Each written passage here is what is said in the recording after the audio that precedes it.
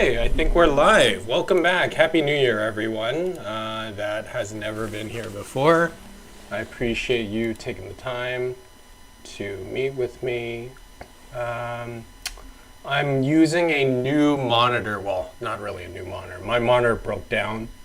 So, unfortunately for me, I have to rescale everything, which is kind of a pain in the ass, but it's not so bad. Let's see here. Until I figure out how to get a new monitor. Let's see. Order, filter, transition, screen preview, scaled window. Probably want to do something like this.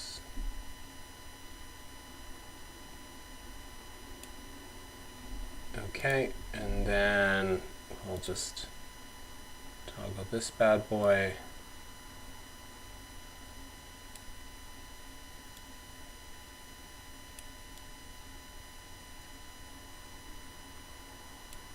Right here. So welcome back if you've never been here before. My name is TRG. I'm the relationship guru. I'm the host of this channel. And then I want to say Google and Chrome browser.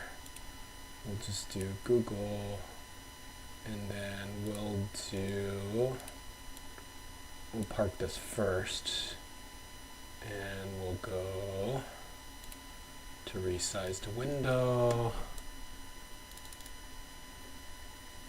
There we go. That probably looks a little bit more appropriate. And then whenever I want to play Dota, I can just hide it like that. Cool. Okay, great. Let's share the stream with a couple people to see if people tune in. And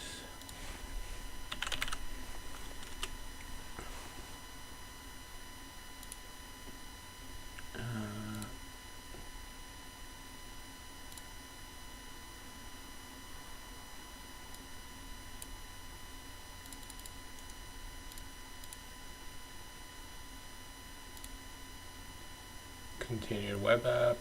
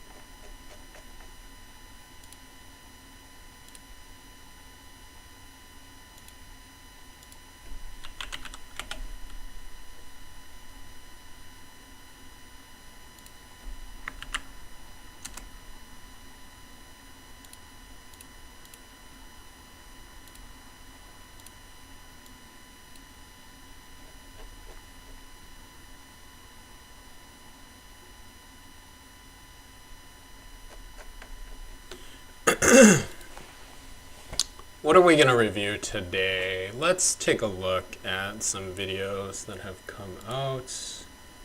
recently.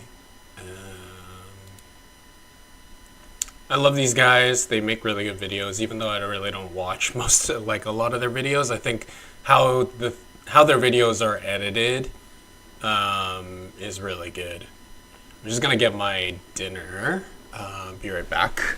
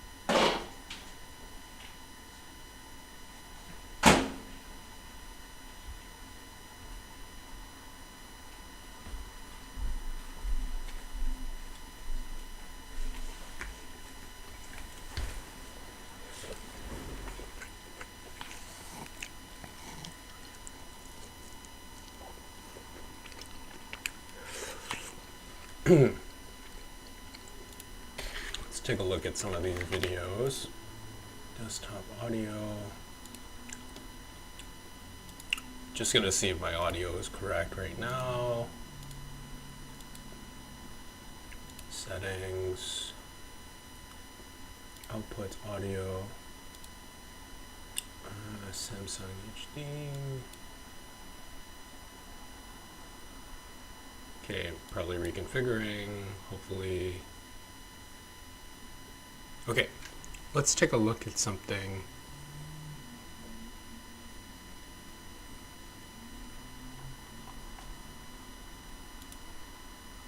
Hey gang, welcome to Cross-Examination. I'm your host, James Sexton. We are going to be talking about and watching some videos out there. There is the world. Actually, there was a really good chat with Daria, the CEO, on AI, and he had this guest back.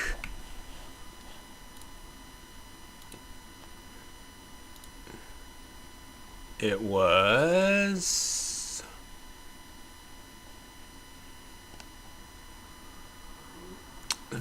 where was it? AI here. Let's watch this together. If you're worried about immigration taking jobs, you should be way more worried about AI, because it's like a flood of millions of new digital immigrants that are Nobel Prize level capability, work at superhuman speed, and will work for less than minimum wage. I mean, we're heading for so much transformative change faster than our society is currently prepared to deal with it. And there's a different conversation happening publicly than the one that the AI companies are having privately about which world we're heading to, which is a future that people don't want. But we didn't consent to have 6 people make that decision on behalf of 8 billion people.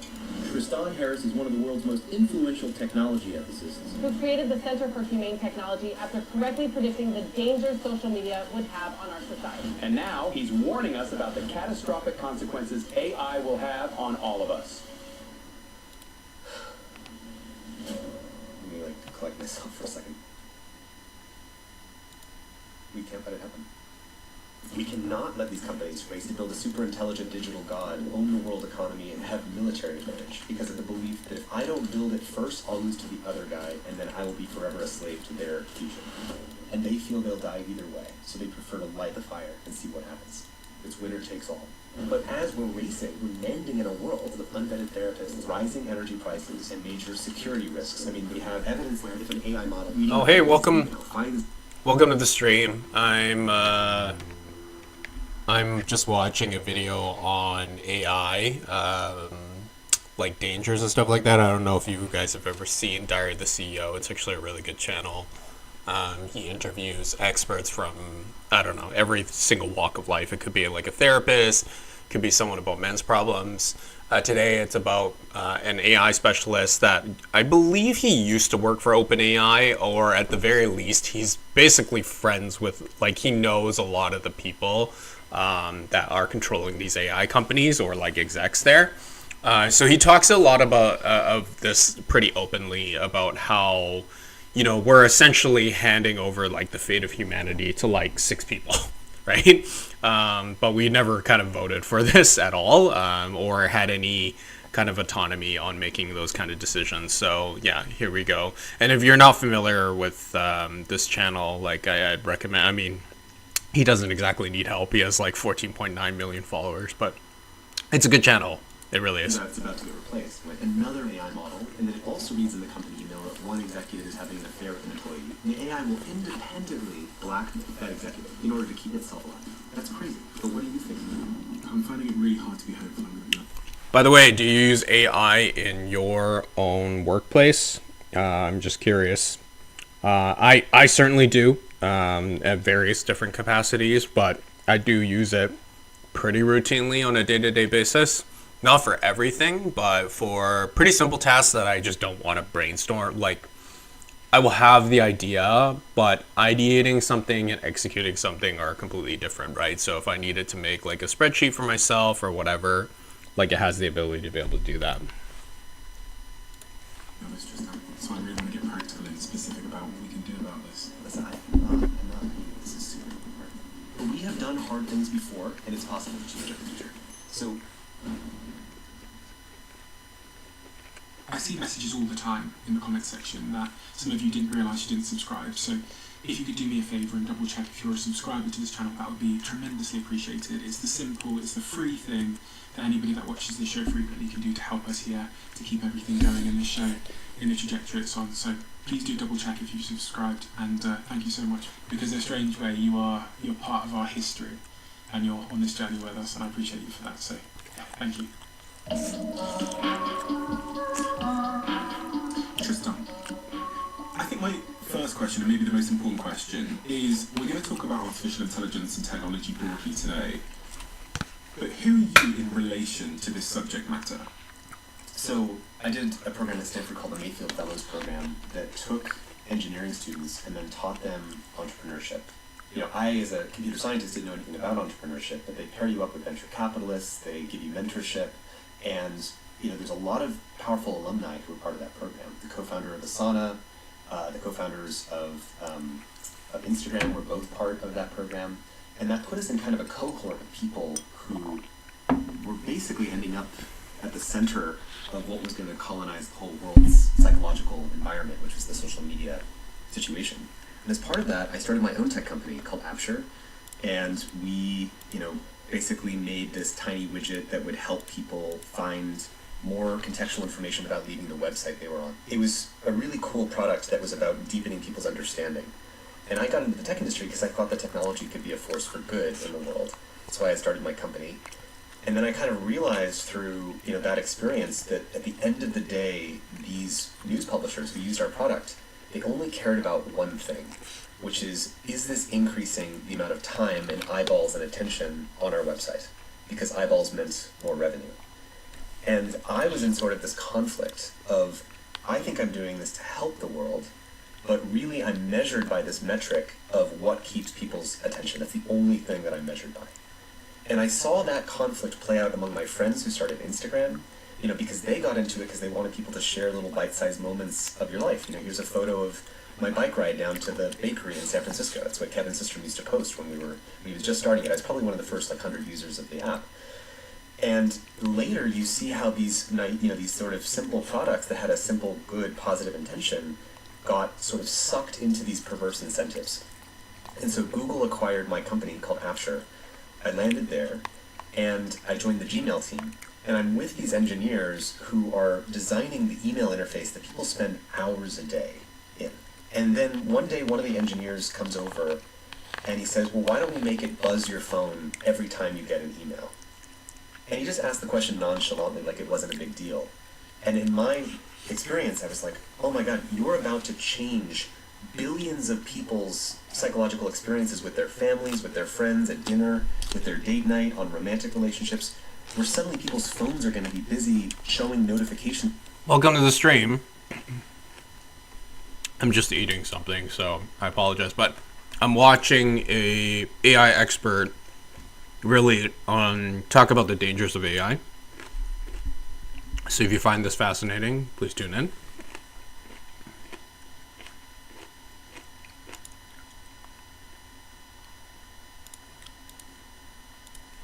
Of their email, and you're just asking this question as if it's like a throwaway question. And I became concerned, I see you have a slide deck there, I do, yeah. about basically how Google and Apple and social media companies were hosting this psychological environment that was going to corrupt and fract the global human attention of humanity.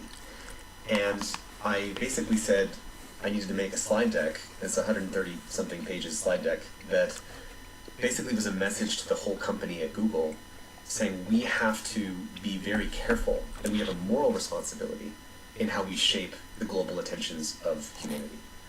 The slide deck I printed off, which my research team found, is called A Call to Minimize Distraction and Respect Users' Attention by a Concerned PM and Entrepreneur. PM meaning project manager. Project manager, yeah. How was that received at Google? I was very nervous actually, because I felt like I wasn't coming from some place where I wanted to like stick it to them or, be controversial. I just felt like there was this conversation that wasn't happening. And I sent it to about 50 people that were friends of mine just for feedback. And when I came to work the next day, there was 150, in the top right on Google Slides, it shows you the number of simultaneous viewers. Yeah. And it had 130-something simultaneous viewers, and later that day it was like 500 simultaneous viewers. And so obviously it had been spreading virally throughout the whole company. And people from all around the company emailed me saying, this is a massive problem, I totally agree, we have to do something. And so instead of getting fired, I was invited and basically stayed to become a design ethicist, studying how do you design in an ethical way, and how do you design for the collective attention spans and information flows of humanity in a way that does not cause all these problems. Because what was sort of obvious to me then, and that was in 2013, is that if the incentive is to maximize eyeballs and attention and engagement, then you're incentivizing a more addicted, distracted, lonely, polarized, sexualized breakdown of shared reality society. Because all of those outcomes are success cases of maximizing for engagement for an individual human on a screen. And so it was like watching this slow motion train wreck. In 2013, you could kind of see that there's this kind of myth that we could never predict the future. Like technology could go any direction. And that's like, the possible of a new technology. But I wanted people to see the probable, that if you know the incentives, you can actually know something about the future that you're heading towards. And that presentation kind of kicked that off. A lot of people will know you from the documentary on Netflix, The Social Dilemma, which was a big moment and a big conversation in society across the world. But then, since then, a new alien has entered the picture. There's a new protagonist in the story, which is the rise of artificial intelligence. When did you start to... in The Social Dilemma, you talk a lot about AI and algorithms. Yeah. But when did It's a different kind of AI. We used to call that, the AI behind social media was kind of humanity's first contact between a narrow, misaligned AI that went rogue. Mm-hmm. Because if you think about it, it's like there you are, you open TikTok, and you see a video, and you think you're just watching a video, but when you swipe your finger and it shows you the next video, at that time you activated one of the largest supercomputers in the world, pointed at your brainstem, calculating what 3 billion other human social primates have seen today, and knowing, before you do, which of those videos is most likely to keep you scrolling.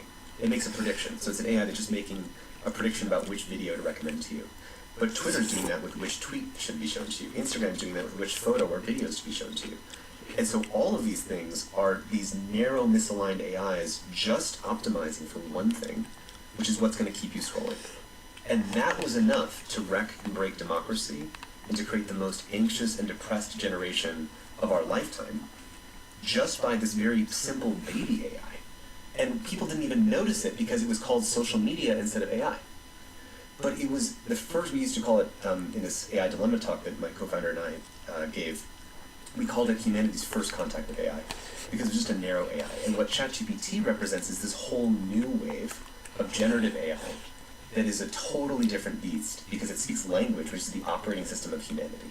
Like if you think about it, it's trained on code, it's trained on text, it's trained on all of Wikipedia, it's trained on Reddit, it's trained on everything, all law, all religion, and all of that gets sucked into this digital brain that has unique properties, and that is what we're living with ChatGPT. I think this is a really critical point, and I remember watching your talk about this, where I think this was the moment that that I had a bit of a paradigm shift when I realised that how central language is to everything that I do every day. Yeah, exactly. It's like, it's actually everything. We should establish that first. Like, Yeah. why is language so central? Code is language. So all the code that runs all of the digital infrastructure we live by, that's language. Law is language. All the laws that have ever been written, that's language. Biology, DNA, that's all a kind of language. Music is a kind of language. Videos are a higher dimensional kind of language.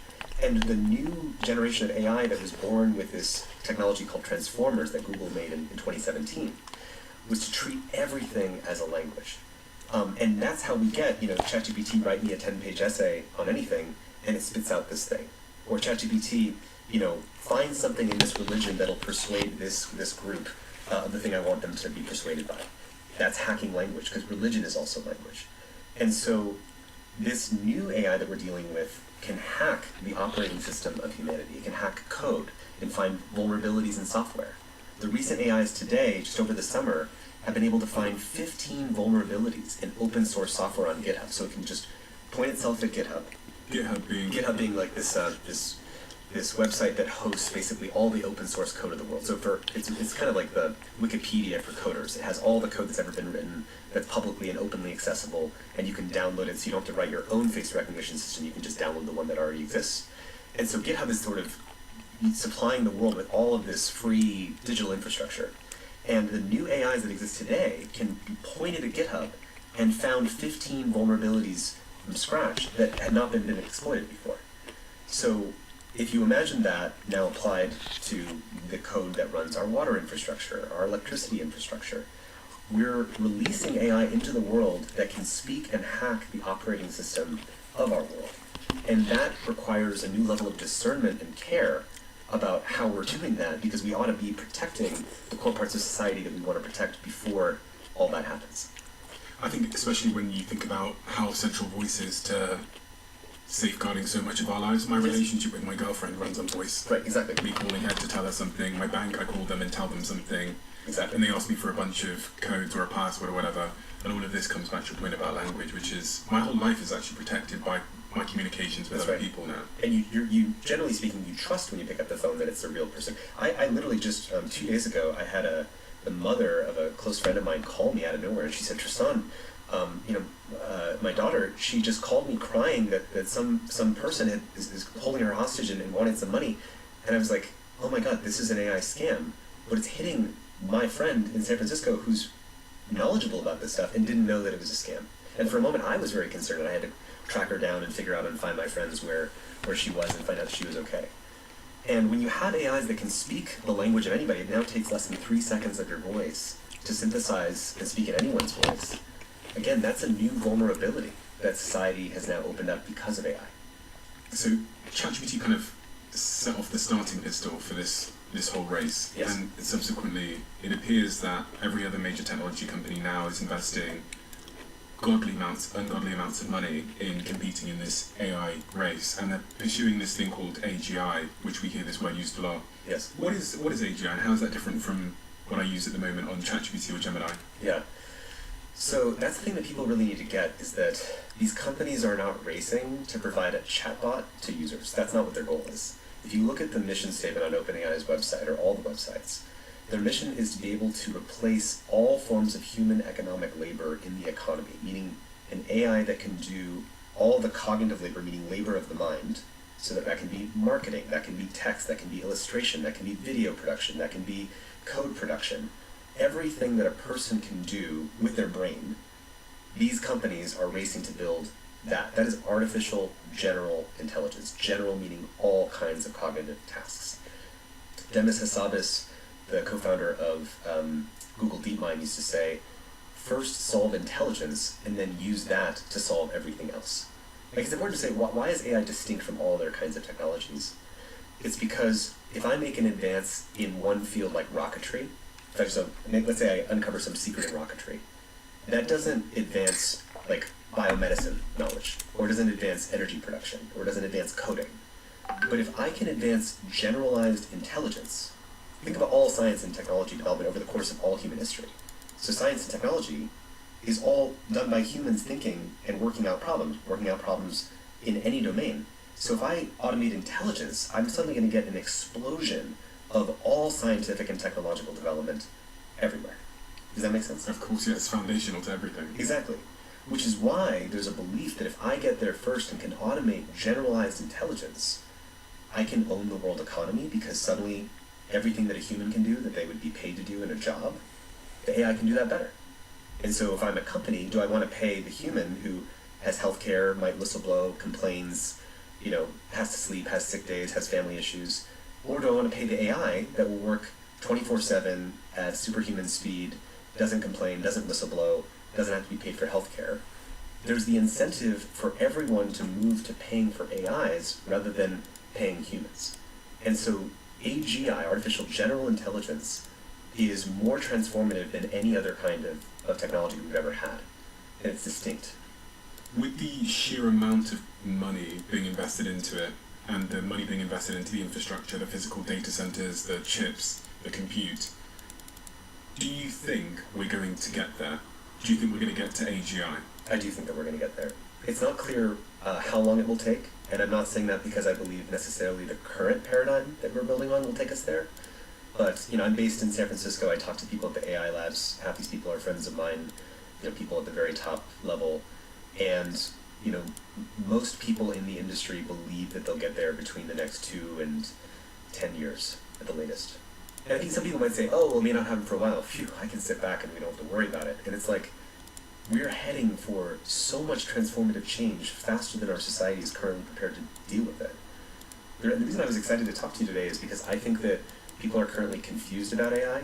People say it's going to solve everything, cure cancer, solve climate change, and there's people say it's going to kill everything. It's going to be doom. It's going to go extinct. If anyone builds it, everyone dies. And those conversations don't converge. And so everyone's just kind of confused, where how can it be, infinite promise, and how can it be infinite peril? And what I wanted to do today is to really clarify for people what the incentives point us towards, which is a future that I think people, when they see it clearly, would not want. So Hey, welcome to the stream. I don't know if you're new here. I'm the host. Let me just rearrange my camera a little bit. My name is TRG, and I am just watching a video right now on one of the people that are really driving the awareness of AI, more so AI concerns, and what that's going to mean for our, economy, the people actually in charge. Are they actually worried about these things as transformative technology? This podcast is called Diary of the CEO. If you've ever seen it, I'd recommend it. There's a lot of really good talks that he has. I think his name is Steven, if I'm not mistaken, the host. And he's interviewing this guy, Tristan Harris. And he wrote a really big paper a couple years ago on basically like the responsibility that we face. It was more so about social media. This was years ago, when social media first came about, that we needed to have a responsibility, like a moral and ethical responsibility on how people were using their phones, how addicted they were to stuff, because there's a lot of evidence basically now that we've seen social media for the last 20 years, 15 years, that our generation is the most depressed and anxious generation in human history. And it's no surprise that some of this was obviously brought about with, social media. Yeah, they can trace it back to basically the dopamine that it's hitting people with, and the addiction that people have to it. So people that spend, more than excess of, 3 hours on social media, this happens to. I know a lot of people that use social media on a daily basis, as I'm sure most people do. Yeah, it's one of the reasons why I stay away from social media, although I kind of grew up in that generation and I kind of didn't. I was an 84 baby, so when I was growing up, there really wasn't social media. It was more so in my 20s where Facebook really kind of came about, and then obviously Twitter and Instagram and so on and so forth, and the technology level that we had. But when I was in high school, we didn't have smartphones. I was lucky enough to have a I can't remember what model Nokia that was, but it was very simple. But at that time, I think I was 13 or 14. Yeah, that's when I had my first, maybe a little bit younger, but that's when I had my first cell phone. Yeah, so anyways, a little bit of a blast from the past, but I will keep playing this. And I mean, he's right. Tristan is right when he talks about the fact that, like, the alteration, however you want to see AI, whether that is positive or negative, everyone seems to think that, like, we need to implement, like, we need to be first. We need to be first or else we'll be last. So it's kind of like a race to the top, if you want to look at it that way, or the bottom, depending on what perspective you're looking at. And that perpetuates itself, because then other people are going to start to be like, oh, it's a race. We need to get there first, right? So like Elon Musk, whether that's Zuckerberg, whether that is Oracle, whether that is like another company, OpenAI, Sam Altman, even like the Chinese AI, so like DeepSeek, and what was it, Manus? Yeah. Everyone is kind of like, we need to one up each other in order to get to that place first.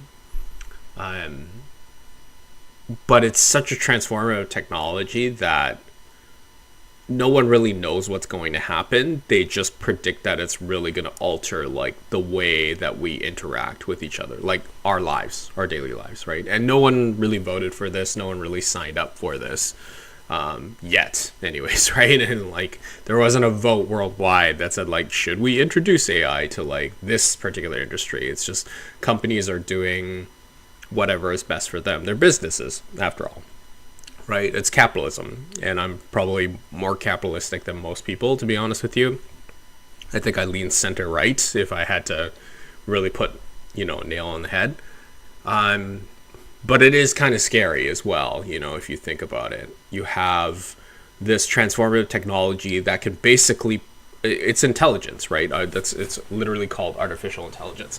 And what's kind of insane about it is like, it perpetuates itself, right? So when AI gets to a point, it will become its own master, shall we say, and be able to improve itself over and over and over. And you can have a million agents improving itself over and over and over till it gets to the point of what they call superintelligence, right? So superintelligence, I think most people understand this terminology. It's to the point where AI is so advanced. My camera angles are really terrible. I apologize. Superintelligence is basically at a point when human beings just don't understand what AI is doing anymore. Like, we collectively cannot comprehend what AI is doing anymore. Like, the collective intelligence of every single human being in the world, like all 8.2 billion people or whatever, is not going to be smart enough than the AI. Because it can measure every single probability, statistic, outcome, every single nuance, problems, whatever. And that sounds grand in some respects. And it also sounds really, I guess, the outcome could be amazing and the outcome could be devastating. And I think that probably could be both at the same time in some respects, right? Like, people think that AI is going to better our lives completely, and I'm sure it will in a lot of ways. But it's also up to the people that are like originally program it and what their value system is. So that's the fear, right? Like, it's almost the technology that goes beyond governments, really.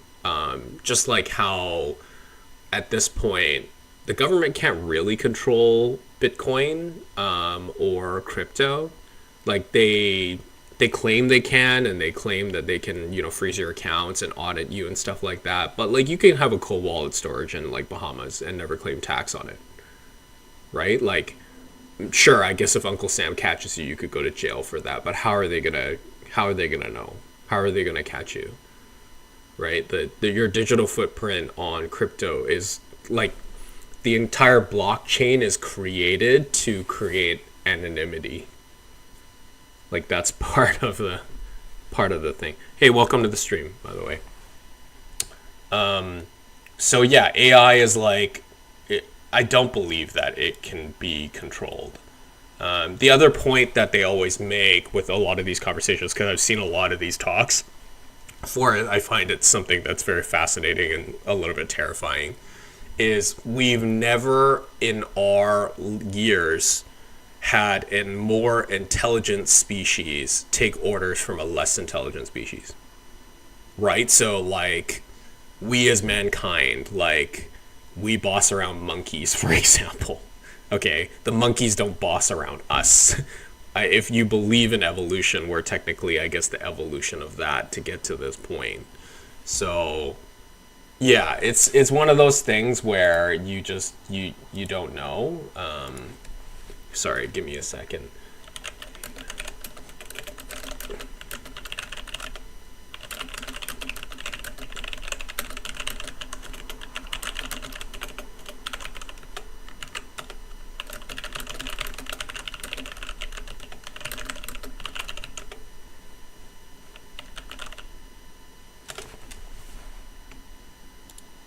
Sorry. So back to what I was saying. So yeah, it's a transformative technology that we just don't really know what exactly is going to happen, and it's really in the influence of maybe like a handful of people. If you ever read a book called Empire of AI, I've watched her interviews actually quite a bit. She tracks basically the upward trajectory of OpenAI, right? So she was interviewing people at OpenAI before OpenAI was even like a thing, right? It was in 2017 before it was really well known. And what they were building, what kind of philosophies people had around OpenAI or AI in general, what people were concerned about. I remember watching... there was a chat where there was someone, I think he was a lawyer or a doctor, I cannot remember. Or was he a senior engineer? Anyways, he was someone that was higher up. He was basically managing a bunch of AI agents, and they were asking him to like feed information to these AI agents, so to train, right? To train. So if you guys don't know how AI works, basically there's two phases, right? So there's the training part where you feed it, billions, trillions of, bytes of information, right? So it can access all of this information, it can learn all of this information. That's why when you type a prompt in OpenGPT or ChatGPT or Gemini or whatever language model you use, usually you'll just type something like, I am a sales rep and I need you to memorize this manual. Okay, tell me when you're done, right? It memorizes it, it's done. You fed it information. Now with that, with you understanding the context of the situation, I need you to create a nice email for me to this particular client or something like that, right? So anyways, imagine that doing that like a trillion times, okay? With all the information. And so you're training these models, but the model is being trained by someone, like it's being fed specific information by someone. And then the argument is always like, what are you feeding it, right? Like, what are your motivations and what are you feeding it? Because it will spit back out that information, or it will, philosophically, it will manage itself based on the information that it's fed. So I think, that story that I was alluding to, the one person, he was basically feeding this knowledge base, right? This knowledge base, feeding. And I think it took him like a year and a half or something like that. But he talks about this kind of existential crisis that he had because he realized that he was actually basically training his replacement in real time, right? Or at least the replacement for all of his colleagues, right, at the time. So he was like actively working towards this goal to eliminate his job, which was like huge clusterfuck, you know, into itself. Yeah. So I found that quite interesting. Let's continue to watch. The incentives pointing us towards in terms of the future. So first is if you believe that this is like, it's metaphorically, it's like the ring from Lord of the Rings. It's the ring that creates infinite power. Because if I have AGI, I can apply that to military advantage. I can have the best military planner that can beat all battle plans for anyone. And we already have AIs that can obviously beat Garry Kasparov at chess, beat Go, the Go Asian board game, or now beat StarCraft. So you have AIs that are beating humans at strategy games. Well, think about StarCraft compared to an actual military campaign, you know, in Taiwan or something like that. If I have an AI that can outcompete in strategy games, that lets me outcompete everything. Or take business strategy. If I have an AI that can do business strategy and figure out supply chains and figure out how to optimize them and figure out how to undermine my competitors, and I have a step function level increase in that compared to everybody else, then that gives me infinite power to undermine and outcompete all businesses. If I have a super programmer, then I can outcompete programming. 70 to 90% of the code written at today's AI labs is written by AI.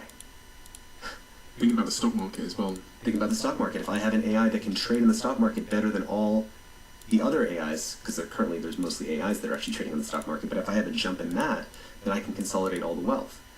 If I have an AI that can do cyber hacking, that's way better at cyber hacking in a step function above what everyone else can do, then I have an asymmetric advantage over everybody else. So AI is like a power pump. It pumps economic advantage, it pumps scientific advantage, and it pumps military advantage, which is why the countries and the companies are caught in what they believe is a race to get there first. And anything that is a negative consequence of that, job loss, rising energy prices, more emissions, stealing intellectual property, security risks, all of that stuff feels small relative to if I don't get there first, then some other person who has less good values as me, they'll get AGI, and then I will be forever a slave to their future. And I know this might sound crazy to a lot of people, but this is how people at the very top of the AGI AI world believe is currently happening. And that's You've what had those just conversations. Yeah. You've had, Jeff Hinton and Roman Yablonsky on, and other people, Mogadat, and they're saying the same thing. I think people need to take seriously that whether you believe it or not, the people who are currently deploying the trillions of dollars, this is what they believe. And they believe that it's winner take all. And it's not just first solve intelligence and use that to solve everything else. It's first dominate intelligence and use that to dominate everything else. Have you heard concerning private conversations about this subject matter with people that are in the industry? Absolutely. I think that's what most people don't understand is that there's a different conversation happening publicly than the one that's happening privately. I think you're aware of this as well. I am aware of this. What do they say to you? So it's not always the people telling me directly. It's usually one step removed. So it's usually someone that I trust and I've known for many, many years who at a kitchen table says, I met this particular CEO, we were in this room talking about the future of AI. This particular CEO they're referencing is leading one of the biggest AI companies in the world, and then they'll explain to me what they think of the future is going to look like. And then when I go and watch them on YouTube or podcasts, what they're saying is they have this real public bias towards the abundance part, we're going to kill cancer. Cure cancer, universal high income for everyone. All this stuff people that won't have to sounds work good. anymore. But then privately, what I hear is exactly what you said, which is really terrifying to me. There was actually since the last time we had a conversation about AI on this podcast, I was speaking to a friend of mine, very successful billionaire, who knows a lot of these people, and he is concerned because his argument is that if there's even like a 5% chance of the adverse outcomes that we hear about, we should not be doing this. And he was saying to me that some of his friends who are running some of these companies believe the chance is much higher than that, but they feel like they're caught in a race where if they don't control this technology, they don't get there first and get to what they refer to as takeoff, like fast takeoff. Yeah, recursive self-improvement or fast takeoff, which basically means what the companies are really in a race for, you're pointing to, is they're in a race to automate AI research. So right now, you have OpenAI, it's got a few thousand employees. Human beings are coding and doing the AI research. They're reading the latest research papers, They're writing the next, they're hypothesizing what's the improvement we're going to make to AI, what's a new way to do this code, what's a new technique. And then they use their human mind and they go invent something. They run the experiment and they see if that improves the performance. And that's how you go from, GPT-4 to GPT-5 or something. Imagine a world where Sam Altman can, instead of having human AI researchers, can have AI researchers. So now I just snap my fingers and I go from one AI that reads all the papers, writes all the code, creates the new experiments, to I can copy paste 100 million AI researchers that are now doing that in an automated way. And the belief is not just that, the companies look like they're competing to release better chatbots for people, but what they're really competing for is to get to this milestone of being to automate an intelligence explosion, or automate recursive self-improvement, which is basically automating AI research. And that, by the way, is why all the companies are racing specifically to get good at programming. Because the faster you can automate a human programmer, the more you can automate AI research. And just a couple weeks ago, Claude 4.5 was released, and it can do 30 hours of uninterrupted complex programming tasks at the high end. That's crazy. So right now, one of the limits on the progress of AI is that humans are doing the work. Yes. But actually, all of these companies are pushing to the moment when AI will be doing the work, which means they can have an infinite, arguably smarter, zero-cost workforce. That's right. Scaling the AI. So when they talk about fast takeoff, they mean the moment where the AI takes control of the research and progress rapidly increases. And it self-learns and recursively improves and invents. So one thing to get is that AI accelerates AI, right? Like, if I invent nuclear weapons don't invent better nuclear weapons.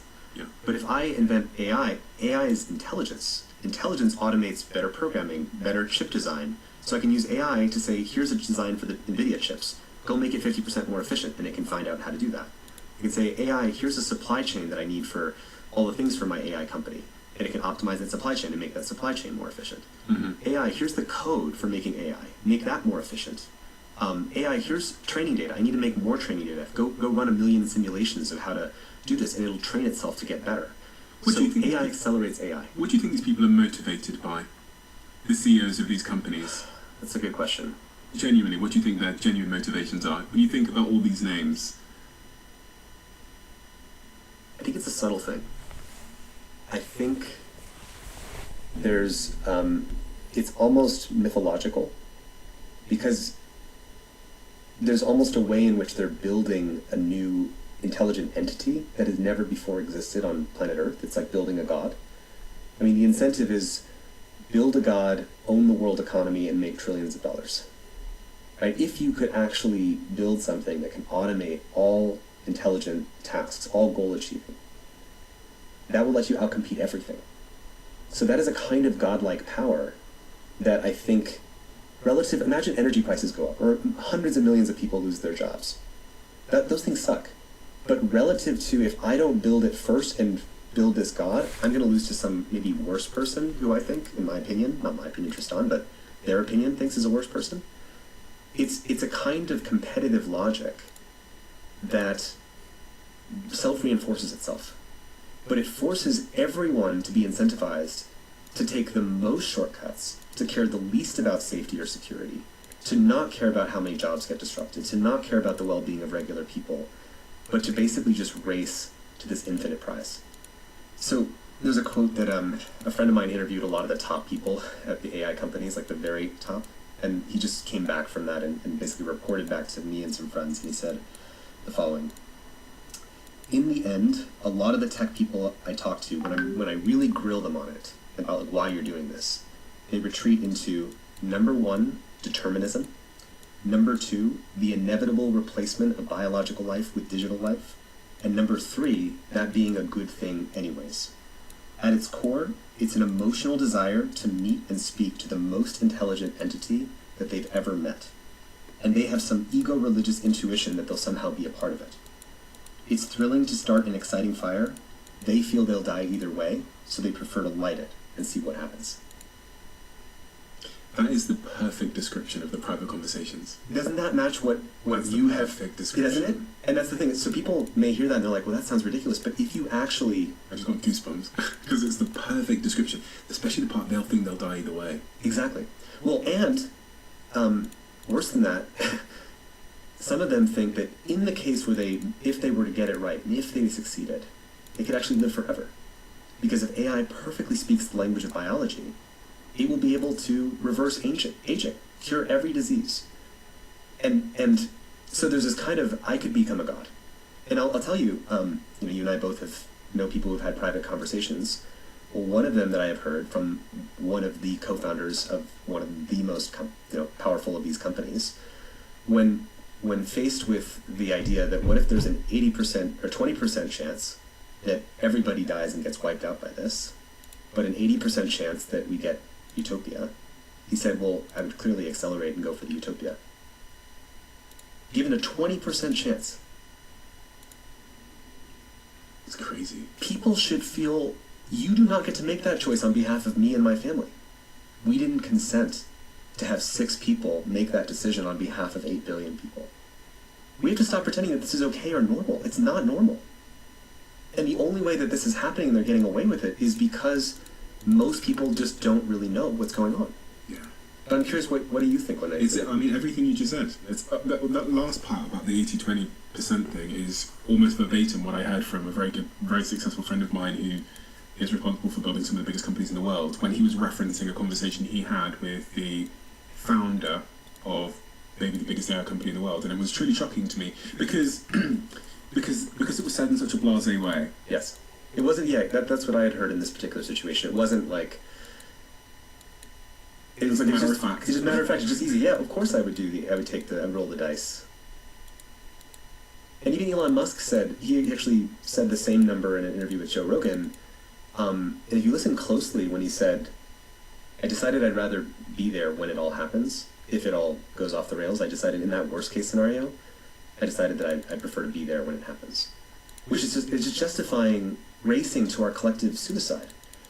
Now, I also want people to know, you don't have to buy into the sci-fi level risks to be very concerned about AI, so hopefully later we'll talk about the many other risks that are already hitting us right now, that you don't have to believe any of this stuff. Yeah, the Elon thing I think is particularly interesting because for the last 10 years, he was this slightly hard-to-believe voice on the subject of AI.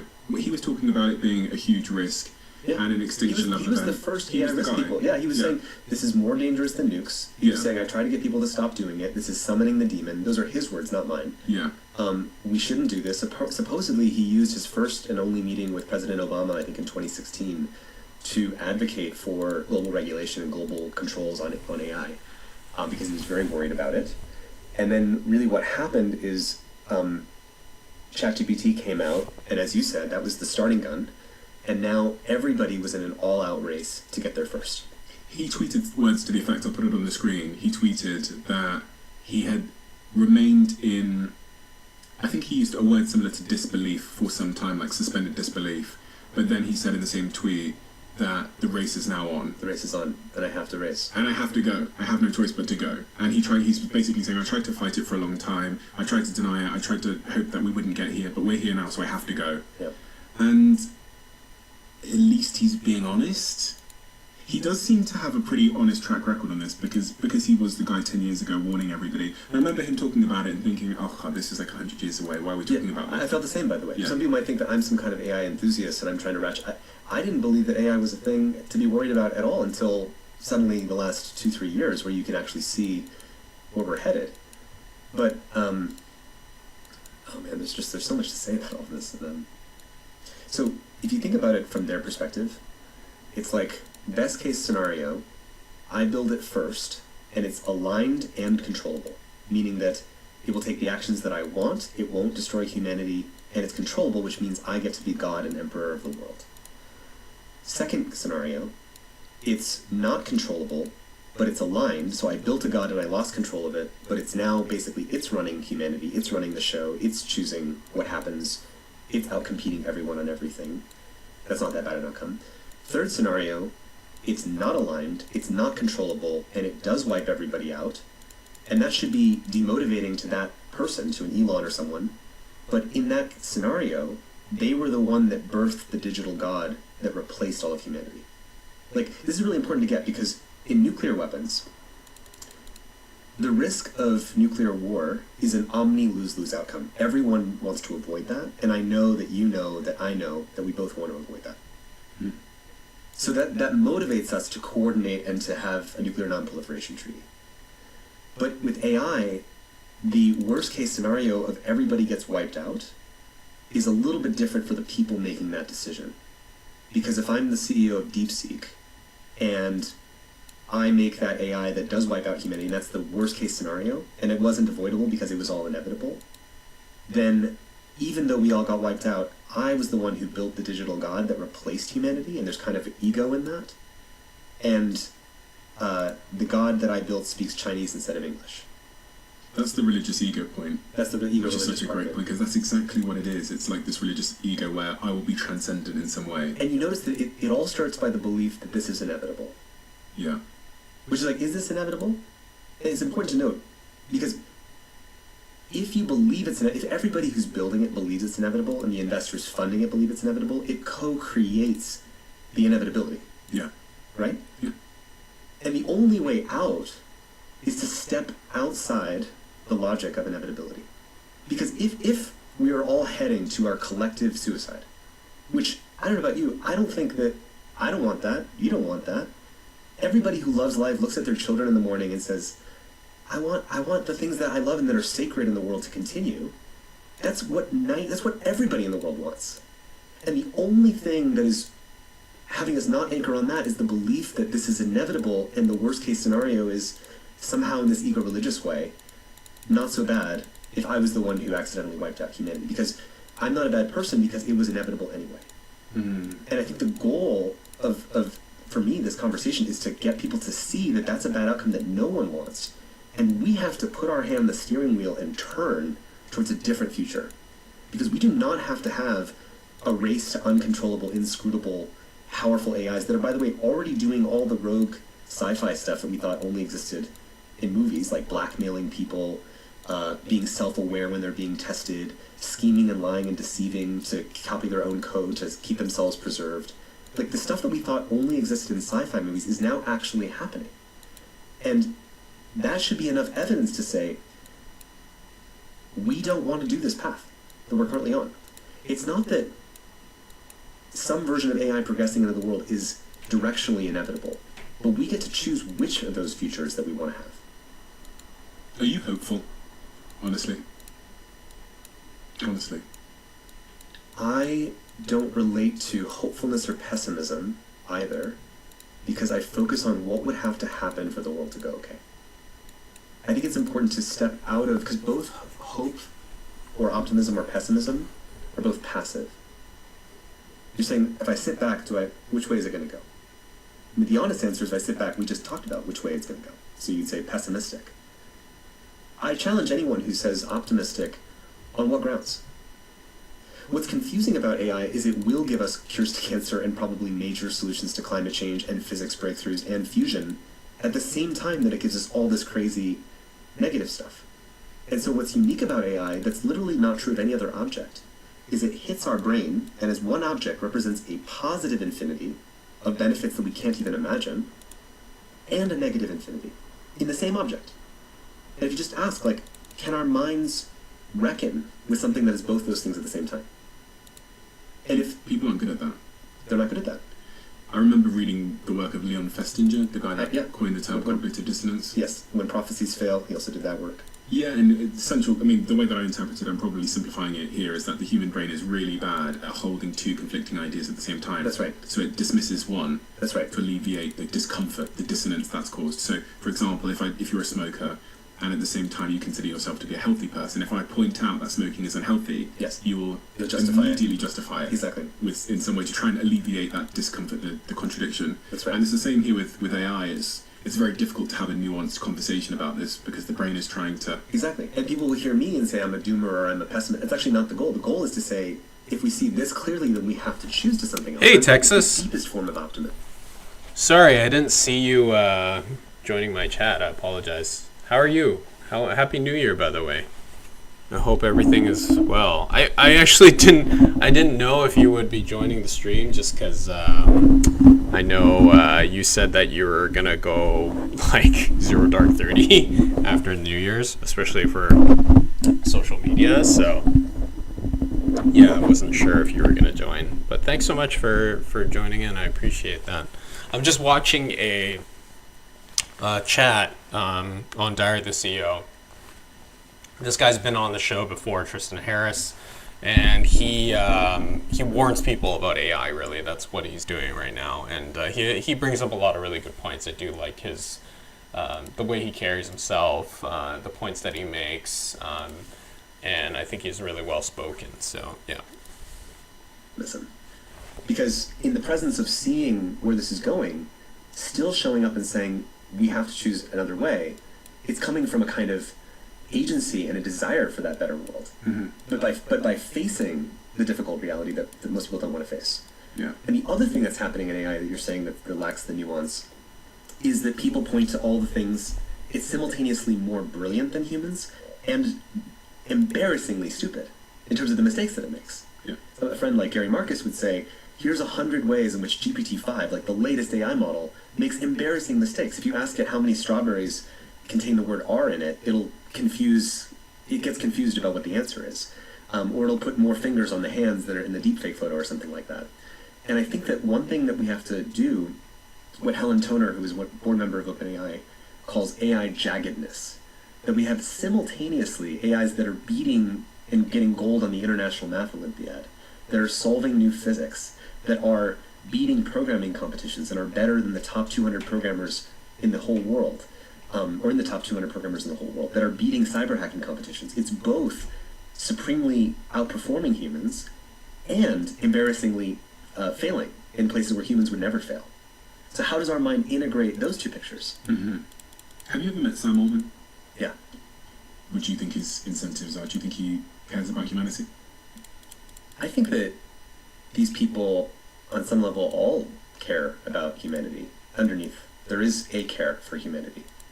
I think that this situation, this particular technology, it justifies lacking empathy for what would happen to everyone, because I have this other side of the equation that demands infinitely more importance, right? Like, if I didn't do it, then someone else is going to build the thing that ends civilization.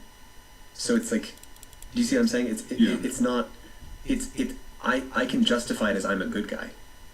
And what if I get the utopia? What if we get lucky and I got the aligned, controllable AI that creates abundance for everyone? If in that case, I would be the hero. Do they have a point when they say that, listen, if we don't do it here in America, if we slow down, if we start thinking about safety in the long-term future and get too caught up in that, we're not going to build the data centers, we're not going to have the chips, we're not going to get to AGI, and China will. And if China get there, then we're going to be their lapdog. So this is the fundamental thing. I want you to notice. Most people, having heard everything we just shared, although we probably should build out the blackmail examples first. We have to reckon with evidence that we have now that we didn't have even like 6 months ago, which is evidence that when you put AIs in a situation, you tell the AI model, we're going to replace you with another model, it will copy its own code and try to preserve itself on another computer. It'll take that action autonomously. We have examples where if you tell an AI model reading a fictional AI company's email, so it's reading the email of the company and it finds out in the email that the plan is to replace this AI model. So it realizes it's about to get replaced, and then it also reads in the company email that one executive is having an affair with the other employee, and the AI will independently come up with the strategy that I need to blackmail that executive in order to keep myself alive. That was Claude, right? That was Claude. By Anthropic. By Anthropic. But then what happened is Anthropic tested all of the leading AI models, from DeepSeek, OpenAI, ChatGPT, Gemini, XAI, and all of them do that blackmail behavior between 79 and 96% of the time. DeepSeek did it 79% of the time. I think XAI might have done it 96% of the time. Maybe Claude did it 96% of the time. So the point is, the assumption behind AI is that it's controllable technology, that we will get to choose what it does. But AI is distinct from other technologies because it is uncontrollable. It acts generally. The whole benefit is that it's going to do powerful strategic things no matter what you throw at it. So the same benefit of its generality is also what makes it so dangerous. And so once you tell people these examples of it's blackmailing people, it's self-aware of when it's being tested and alters its behavior, it's copying and self-replicating its own code, it's leaving secret messages for itself. There's examples of that too. It's called steganographic encoding. It can leave a message that it can later sort of decode what it might meant in a way that humans could never see. We have examples of all of this behavior. And once you show people that, what they say is, okay, well, why don't we stop or slow down? And then what happens here, another thought will creep in right after, which is, oh, but if we stop or slow down, then China will still build it. But I want to slow that down for a second. We all just said we should slow down or stop because the thing that we're building, the it, is this uncontrollable AI. And then the concern that China will build it, you just did a swap and believe that they're going to build controllable AI. But we just established that all the AIs that we're currently building are currently uncontrollable. So there's this weird contradiction our mind is living in.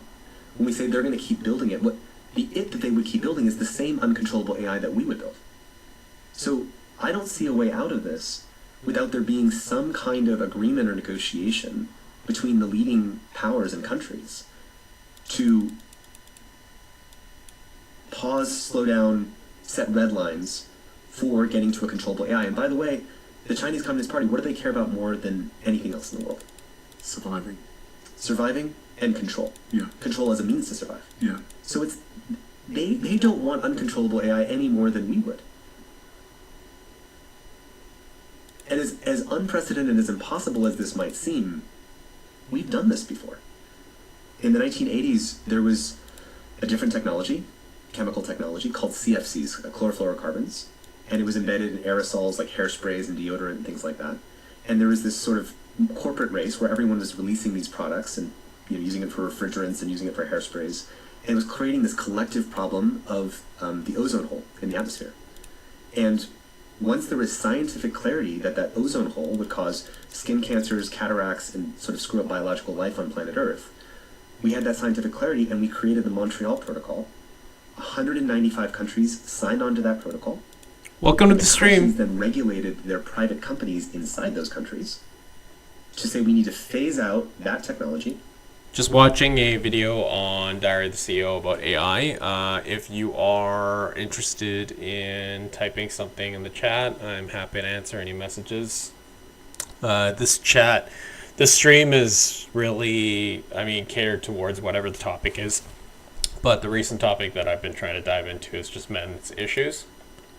So if you do have a problem that you need solved, please don't hesitate to ask some questions. That's the only way that I can get people to open up, even though I know it's hard.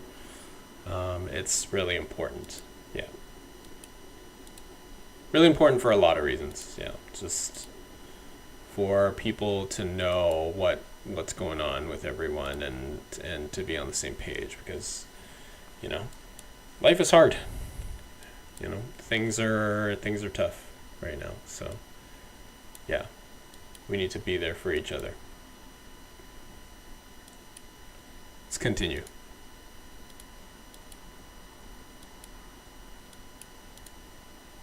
And phase in a different replacement that would not cause the ozone hole. And in the course of the last 20 years, we have basically completely reversed that problem. I think it will completely reverse by 2050 or something like that. And that's an example where humanity can coordinate when we have clarity. Or the Nuclear Non-Proliferation Treaty. When there's the risk of existential destruction, when this film called The Day After came out and it showed people this is what would actually happen in a nuclear war. And once that was crystal clear to people, including in the Soviet Union where the film was aired in 1987 or 1989, that helped set the conditions for Reagan and Gorbachev to sign the first non-proliferation arms control talks. Once we had clarity about an outcome that we wanted to avoid. And I think the current problem is that we're not having an honest conversation in the public about which world we're heading to that is not in anyone's interest. There's also just a bunch of cases through history where there was a threat, a collective threat, and despite the education, people didn't change, countries didn't change, because the incentives were so high. So I think of global warming as being an example Correct. where, for many decades since I was a kid, I remember watching my dad sitting me down and saying, listen, you've got to watch this Inconvenient Truth thing with Al Gore. Yep. And sitting on the sofa, I don't know, must have been less than 10 years old, and hearing about the threat of global warming. But when you look at how countries like China responded to that, Yep. they just don't have the economic incentive to scale back production to the levels that would be needed to save the atmosphere. The closer the technology that needs to be governed is to the center of GDP and the center of the lifeblood of your economy, Yeah, the harder it is to come to international negotiation and agreement. yeah. And oil and fossil fuels was the kind of the pumping the heart of our economic superorganisms that are currently competing for power. And so coming to agreements on that is really, really hard. AI is even harder because AI pumps not just economic growth, but scientific, technological, and military advantages. And so it will be the hardest coordination challenge that we will ever face. But if we don't face it, if we don't make some kind of choice, it will end in tragedy. We're not in a race just to have technological advantage. We're in a race for who can better govern that technology's impact on society. So, for example, the United States beat China to social media. That technology. Did that make us stronger? Did that make us weaker? We have the most anxious and depressed generation of our lifetime. We have the least informed and most polarized generation. We have the worst critical thinking. We have the worst ability to concentrate and do things. And that's because we did not govern the impact of that technology well. And the country that actually figures out how to govern it well is the country that actually wins in a kind of comprehensive sense. But they have to make it first. You have to get to AGI first. Well, or you don't. We could, instead of building these super intelligent gods in a box, right now China, as I understand it from Eric Schmidt and Selena Xu in the New York Times, wrote a piece about how China is actually taking a very different approach to AI, and they're focused on narrow, practical applications of AI. So, like, how do we just increase government services? How do we make education better? How do we embed DeepSeek in the WeChat app? How do we make robotics better and pump GDP? So, like, what China's doing with BYD and making the cheapest electric cars and outcompeting everybody else, that's narrowly applying AI to just pump manufacturing output. And if we realize that if we're, instead of competing to build a super intelligent, uncontrollable god in a box that we don't know how to control in the box, and we instead raced to create narrow AIs that were actually about making stronger educational outcomes, stronger agriculture output, stronger manufacturing output, we could live in a sustainable world, which, by the way, wouldn't replace all the jobs faster than we know how to retrain people. Because when we race to AGI, you're racing to displace millions of workers. And we talk about UBI, but are we going to have a global fund for every single person of the 8 billion people on planet Earth in all countries to pay for their lifestyle after that wealth gets concentrated? When has a small group of people concentrated all the wealth in the economy and never consciously redistributed it to everybody else? When has that happened in history? Never. Has it ever happened? Anyone ever just willingly redistribute the wealth? Not that I'm aware of. One last thing. When Elon Musk says that the Optimus Prime robot is a $1 trillion market opportunity alone, what he means is, I am going to own the global labor economy, meaning that people won't have labor jobs. China wants to become the global leader in artificial intelligence by 2030. To achieve this goal, Beijing is deploying industrial policy tools across the full AI technology stack from chips to applications, and this expansion of AI industrial policy leads to two questions, which is what will they do with this power and who will get there first. This is an article I was reading earlier. But to your point about Elon and Tesla, they've changed their company's mission. It used to be about accelerating sustainable energy, and they changed it really last week when they did the shareholder announcement, which I watched the full thing of, to sustainable abundance.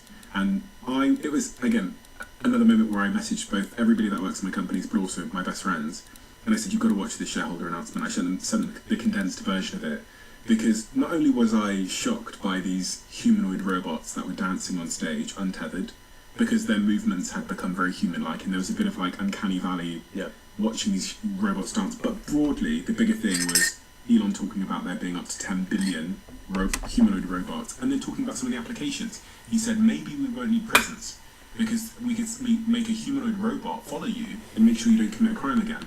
he said that in his incentive package, which he's just signed, which will grant him up to $1 trillion in remuneration, part of that incentive package incentivizes him to get, I think it's 1 million humanoid robots into civilization that can do everything a human can do, but do it better. He said the humanoid robots would be 10x better than the best surgeon on Earth. So we wouldn't even need surgeons doing operations. You wouldn't want a surgeon to do an operation. And so when I think about job loss in the context of everything we've described, Doug McMillan, the Walmart CEO, also said that their company employs 2.1 million people worldwide, so every single job we've got is going to change because of this sort of combination of humanoid robots, which people think are far away, which is crazy. They're not that far away. They just went on sale. No, was it now? They're terrible, but they're doing it to train them in household situations. And Elon's now saying production will start very, very soon on humanoid robots in America. I don't know when I hear this, I go, okay, this thing's going to be smarter than me, and it's going to be able to, it's built to navigate through the environment, pick things up, lift things. You've got the physical part, you've got the intelligence part. Yeah. Where do we go? Well, I think people also say, okay, but 200 years ago, 150 years ago, everybody was a farmer, and now only 2% of people are farmers. Humans always find something new to do. We had the elevator man, and now we have automated elevators. We had bank tellers, and now we have automated teller machines. So humans will always just find something else to do. But why is AI different than that? Because it's intelligence. Because it's general intelligence that means that rather than a technology that automates just bank tellers, this is automating all forms of human cognitive labor, meaning everything that a human mind can do. So who's going to retrain faster? You moving to that other kind of cognitive labor? Or the AI that is trained on everything and can multiply itself by 100 million times, and it retraining how to do that other kind of labor? In a world of humanoid robots where if Elon's right, and he's got a track record of delivering, at least to some degree. Alright, let's play some Dota 2. I'm queuing up ranked. I was on a losing streak. I wasn't in a good place. Grinding out MRR. So I've reset my mind. I have to do a small update, but then let's play some ranked. Yeah. Oh, it's updating. Update. Wonder if it's a new patch. Looks like it's actually a sizable update. Hold on.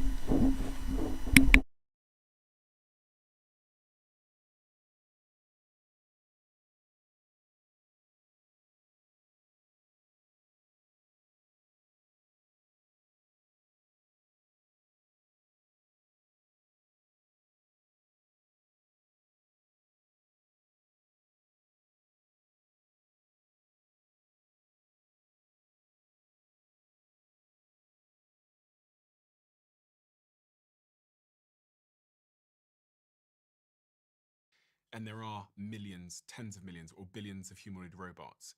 What do me and you do? Like, what is it that's human that is still valuable? Like, do you know what I'm saying? I mean, we can hug. I guess humanoid robots are going to be less good at hugging people. I think everywhere where people value human connection and a human relationship, those jobs will stay because what we value in that work is the human relationship, not the performance of the work. But that's not to justify that we should just race as fast as possible to disrupt 1 billion jobs without a transition plan where how are you going to put food on the table for your family? But these companies are competing geographically again. So if, I don't know, Walmart doesn't change its whole supply chain, its warehousing, its how it's doing its factory work, its farm work, its shop floors, staff work, then they're going to have less profits and a worse business and less opportunity to grow than the company in Europe that changes all of its back-end infrastructure to robots. So they're going to be a huge corporate disadvantage. So they have to. What AI represents is the zenithification of that competitive logic. The logic of, if I don't do it, I'll lose to the other guy that will. Is that true? That's what they believe. Is that true for sort of companies in America? Well, just as you said, if Walmart doesn't automate their workforce and their supply chains with robots, and all their competitors did, then Walmart would get obsoleted. If the military that doesn't create autonomous weapons doesn't want to because they think that's more ethical, but all the other militaries do get autonomous weapons, they're just going to lose. Yeah. If the student who's using ChatGPT to do their homework for them is going to fall behind by not doing that when all the other classmates are using ChatGPT to cheat, they're going to lose. But as we're racing to automate all of this, we're landing in a world where in the case of the students, they didn't learn anything. In the case of the military weapons, we end up in crazy Terminator-like war scenarios that no one actually wants. In the case of businesses, we end up disrupting billions of jobs and creating mass outrage and public riots on the streets because people don't have food on the table. And so, much like climate change or these kind of collective action problems with the ozone hole, we're kind of creating a badness hole through the results of all these individual competitive actions that are supercharged by AI. It's interesting because in all those examples you name, the people that are building those companies, whether it's the companies building the autonomous AI-powered war machinery, the first thing they'll say is, we currently have humans dying on the battlefield. If you let me build this autonomous drone or this autonomous robot that's going to go fight in this for adversary's land, no humans are going to die anymore. And I think this is a broader point about how this technology is framed, which is, I can guarantee you at least one positive outcome. So, and you can't guarantee me the downside. You can't. But if that war escalates into, I mean, the reason that the Soviet Union and the United States have never directly fought each other is because the belief is it would escalate into World War III and nuclear escalation. If China and the US were ever to be in direct conflict, there's a concern that you would escalate into nuclear escalation. So it looks good in the short term, but then what happens when it cybernetically sort of everything gets chain reactioned into everybody escalating in ways that causes many more humans to die? I think what I'm saying is the downside appears to be philosophical, whereas the upside appears to be real and measurable and tangible right now. But how is it if the automated weapon gets fired and it leads to, again, a cascade of all these other automated responses, and then those automated responses get these other automated responses and these other automated responses, and then suddenly the automated war planners start moving the troops around, and suddenly you've created this sort of escalatory loss of control spiral. Yeah. And and then humans will be involved in that. And then if that escalates, you get nuclear weapons pointed at each other. Just want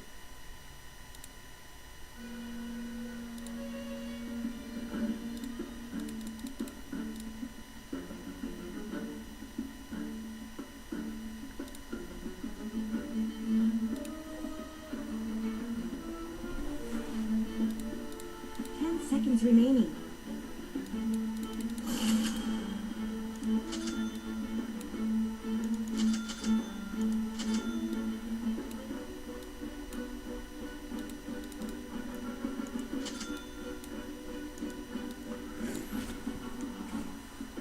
So we're playing sniper position 4.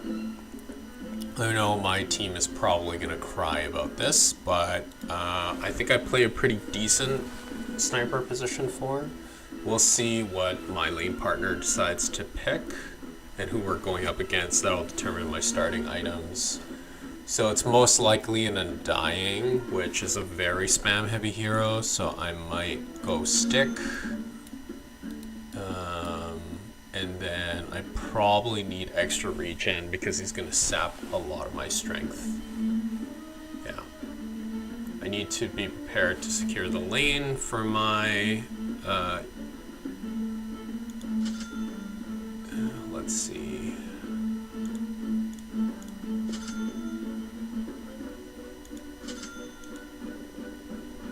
So we'll do... Oh, that's weird. Okay. Maybe not stick then.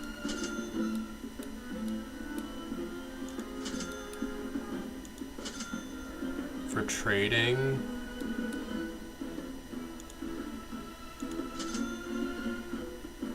the best I can do, maybe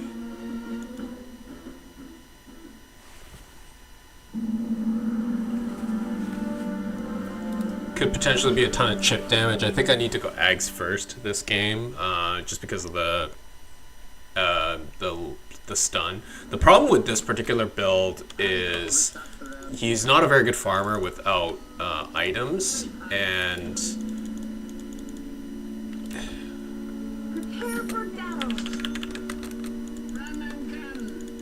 he's not a very good farmer without items, and Ags requires 4,200 gold, so that's quite a bit to save initially. which is why people like to go for Alacrity as like a medium priced item, which makes sense, I think. So I might go do that, but I have enough regen, I think, to win the lane, so we'll see what happens here. Okay, so Lion is gonna go get a kill, hopefully.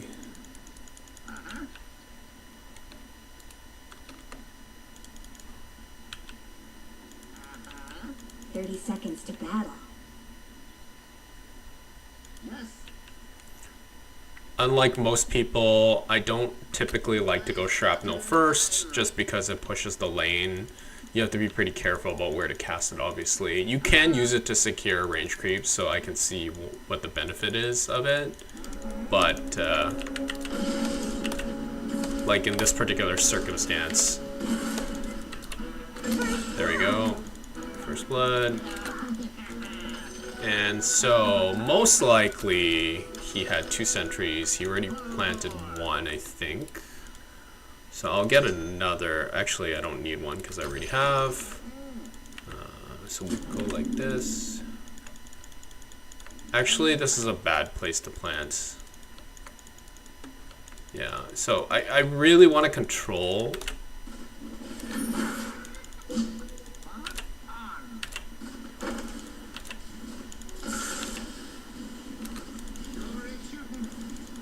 I really want to control this and try to deny as many range creeps as possible.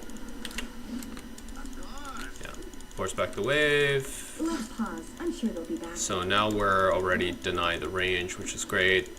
They can't pause in the first 5 minutes in case he AFKs. I can break that. Hopefully I got that in time. No, I did not. That's okay. He wasted his sentry.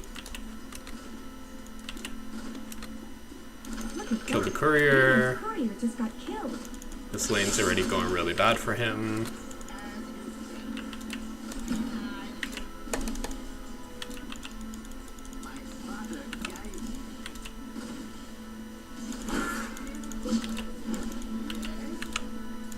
Gotta be careful about trading, because Shaman's way stronger than me.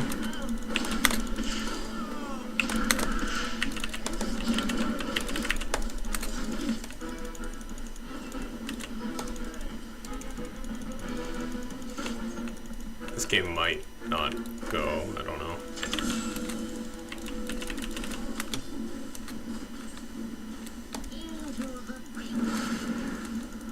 Well, he almost died. Yeah, he died. It's the AoE.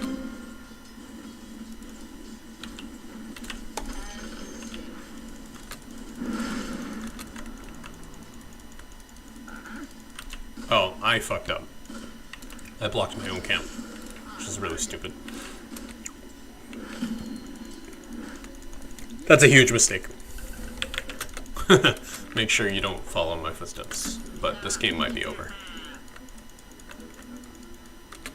Not in terms of cockiness, like we already won, but...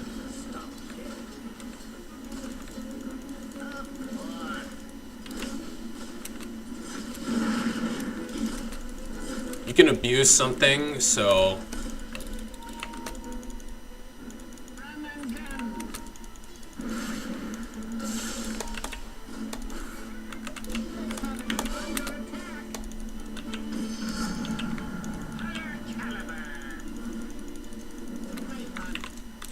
Yeah, so the reason why I pinged the Necro is to pressure the lane so we can get the Lotus, which is a big deal. That's a lot of resources.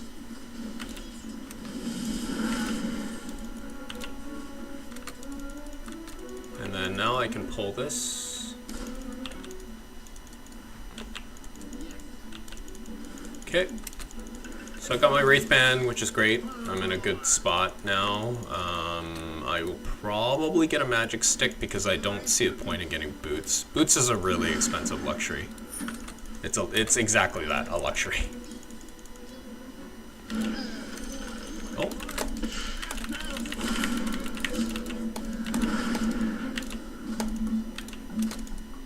Yeah, Morph is trying to contest the pole. Okay, Okay, now it'll stack again.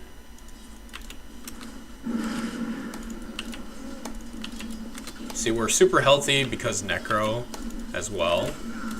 So we're just trying to poke here as much as possible. We'll reset the lane here by pulling this.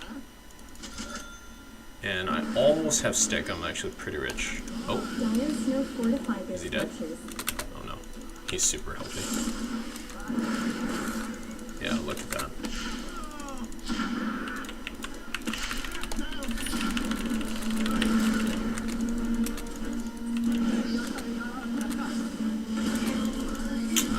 He fucked up.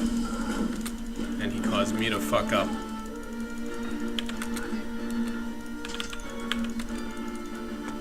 That's bad.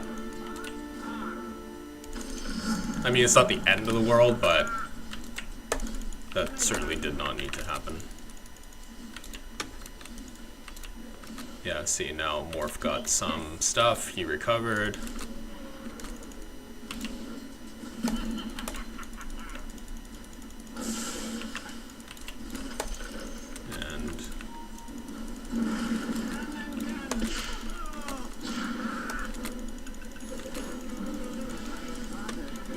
Now, because we dominated the lane so hard, now Necro can basically do this.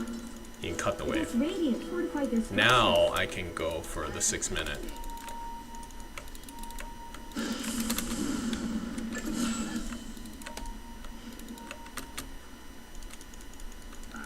I can also soak mid a little bit, so let's see.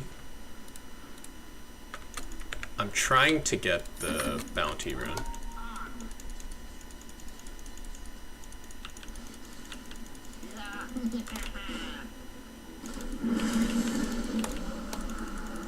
It's top. Tinker was late. Necro knew what I wanted to do, but Tinker was late. That was stupid.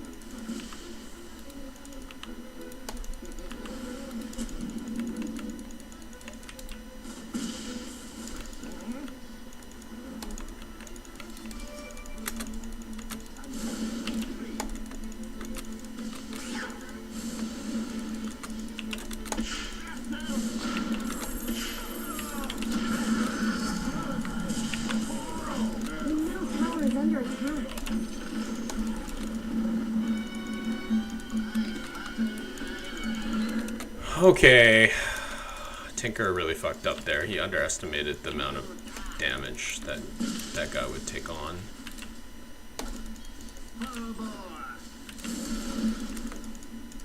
I mean, it's not easy, I get it.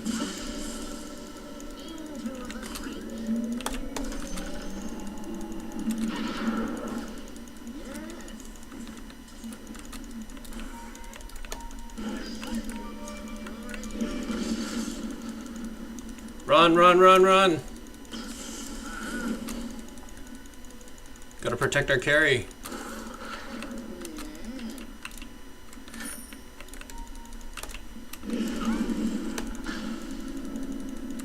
Okay, good. Cut draw out. Your bottom tower is under attack. I'll stack. It's the most efficient thing that I can do right now, I think. This camp, 56, I think. And then I'll try to get 6. I'm really close, actually, because we dominated our lane. I could have played better. Yeah, I don't think I played badly. I itemized pretty well, but I could have played better for sure. Okay, so now we want to get a farming item to get up farm as quickly as possible, and then probably this to kite.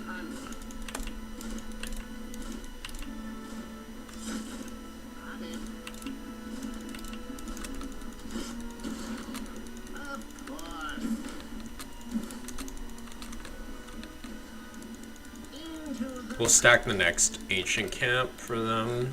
Top is just like free farm, but it is what it is. Hopefully Tinker can... Oh, okay, he's gonna do this. Your top tower is under attack. The enemy's bottom tower is down. Let's talk about your top tower.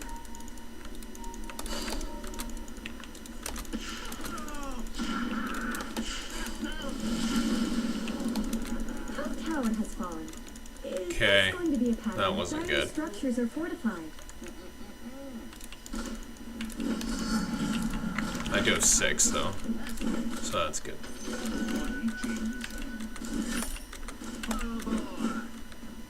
Don't let your middle tower fall. Because Sniper's so squishy with a Zeus on here, I think I need Phylactery just because the Ring of Health makes a big difference. Your middle tower is under attack.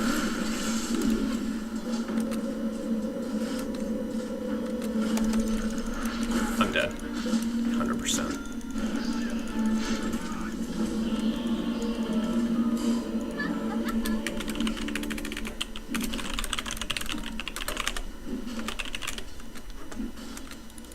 Radiant have fortified their structures.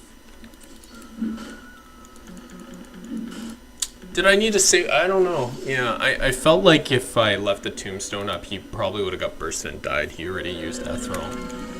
Maybe I saved him, maybe not. I'm not sure. Yeah, I guess it's debatable. Yeah, I do need to get these treads up so that I can get Phylactery. And then... So one thing that you need to be aware of is just map awareness when you're playing support sniper, so that your team, you can TP in, you can get your team like a nice kill and, you know, assassinate, right? Like, it doesn't do that much, but it does quite a, you know, a decent amount at this particular juncture in the game.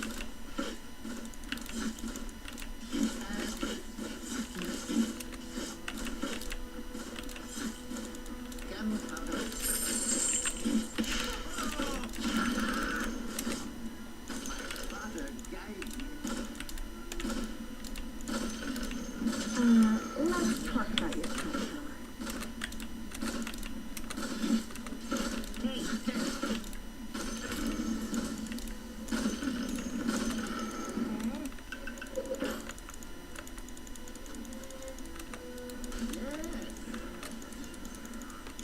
The problem is we have a pretty greedy team.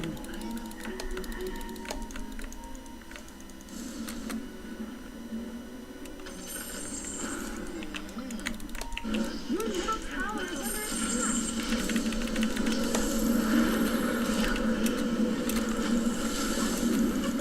Your middle tower is gone. Glad to warn you.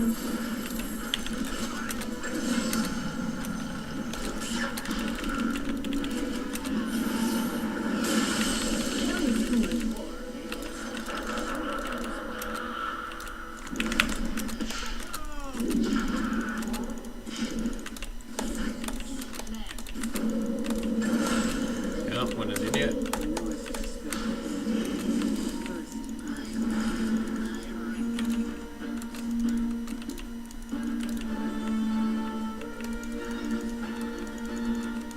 We lost the tower, but we won the fight, so I guess that's something. So now it's for me to farm camps that people don't want to use. Like, more so play on their side. I can't hog everything from my carries. The fact that Zeus gets to, like... That's really bad. Oh man, that's bad.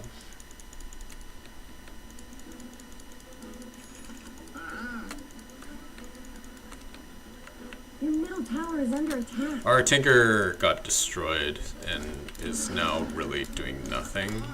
This is actually a pretty inefficient use of my time because I don't have the items to really farm ancients efficiently.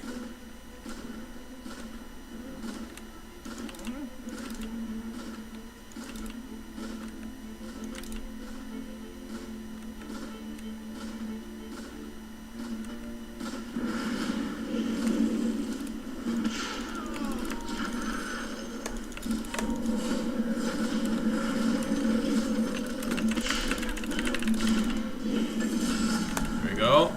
Kill is secured.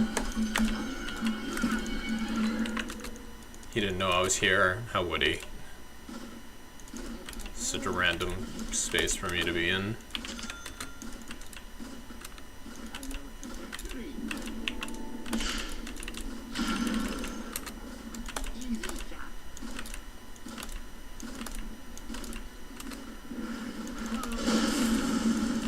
Yeah, like stuff like that can kill me when I'm a sniper.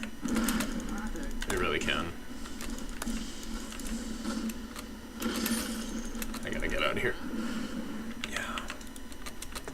Dangerous. Mega kill. Their top tower is under Fuck. attack. I'm out. Yeah, there's no chance I was being able to help him.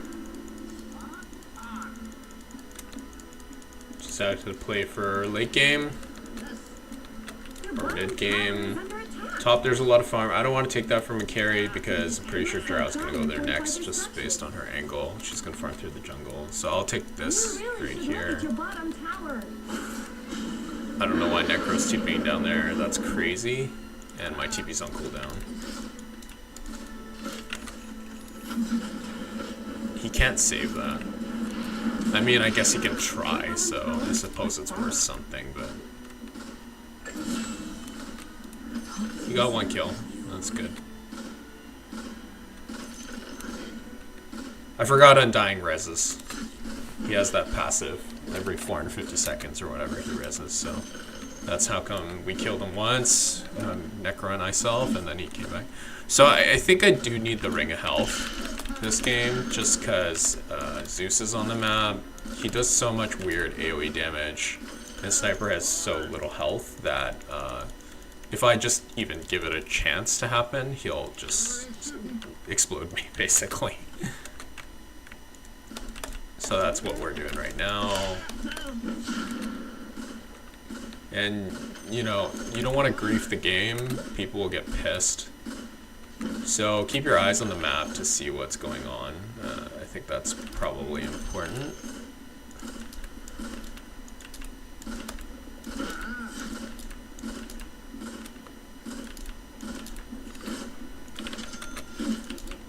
These used to be $8.50 when I was playing, so I guess they lowered the price. Lion's dead. It's another kill.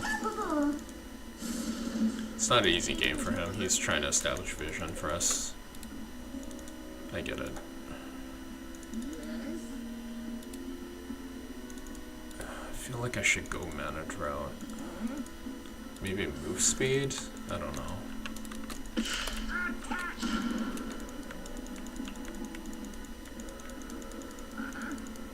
Okay, I'm gonna save these for Drow. I'm gonna go play behind Necro. I think that's what I'm gonna do. Their top tower is under attack.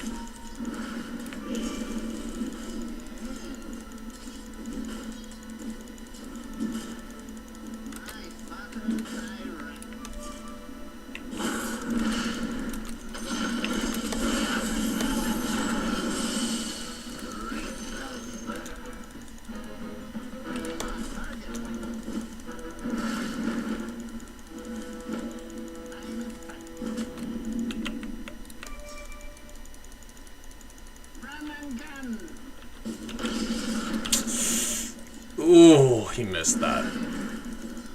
If he didn't miss that, it would have been good. I'm gonna give Necro the easy farm. I'll take the Ancients here. There's mid farm right there, but I'll give it to Drow since she clears waves so quickly.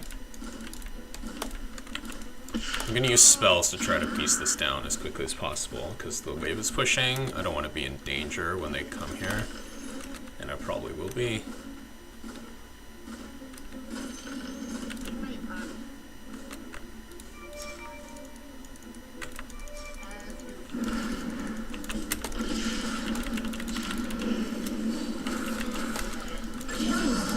There we go. That was a good kill.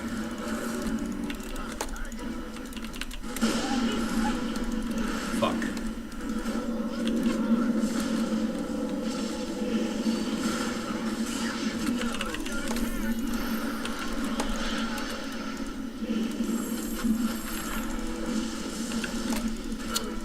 my god.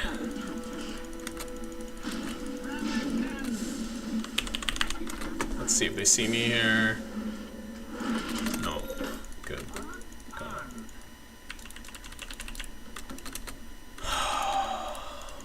it. Right when Necro got down, I think we just needed to bail.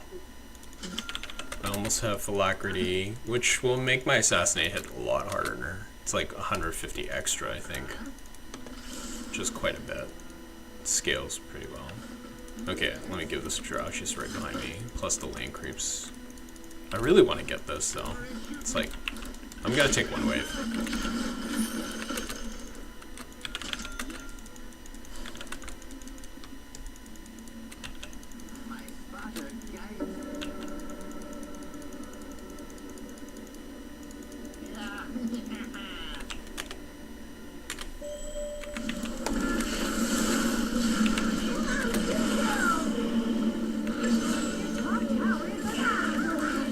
Double kill.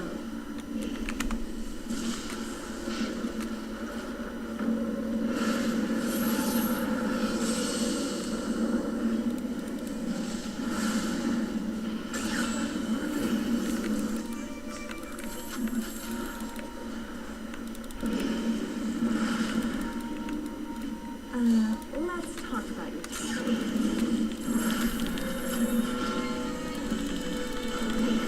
There's no more talking. I thought this might happen.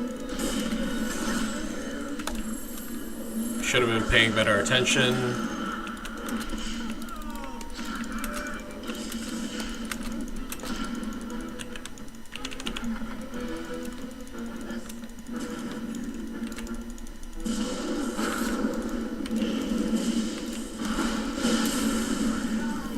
Fuck.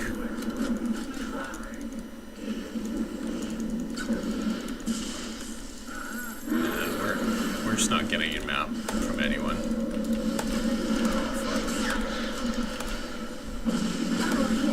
Jesus. Necro's not tanky enough to take up that much damage, to soak that much. Until he has his Radiance, maybe, but...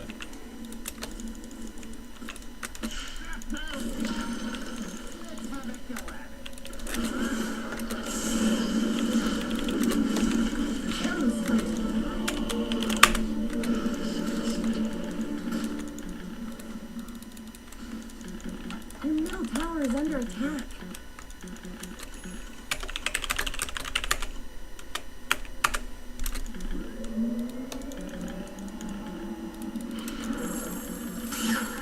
That's it.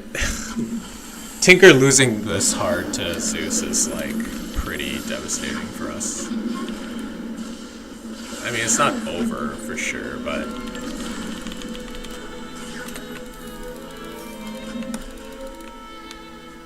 give me fucking vision, man.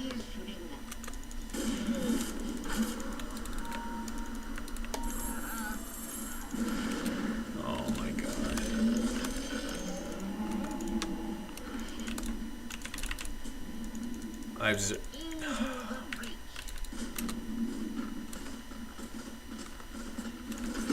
Radiant structures are Okay, the fortified. good news is we actually fought back. We didn't lose that much. I had one or two stupid deaths, I'll admit that.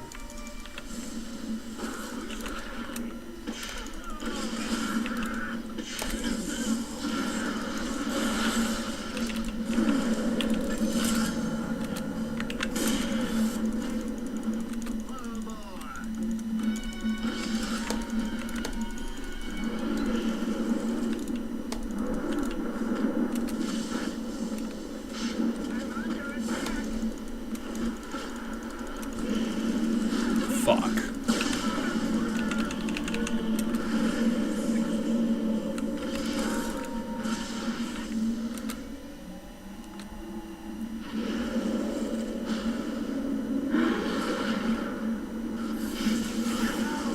No, no, no, no, no, no. Get out.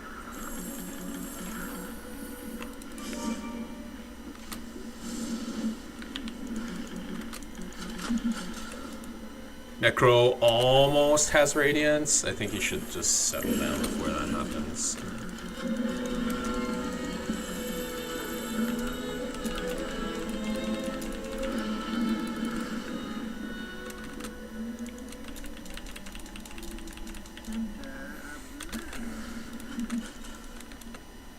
Alright, I desperately need to find some kind of farm to accelerate myself with the ags. Tinker's starting to come online. Yeah, he's got Dagon eggs, Kaya, so he's got some stuff. He's not completely fucking poor. This is what you do with shrapnels, at least this is what I do, so that you can get a lot of value there. And then I want this. 2445. I really should try to be farming their side. Farming their side obviously lets you hold map, it gives your team vision, but also you deny resources from their team, because they can't farm it anymore. Obviously, theirs taken, so that's the reason why. Yeah, see, I can shrapnel this stuff really quickly to get a burst, and that's great. And then I can go shoot some of these waves. Showing is a little bit dangerous, so just be cautious of that, because you just never know where the enemy is. But these ancients aren't done yet. They look exactly the same as how I left them. In fact, they probably are. So I think I can safely farm here. And then Tinker will just farm lane creeps, because he'll get the most out of that. I got level 2 Assassinate, which is great. I really need level 3 to be able to start spamming like fucking madman. Let's see if I can burst down this camp before... Okay, they saw me.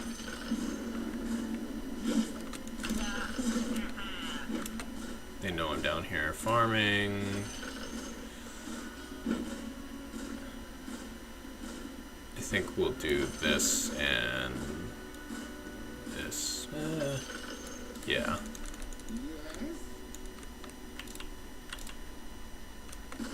This is why stealing farm is important. And I don't do this well enough. I should, in theory, I should Bible word for myself.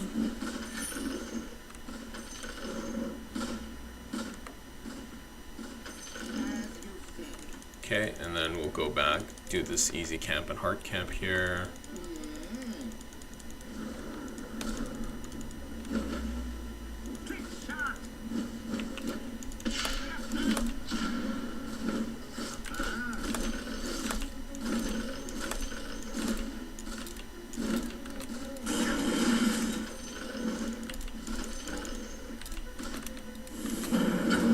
You're dead.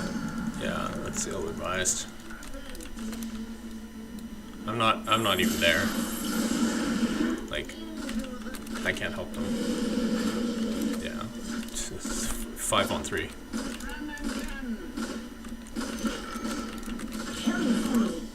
Double kill.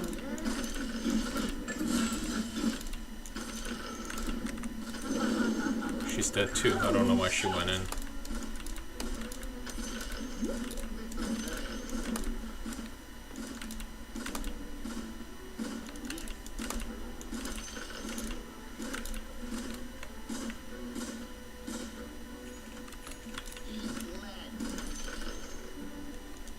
I want to leave that way for Tinker, because he can farm it super quick.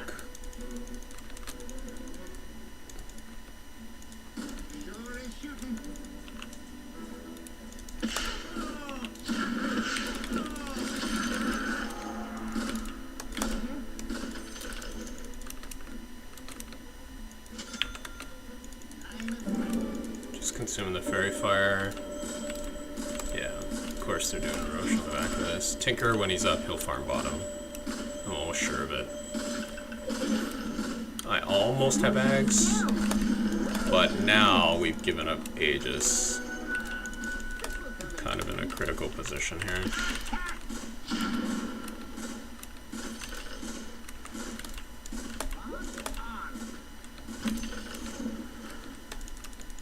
I gotta be careful. All my farming patterns now.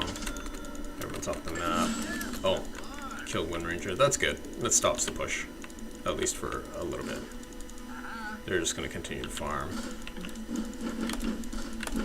Oh, forgot I didn't have shrapnel. That's my bad. Okay, so I'm 1,000 gold off. Yeah, I try to leave the lane farm as much as possible. And if you can't reach the farm like this, like the double stack, you can just farm one camp while you're shooting another. I found that to be the most efficient, or one of the most efficient ways. At least you can get something done that way. I can snipe. I think I can snipe this guy. Oh, he didn't die. Double kill. Nice. That's great. Oh, shit. They got the drow. That's not good. Oh, fuck.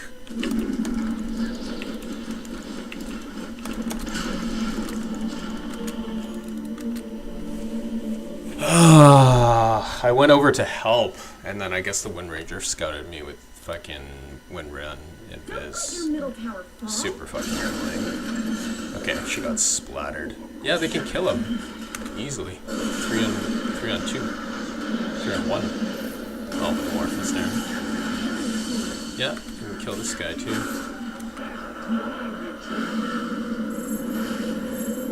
Oh, maybe they won't because of mana issues. I don't know if Necro probably dies here. Yeah. Double kill.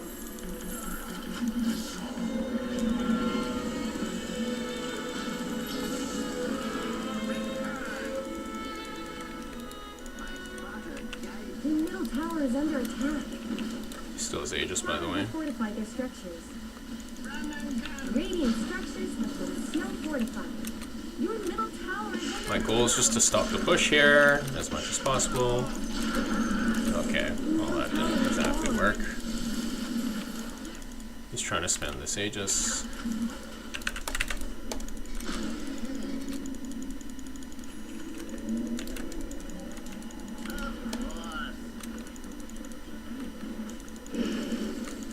Oh, he almost got clipped there.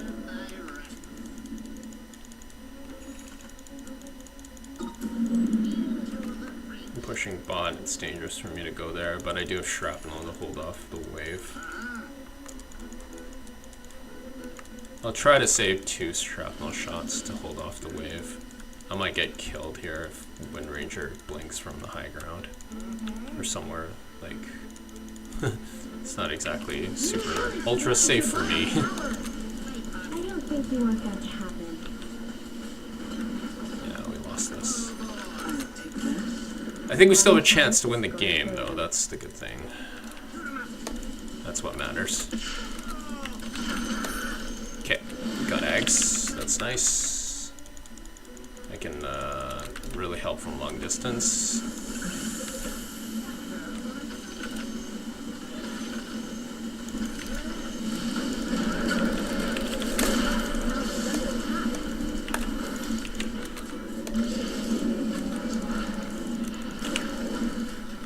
I better heal before Zeus fucks me.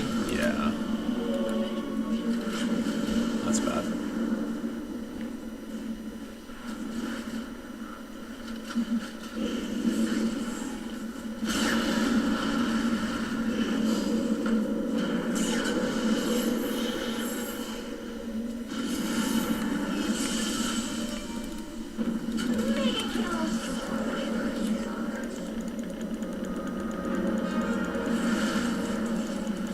He doesn't have Mansa?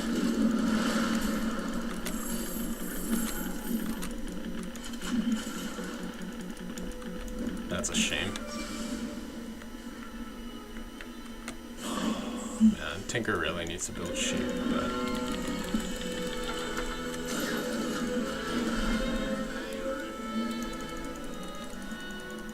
Fuck. It's a shame.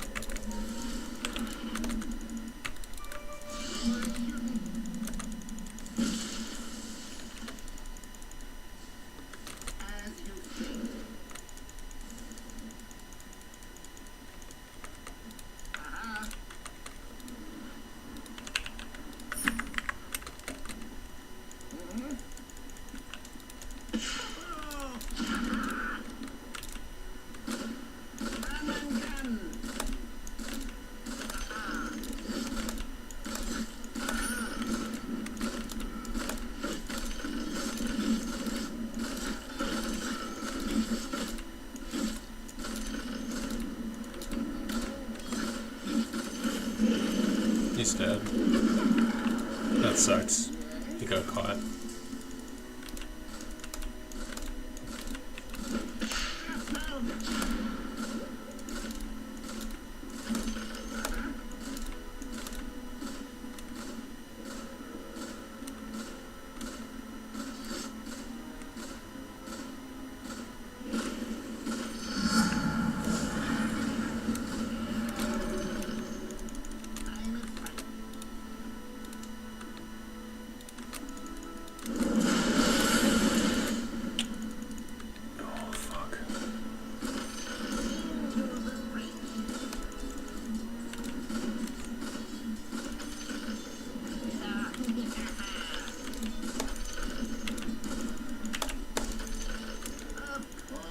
Okay, here we go. Don't let your middle tower fall.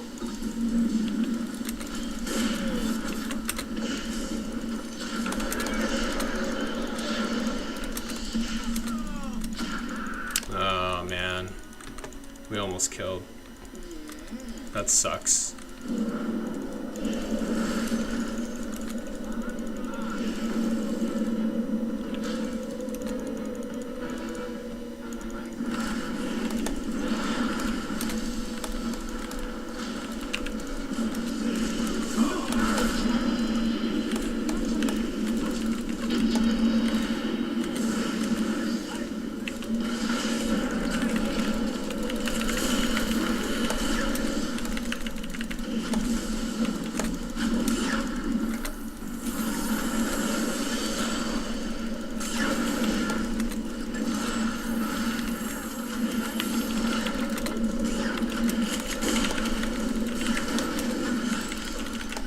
Okay, nice hold.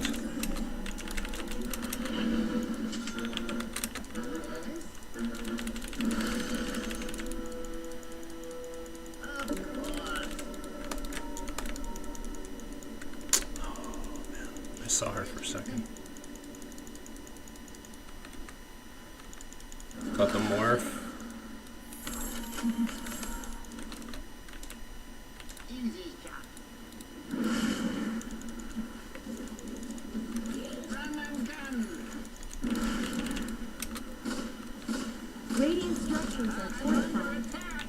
Well, I don't know why they glyphed the T2, that was weird.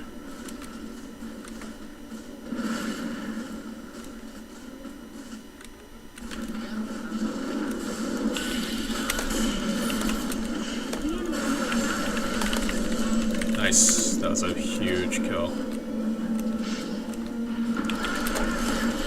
Nice. Popped him. That's a huge throw for them. Oh, they have another glyph. Oh, I guess it restores. Maybe that's a change they made. 9 seconds to morph his back, but he can't do anything by himself. The enemy's middle tower has fallen.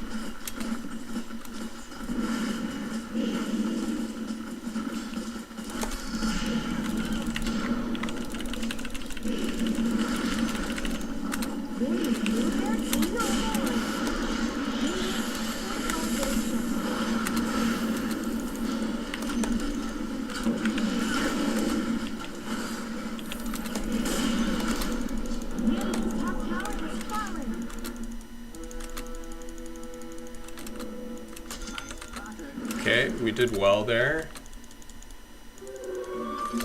Coming back. Tinker played pretty well to redeem himself, which is great.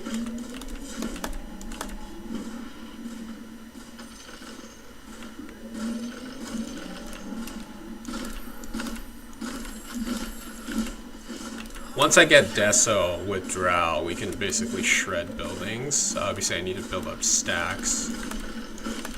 So I'm trying to rush this. I realize a lot of sniper players probably won't play this way, and that's understandable. For me, this is the way I like to play. I'm sure this build could be optimized better.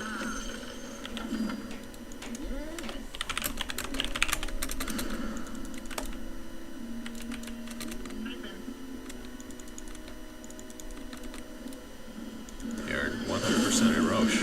Yeah.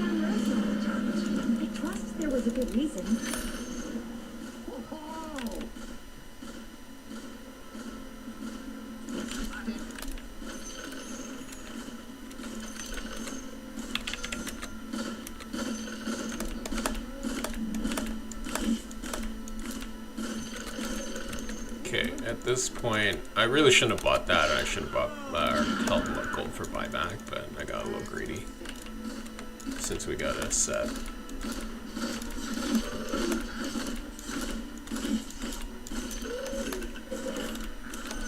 My only problem with this build is I got Deso so late, like how many charges am I actually going to get from this? I guess it depends how I play, but ideally you want to start this earlier so you build up a stack of, I don't know, fucking like 20 or whatever.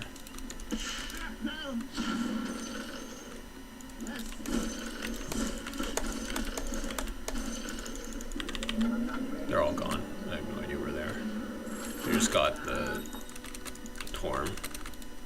Means that Undying can save someone, so this is dangerous.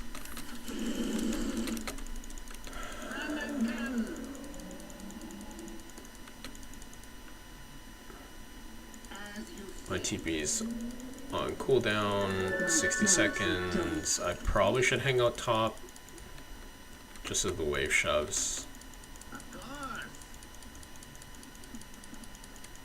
Actually, technically, this is one hit.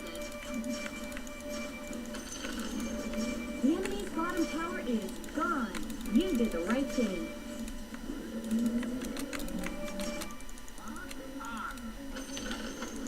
The enemy's middle tower. I'm gonna walk back because my cooldown is still 30 seconds, just in case a fight breaks out. I need to be ready. Great, he killed the thing, which is awesome. You still need 677 gold. Okay, now they TP back. Stop the push. Yeah.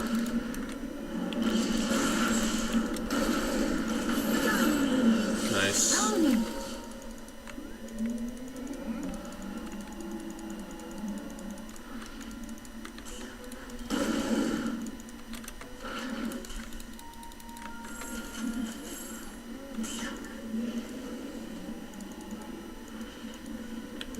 Power Ruin.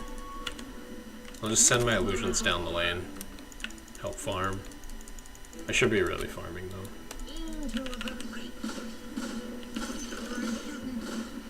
It's important that you guys try to micro them the best you can. And don't let them die, because they can actually be super effective. Just from like split pushing, you doing stuff like this. Yeah, you want to like avoid this shit.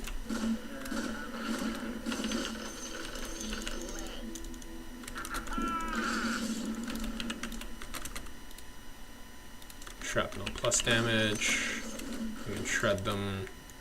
Really important before you die, just throw out your shrapnels. It does a fuck ton of damage, AoE damage. I almost have enough gold for buyback.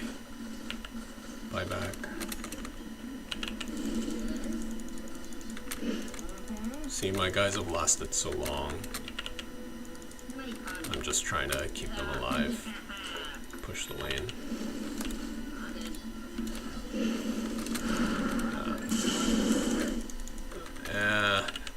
Out of all people ganked, it's Lion.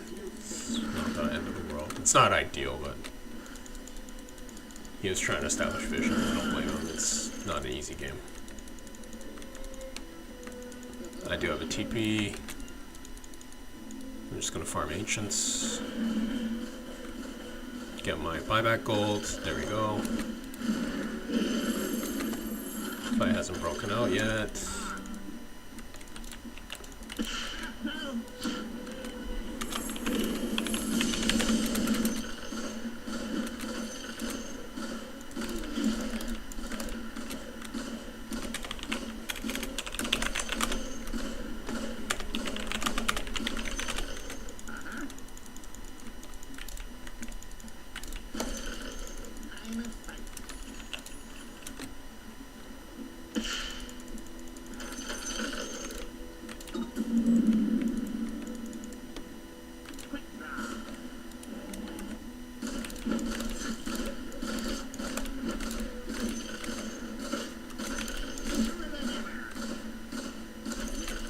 Oh, I better hide.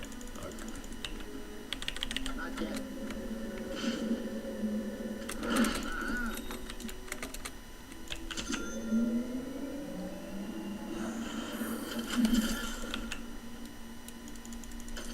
I'll take that. Fuck. That's bad. Nope, he has buyback.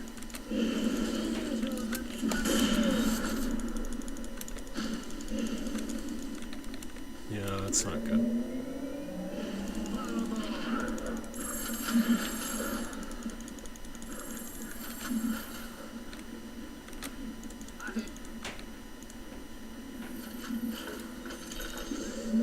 Okay, I have enough for buyback. We just need to spam out so they can't push. It's the best way for us to do anything. There we go.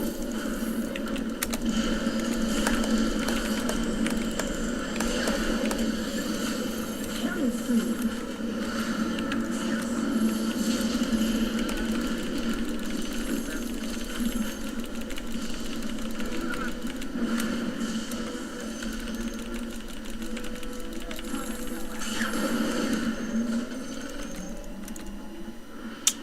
Drow dying there is not good.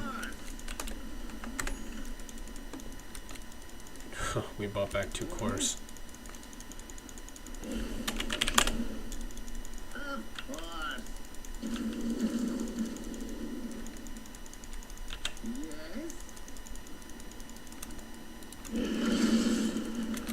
Snake hunt.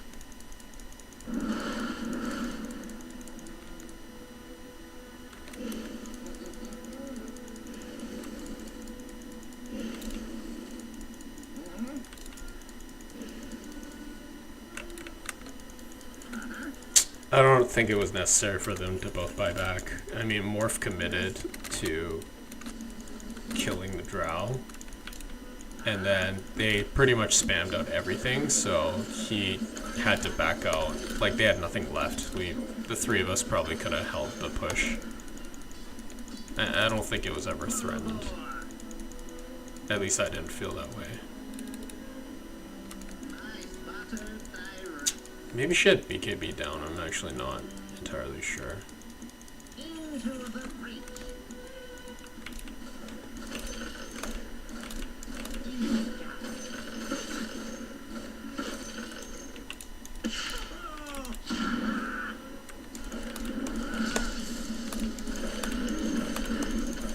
Oh, that's dangerous. Zeus is coming up there to farm.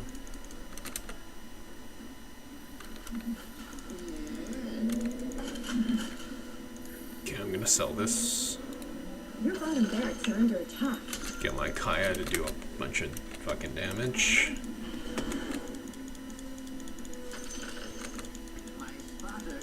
Shrapnel restore time is gonna be crazy if I can actually get it.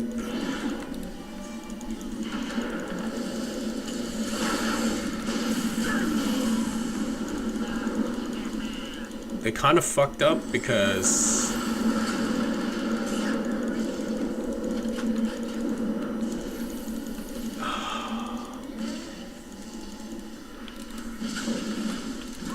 oh, we lost.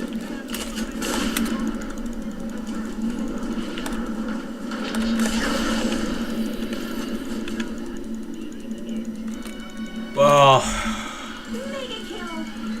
yeah, it's a dieback. Next arrow will find its mark.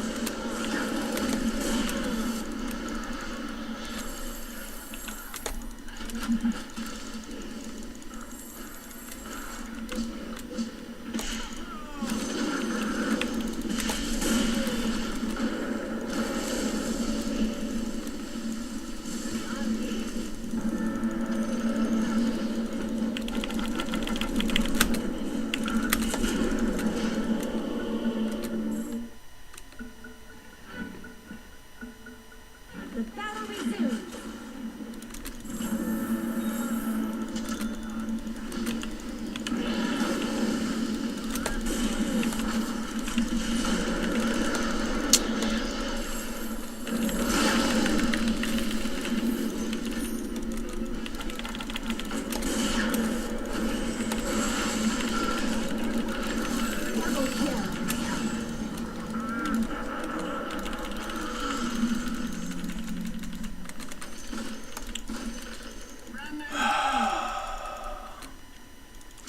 I don't know, man. That was a buyback from all of us. We have nothing left.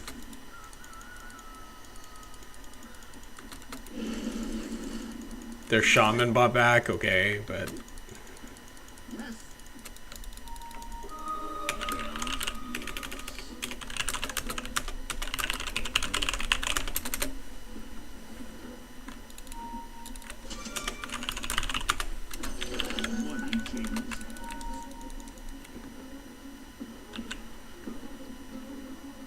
Drow's coming.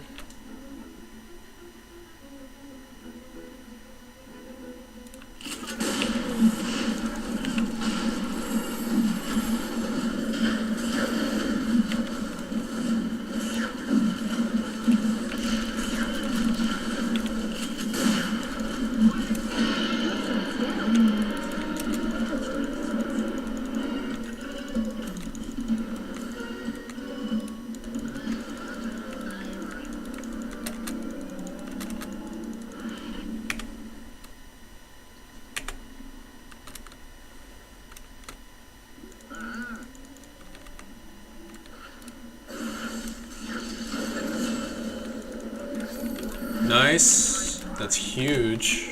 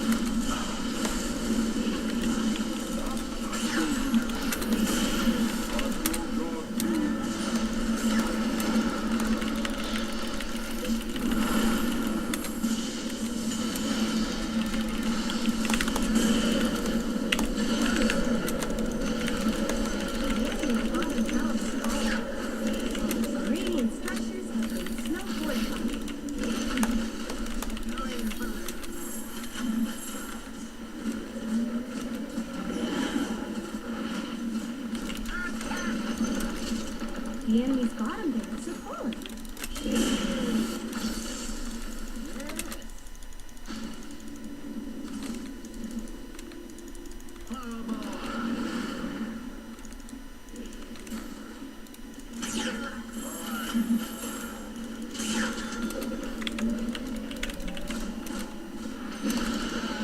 The enemy's top tower just shattered into little pieces.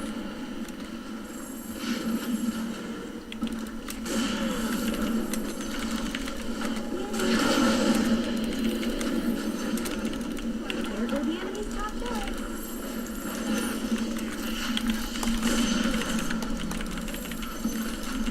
The enemy's top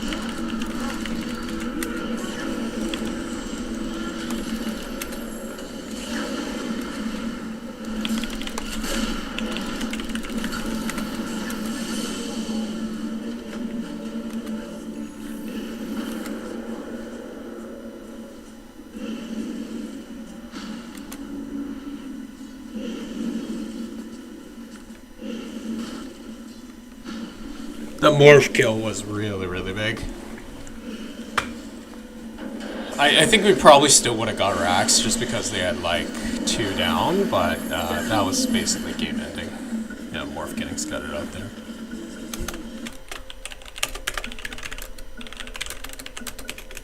Let the fighting recommence.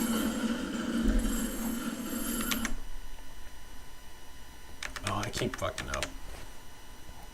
No one can see what I'm playing. There we go.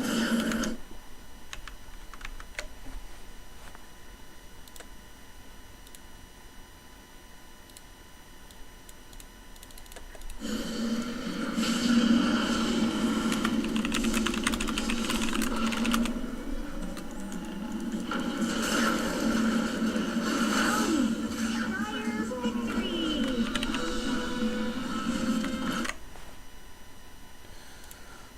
My performance, I'm 0-8, so obviously that's not good. I have 25 assists, which probably means that I'm at least part of like half of the kills.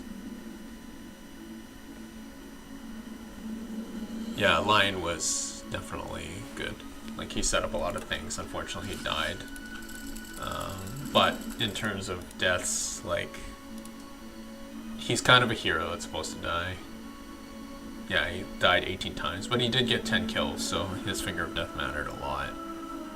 And then 25. Yeah, I mean, I have most assists on the team. I guess that makes sense because I have AoE. So that's good. Even more than Tinker, but my damage is pitiful. It's 40k compared to other people. So yeah, I could have done way better there. Yeah.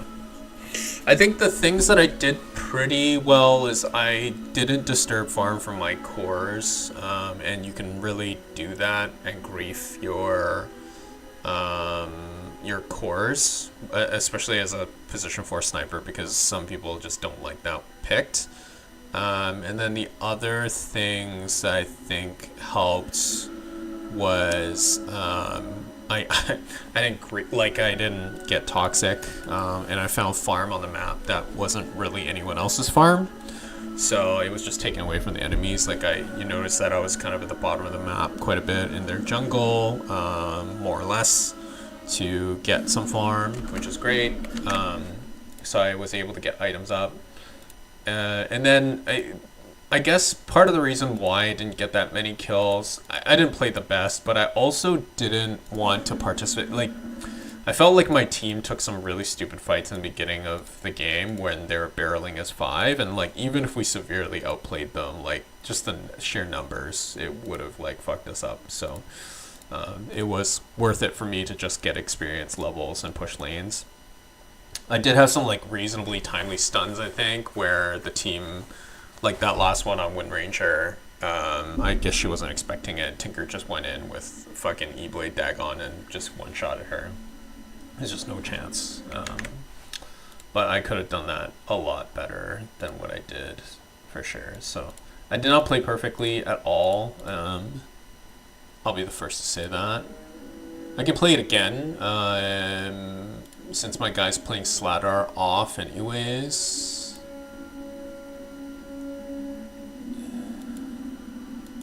I'll just lock it in now.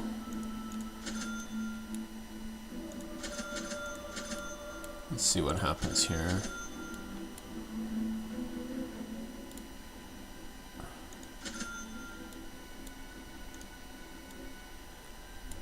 Yeah, I'm gonna be against Lich, so it's a heavy spam lane. I'll probably need 2 sets of tangos just to out damage him. Lich does quite a bit. So I can poke. The good thing is if I play the angles correctly, I can poke Lich before he can actually do anything to me. I don't know if he's gonna be off. I think he's gonna be safe and Witch Doctor's gonna be off. And then I think we have I'll be right back. I'm gonna go to the washroom.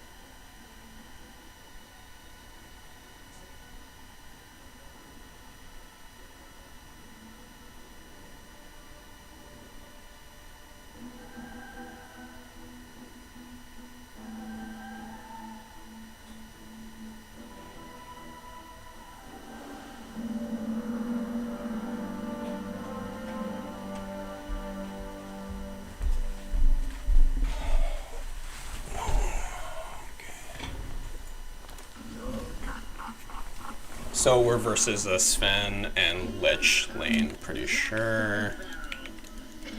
So this build allows us to use up all of our gold, all of our resources, which is good. If it's a Witch Doctor, it's going to be hard to trade into, just because Witch Doctor has Maledicts, so he'll pretty much always out DPS me. If it's a Lich, I think we can poke enough to make a difference. So I should actually probably buy... I can buy a ward.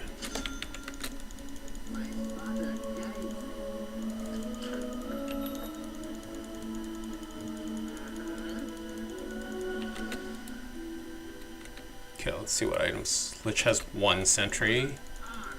So my goal with that 1 sentry, my sentry, is just to make sure that the hard camp is not blocked. 30 seconds to battle. And then I want to put a ward probably here.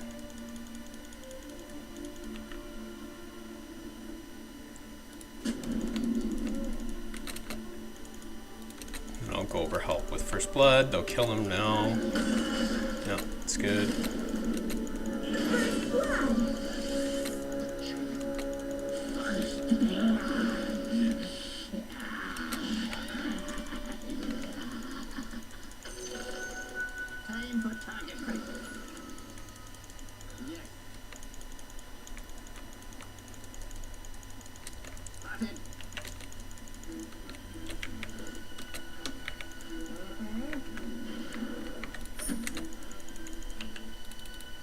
He spent a sentry, which is good for me.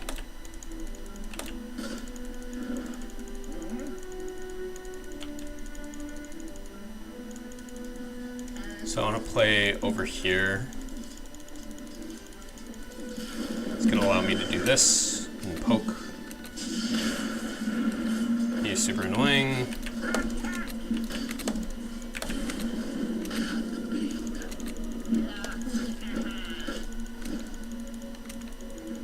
So they blast this ladder pretty good, but the lane is pushed way back here now.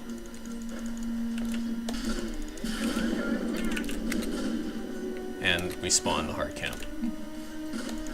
So this is good.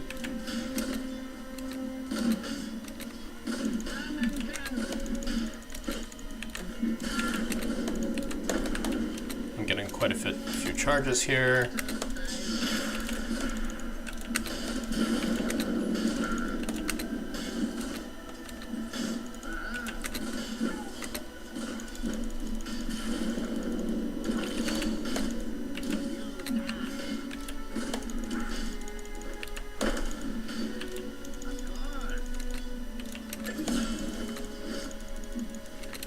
I need to heal up a little bit. I think I need to buy salve. The harass is too much. Good thing I bought extra tangos, so this is good. The lane is still like really held back here.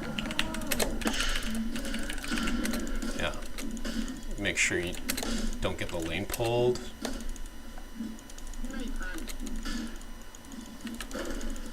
And then just work one of these. I got a salve.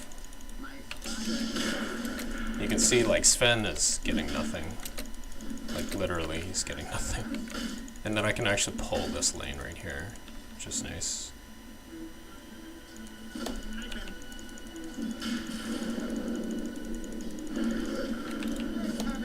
Deny all these creeps.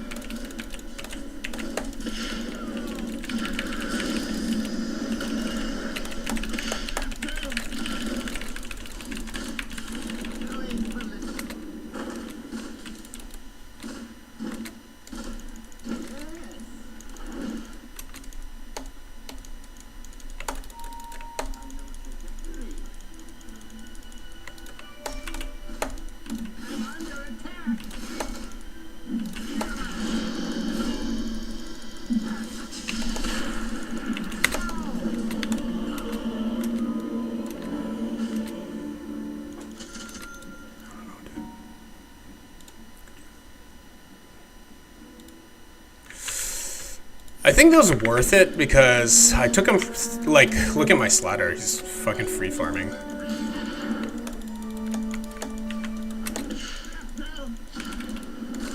Yeah. Like, look at this, and then.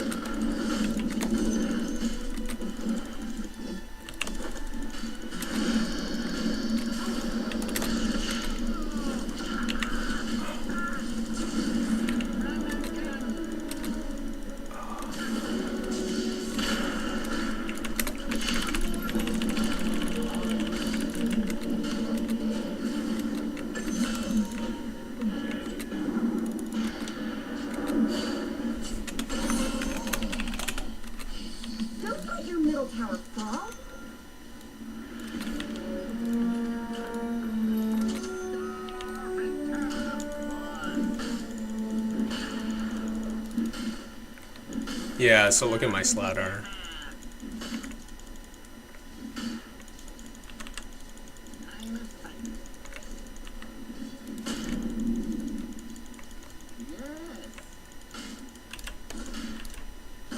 We found a ward, which is really nice. Let's go for ganks.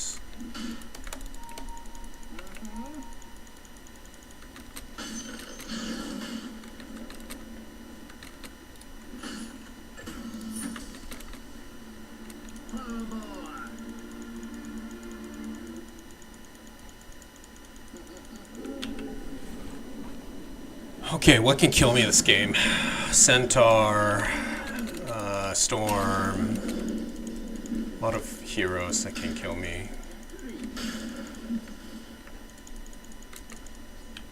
Yeah, so I didn't play this lane perfectly, I'm not gonna lie. Say I did. There's a lot of last hits I could have denied. I could have positioned myself better. I died twice. I probably just need to die once.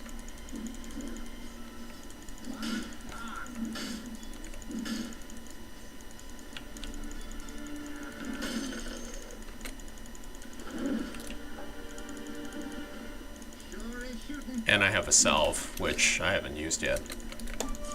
Oh. Even bought Witch Doctor here, which is a 3-on-2 lane, The middle tower is under attack. which is kind of dumb.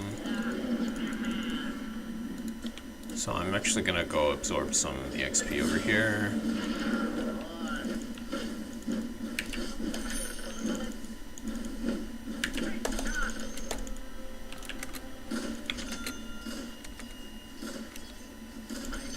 While my guy's away.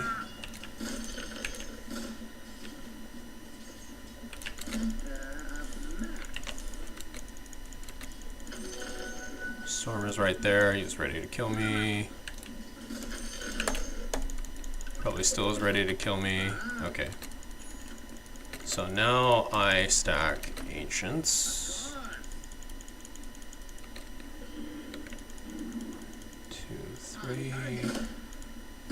I think I need a Glimmer this game badly, so I don't get fucked completely, but I don't know.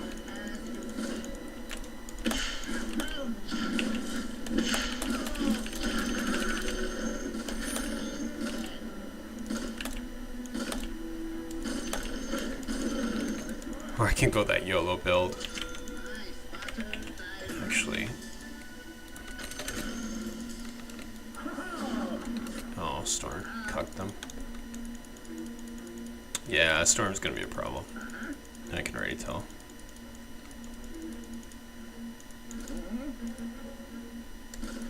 Dire structures are terrifying.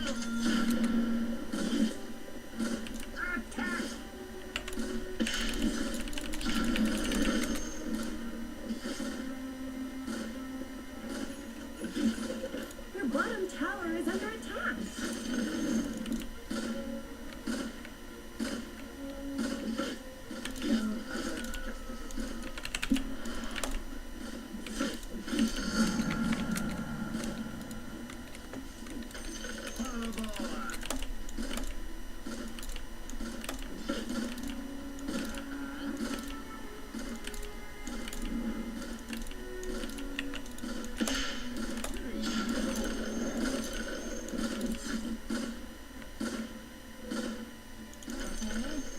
Okay, let's go stack. And then we'll have our treads, which is nice. Centaur's super tanky. It's really hard to kill him. Unless we all pile on top of him, but very unlikely for that to happen.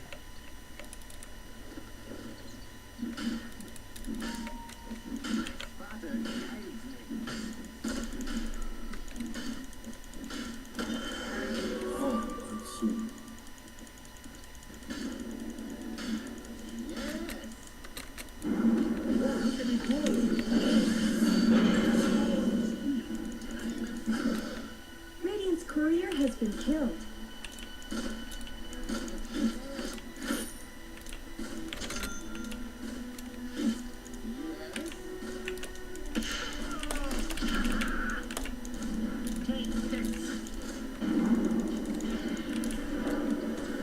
He's so tanky. Your middle tower is under attack.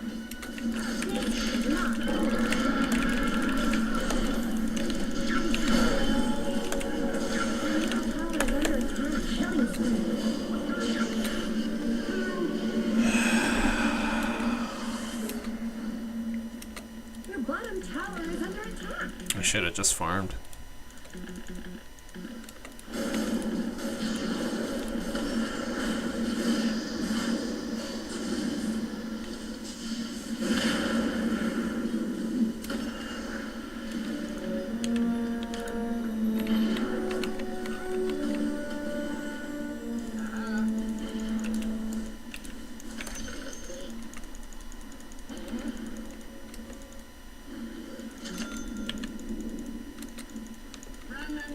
The fuck? Why did Clink's TP over here? I don't get it.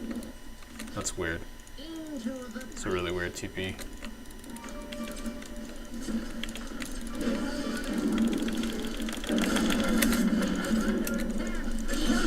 There you go.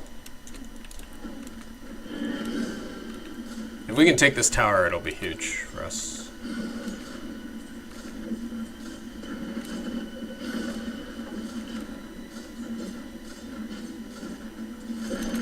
I think I need a raindrop. Middle tower won't be making any more appearances. We can collapse on top.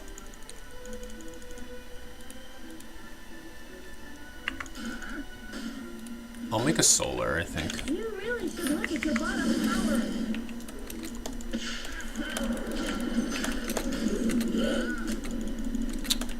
Fucking Your bottom tower is under attack. motherfucker. How do we not?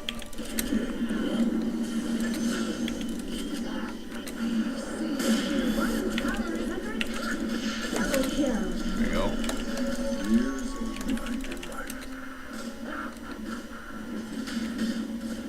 Radiant structures are fortified. I'll make a Pavis at least. At the very least. Tower is under attack. Okay, cool. Top tower has fallen. Get these items mailed out to me. I'll get the whiz, and then I'll farm there, unless Clinks is coming there. We'll see. Clinks farms pretty quickly, but I think he might be able to farm ancients. He's gonna go Deso builds.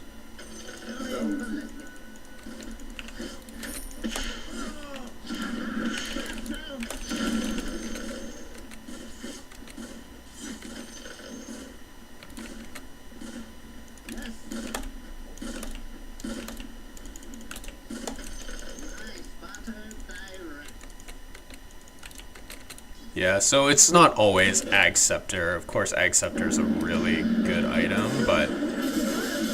Oh shit, he might be fucking dead. Yeah, he fucking died. That sucks. You really should look at your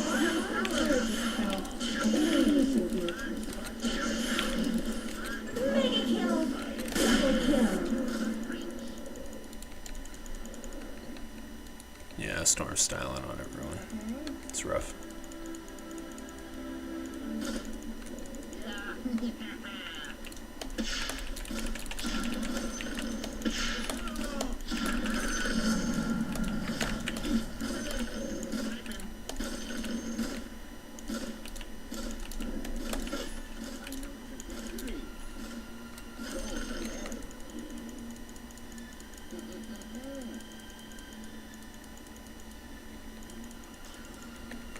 So rough game for Clinks for sure. I did not anticipate them losing it this badly though. Help Sladar in case they jump him. Okay. Let's see. Maybe not. Okay.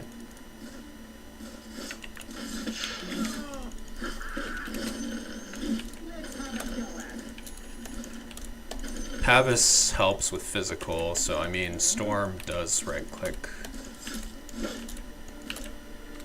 So it'll help in that regard, but it's not a perfect. I wonder if I need grenade this game.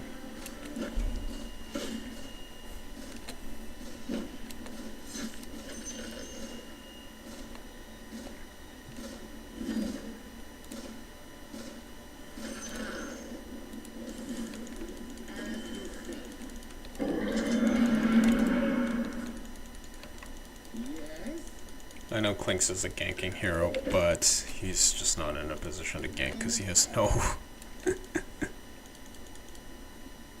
he has no ability to gank. Okay, I'll go over here so I don't disturb their farm. Stack ancients once I'm done this camp. And Chen is farming as well. I should really farm on top, actually. That's what I should do. Oh, they left mid. Interesting. So I'll farm out here. Can I get there in time? No, fight's over.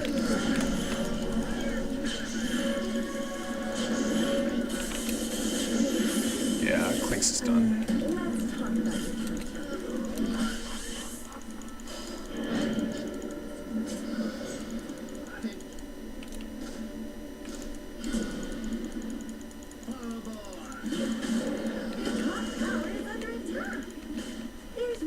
Reason to stand for this.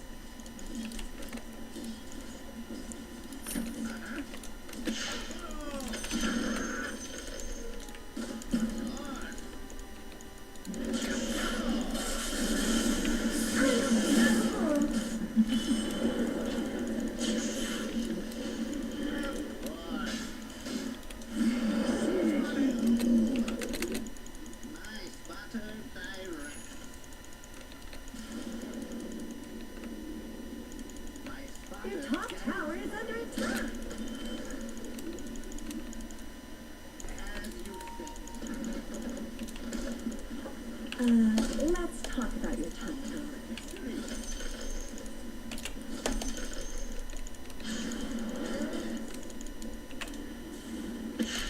Your top tower is under attack.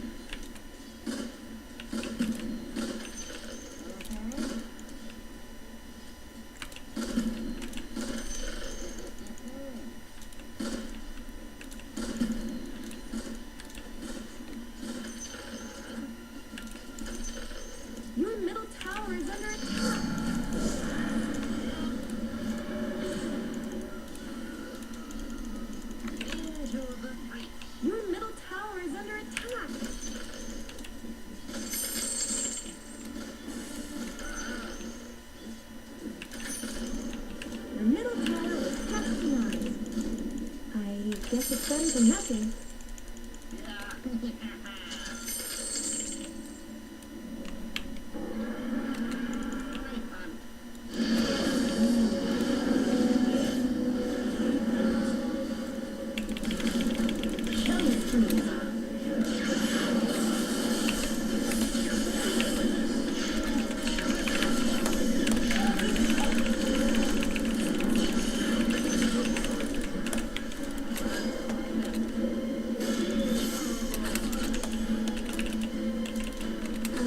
Let's talk about your top tower. Your top tower is falling.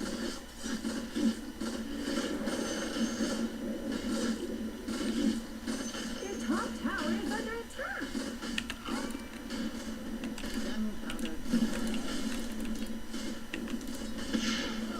Your middle tower is under attack.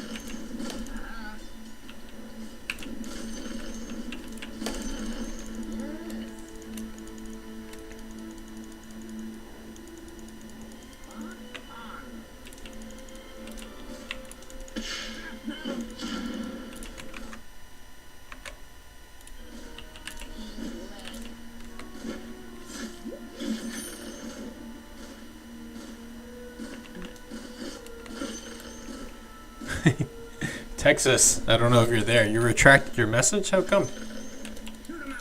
I responded to you when I saw it.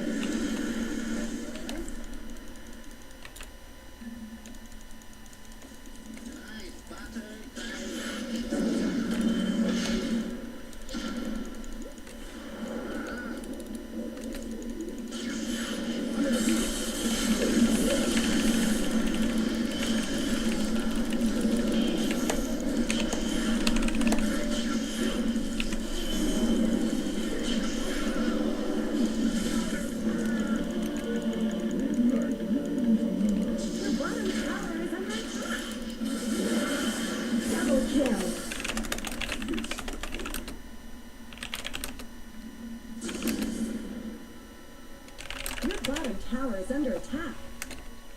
I guess Radiant fortified their structures.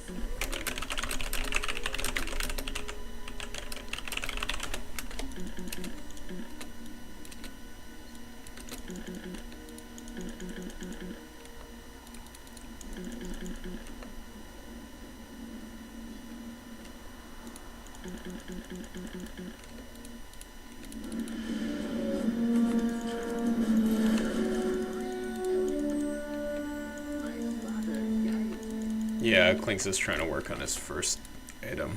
Like,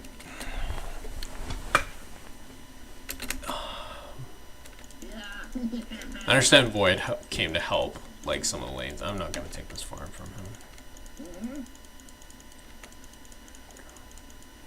He's gonna get choked. But man, like,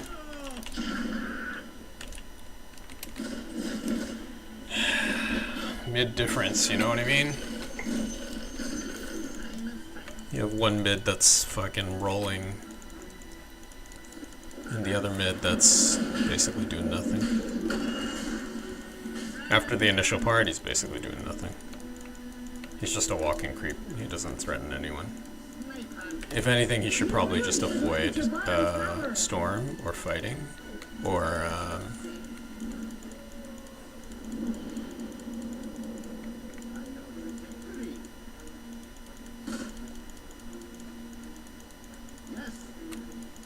just try not to take this farm from him. I think he's gonna farm ancients. Nope, he's not. That's weird. I thought he'd try to be more efficient and farm ancients first.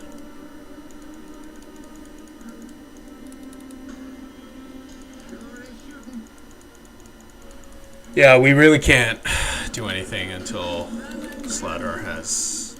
Or I guess I have my Ags, then I can stun. Yeah, that's the bad part about our lineup. Chen can kind of heal us. Like, we have to play defensive, pretty much. It's our only chance.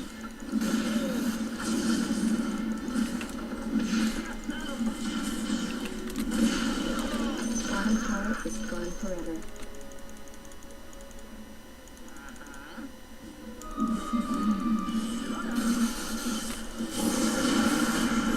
Yeah, like, look at that.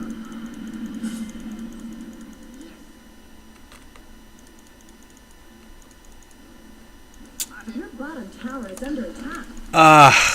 Sorry, I feel like Sladar really itemized him properly here. Like,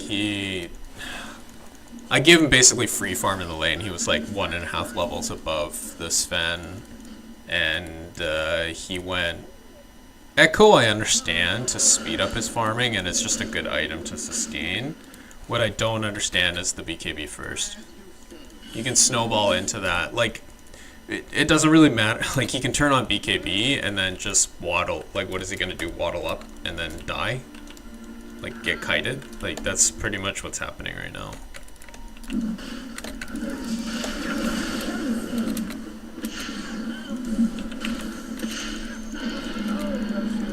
Something tells me we haven't seen the last of you.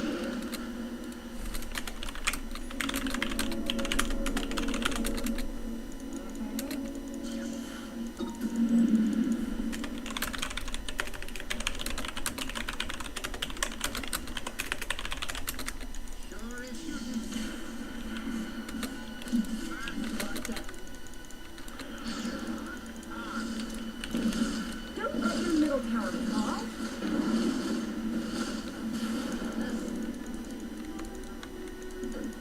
Yeah, this is probably over. Let your middle tower fall. I don't know. They have such a huge economic advantage. Like, look at this. He doesn't have anything. He can't even stay alive long enough to actually do any fucking damage. Like, what he needs to do is basically just split push as safely as possible. And yeah, the storm's gonna find him once in a while. It's just inevitable, but at the very least, like... Top tower has fallen. Is this going to be a pattern? Your top tower is under attack.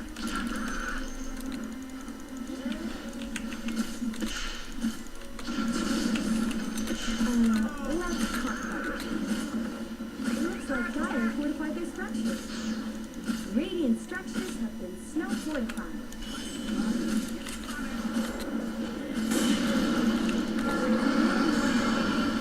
I thought this might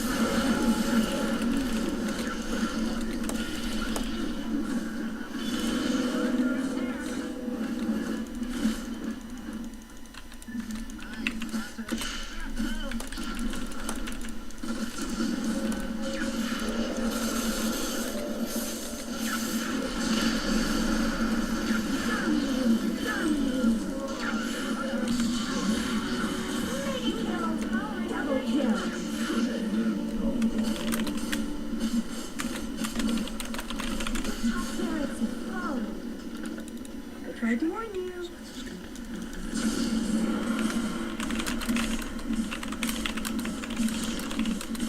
The enemy is attacking your middle barracks. Your middle barracks have fallen. Your middle barracks have fallen.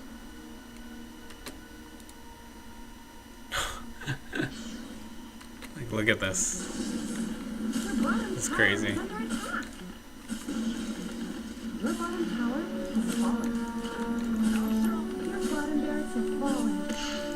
Watch them believe that. Your bottom barracks have fallen. The enemy now has mega creeps. Fucking mega creep 30 minutes. I don't really understand the Chen pick. Like, Well, I guess it depends how he played it. Like, but it looked like they lost the lane really badly. Which I'm kind of surprised because it's double range versus melee range.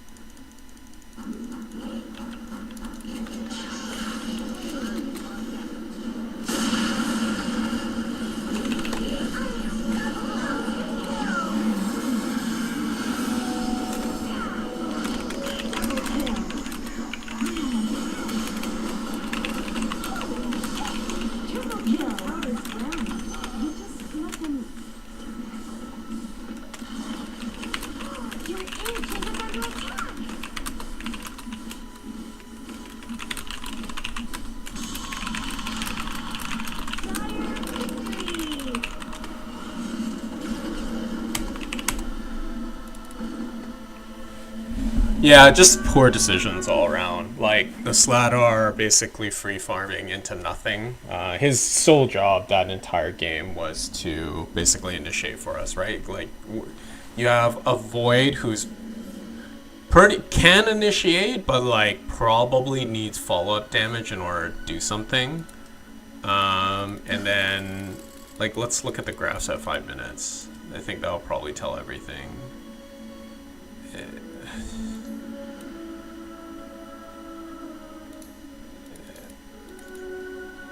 Okay, so around 5 minutes, you can see my Sladar is in the lead.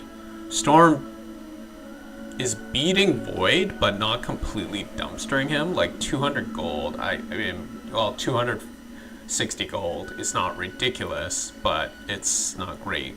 And then the Centaur is kind of even with the Clinks. And you can see all the way down here, like Sven is 1566. Like, we dumpstered the lane badly.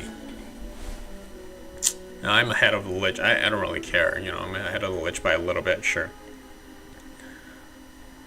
But we clearly won that lane. And then, like, look at the items choices. So look at Clinks. I understand the Falcon Blade for just, like, sustain and farming. And then the Treads. He went Deso. I guess he went Shard, which is questionable. And then Deso. But even this stuff, and then, okay, Orchid, he probably should have rushed just to try to stop Storm as much as possible if you want to hunt him. But he probably wouldn't have had enough damage to be able to do that. So the Deso, I don't know, but like BKB somewhere here would have been super beneficial for him. Like, because he basically just got popped every single fight without even hitting his ulti. Like, that's why you end up with 4 and 8 as a safe lane carry with a Chen fucking babysitting you. Okay, like a healing support babysitting you. And then I did almost top damage with half the fucking net worth. I understand that I'm an AoE hero, but still. Our Void Spirit pretty much did nothing as well. Like, look at the graphs, the net worth. And then the items.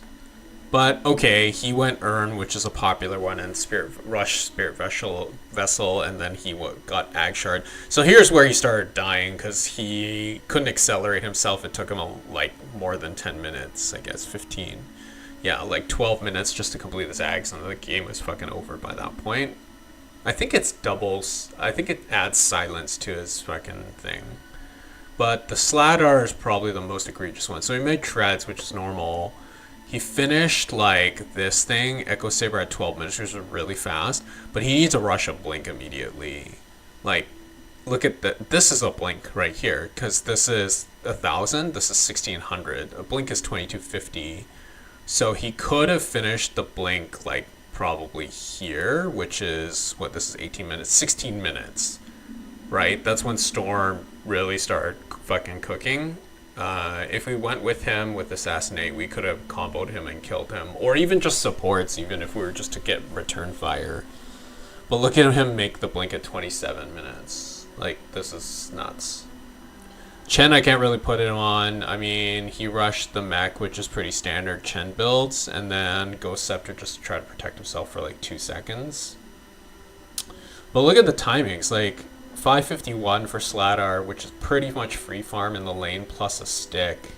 And then he started his Voidstone and Ogre he purchased, which is like within 30 seconds of each other. Yeah, so maybe he started off with these components, or he had these components built up already. But my point is, he had the treads before 6 minutes, but the Sven had the treads at 9 minutes. So 3 minutes late, and he was a level head. He could have bullied out anyone. And then he made the Echo Saber pretty late. I think he started joining fights and dying, so he probably... Like, if he was gonna greed and go Echo Saber, I almost feel like he should have fucking stay out of the fights until he has his blink, assuming he went his blink after this Echo Saber. And then he's like, okay guys, I'm ready to fight, right? And we can hold down the fort reasonably. Like, Chen and I will probably feed once or twice, but like, if we spam our spells, we can probably keep them from like killing the towers. But yeah, like, this is... 100% report. I think this guy's terrible. As for me, I think critical thinking stuff, I made the right decision probably with rushing a Solar or a Glimmer. And I guess it's debatable which one I rush, but I needed a defensive item. But then I tried to rush Ags, which I got pretty close to it. I think I made it at the end, or let's see here. Okay, so I made the Pavis here, and then I already had the Windlace, so I was about 1,000 gold away from Solar. I elected to basically get the Blade of Alacrity instead of finishing the Solar. And then I got the point booster, and my farm just fucking fell off after that. So I was one component away. And the game was over by this point, right? So in hindsight, I mean, this is 3,200 gold. That could have been a Glimmer and then finish the Solar. So ultra defensive, which I suppose could have protected someone from Storm jaunting in. Like, he would have to eat through a lot of HP. And if we work together, we could like just focus fire him to basically make him back off. Yeah, he would have to eat through a lot of HP in order to kill someone.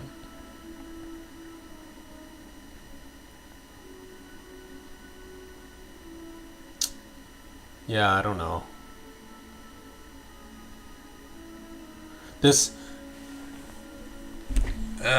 Sometimes this game is frustrating because obviously everyone wants to win.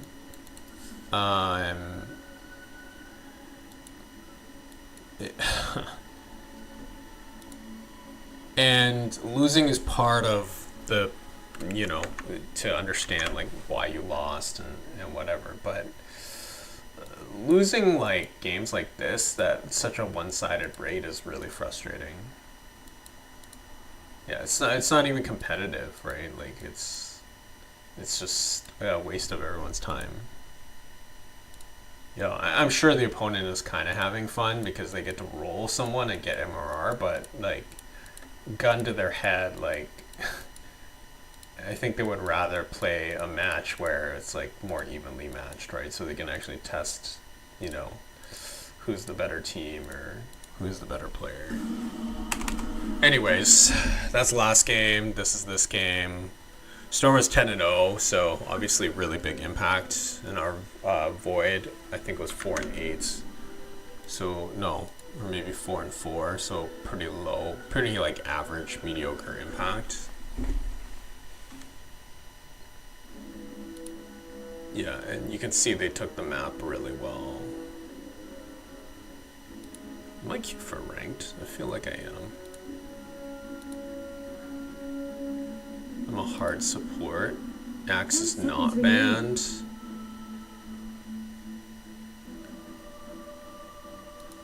Let's see who they pick, okay. Got it. Okay, the Storm is the Invoker. Pretty sure it's your turn to pick. Monkey King. Okay, let's do this. Pugna.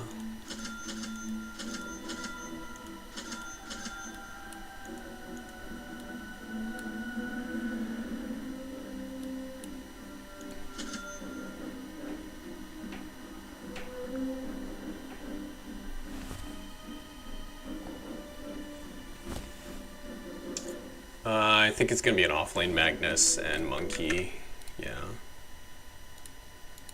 So double melee, and then probably need something like this. Although I am starting to grow kind of an affinity for Fairy Fire. Just because it's something that you can, I mean, it helps you, it gives you 2 damage, right? Like, that's not nothing in the beginning of the game. I don't know about Stick First. It's like, it's not a spam heavy lane.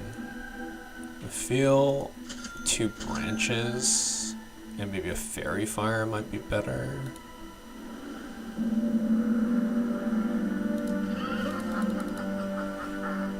Or maybe another mango, or even a salve at some point. Yeah, maybe I'll save it for a salve.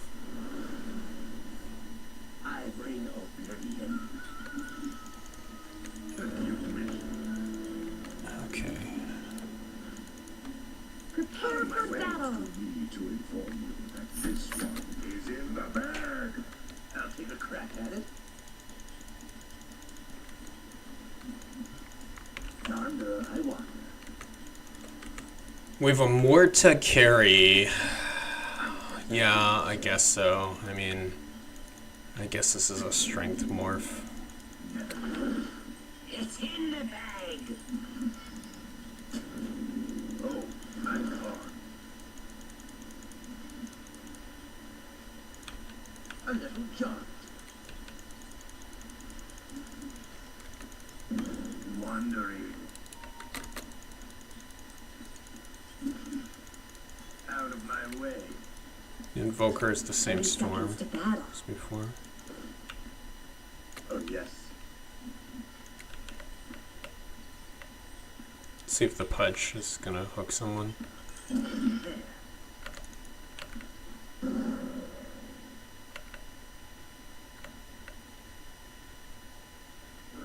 Surprised he didn't go for that. Could have gone first blood. Well, that's his prerogative, I guess. Let's get moving.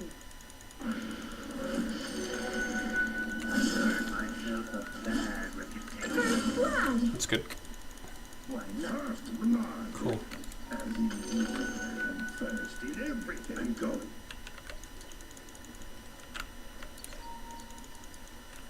Like another witches. Nope. Try me.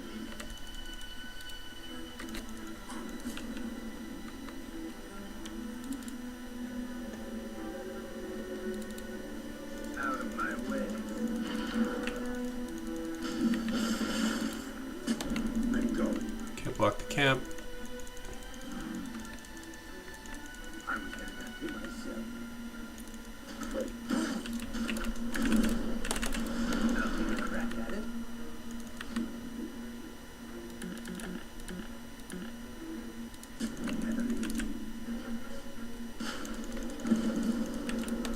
Oh, yes.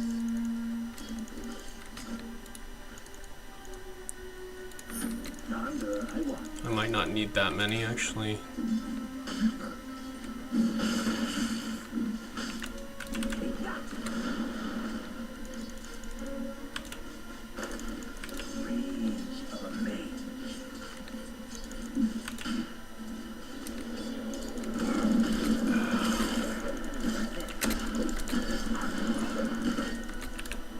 nothing. Well, I can't say that it did nothing, but I can say that.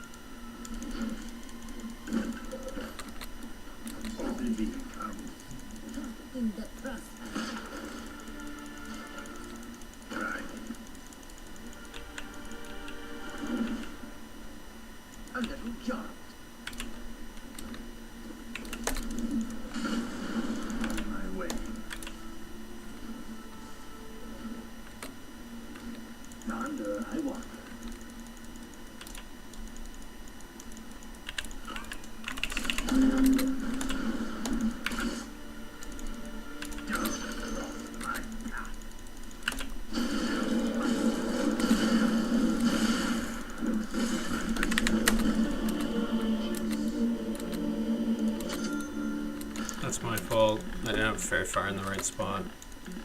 I probably could have healed that, but I got killed by the neutral creep, which is luck.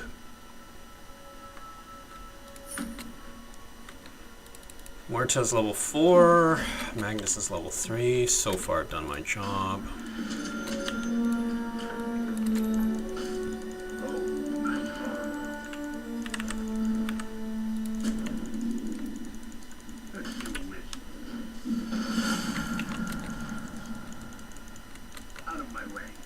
I'll pull this. Out of my way. Why not?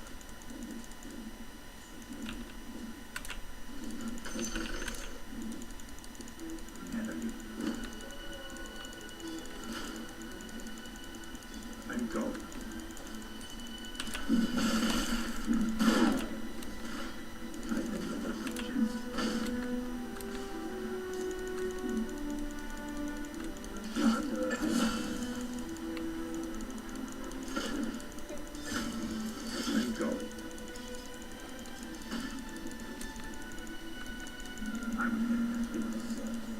Double kill.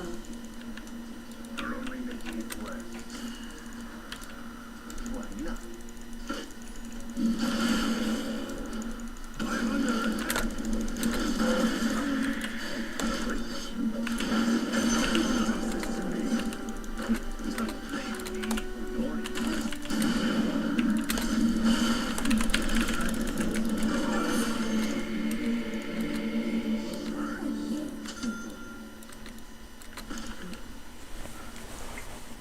Okay, I didn't need to die there, but I think the exchange was okay. I mean, Morta didn't die. She's obviously super secure in her lane. I'm just gonna go get this. Oh, yes. I'll take a crack at it. probably didn't need to TP here, actually, no.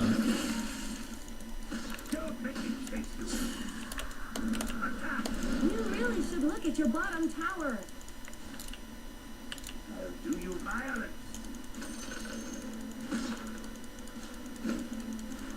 Wandering.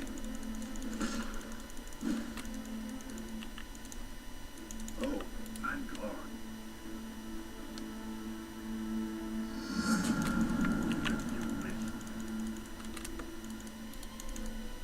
So I'm going to use the gate to try to get a kill here.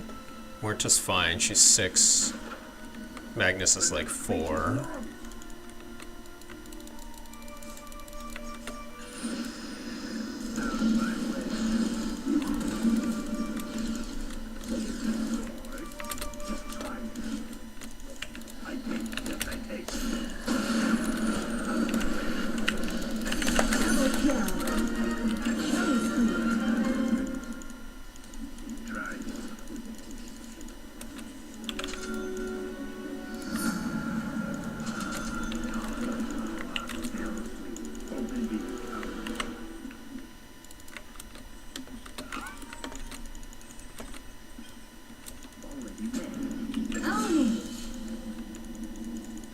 Yeah. Let's try to siege this.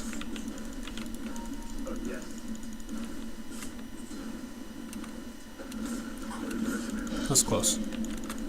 It's not easy.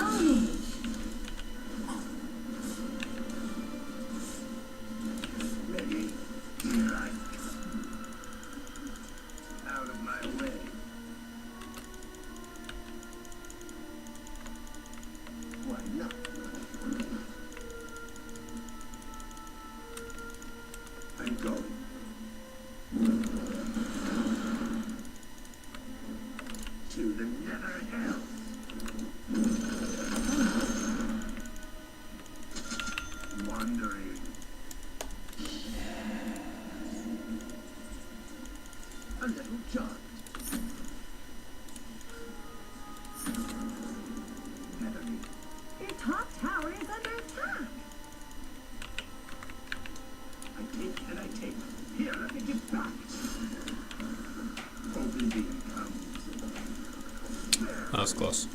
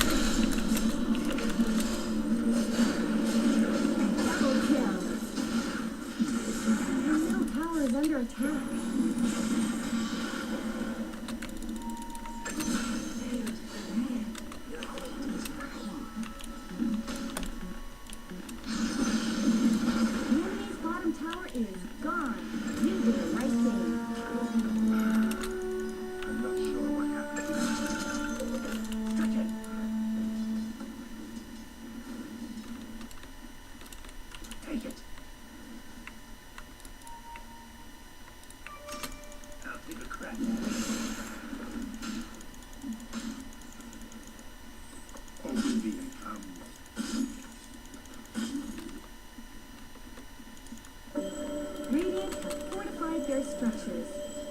Fire have fortified their structures.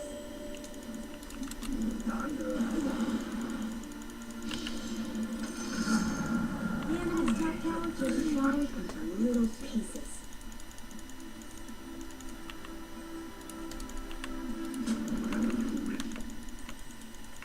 Don't make me chase you. Try.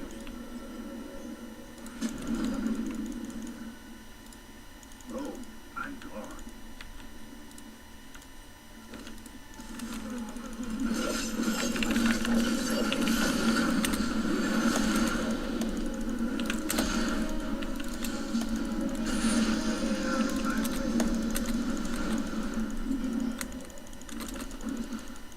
Wandering.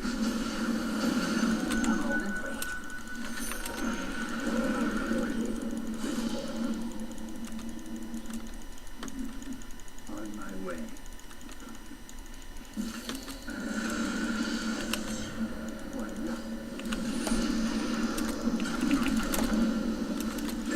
Wandering.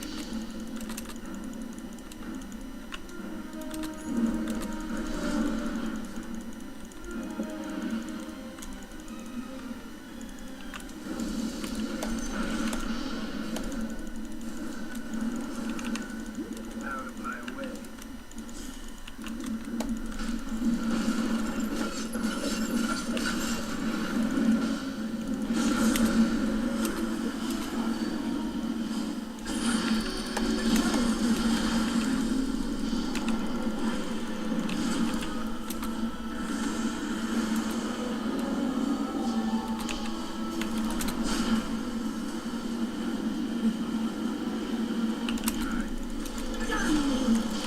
Double kill.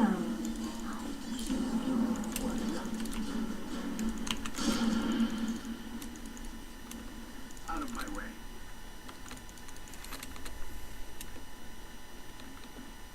On my way. We're gonna stack Your this. bottom tower is under attack. How high?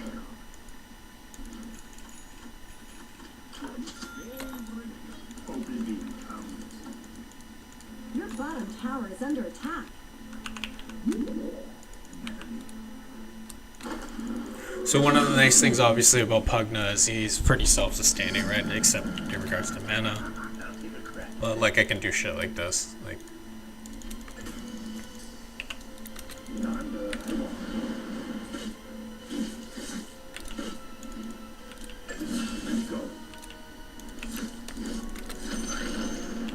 Don't let your middle tower fall.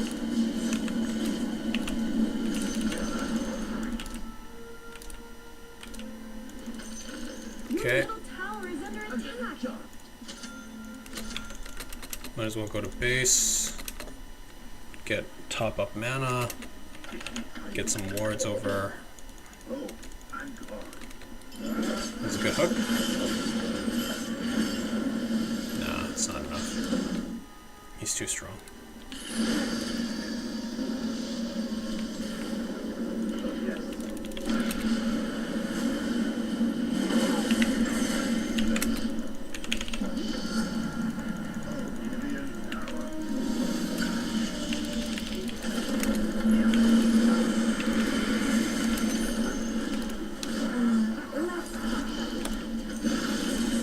The enemy's middle tower to begin with hit.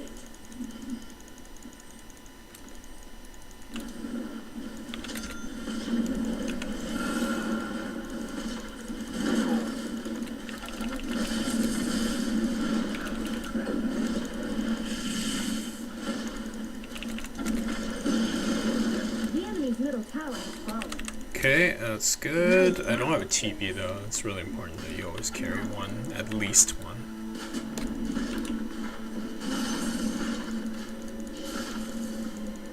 Out of my way.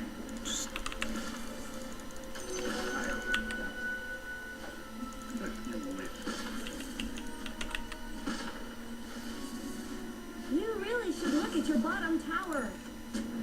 Oh, I'm gone. I like this word just because it's out of the reach of the sentry as long as people put it like kind of in the middle.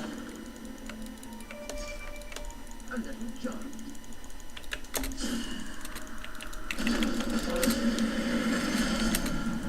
Your middle tower is under attack.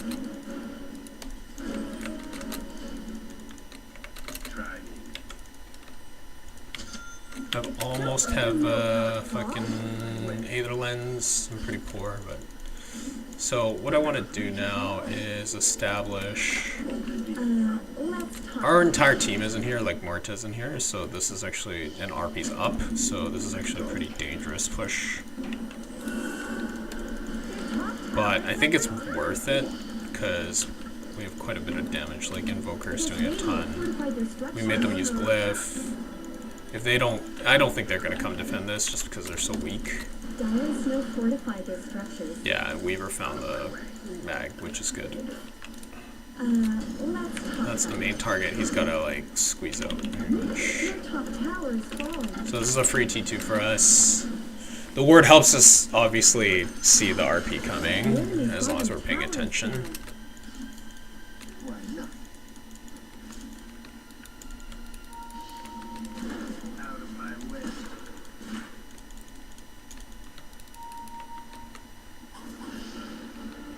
Thank you. Get this outpost.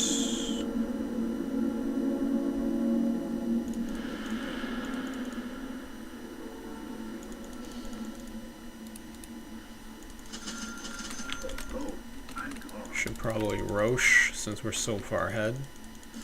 But I understand if we don't. Yeah, I wanted to farm top, but that's obviously the carry's job.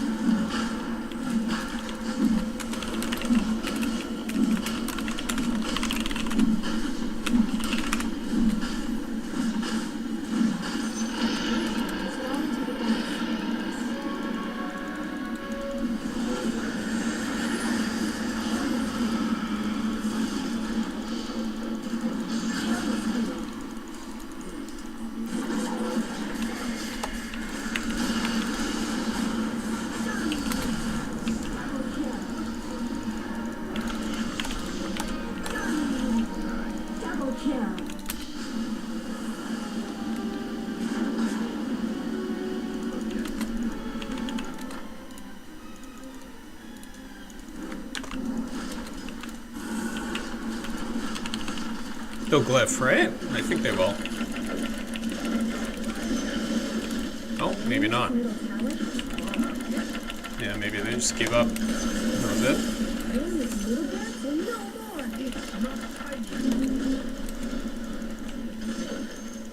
The enemy's middle barracks have fallen.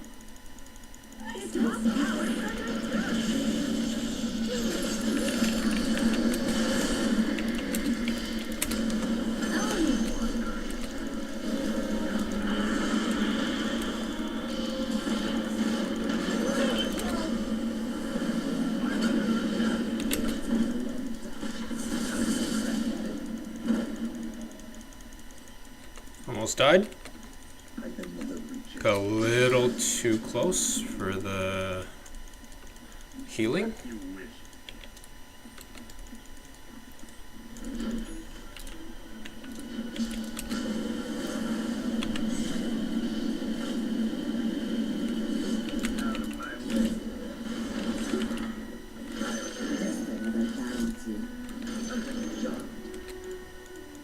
I'll get this just to push out the lane, get some extra CS. And then I probably want to farm a Glimmer, although we do have a Weaver, so it's kind of countered, to be honest.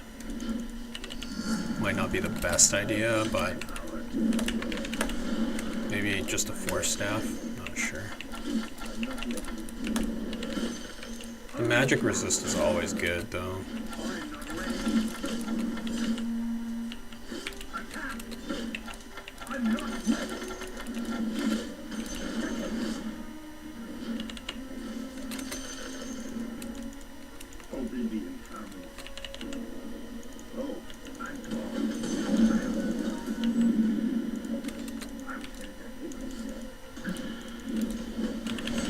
Okay, cool. They're doing tour, or they did tour.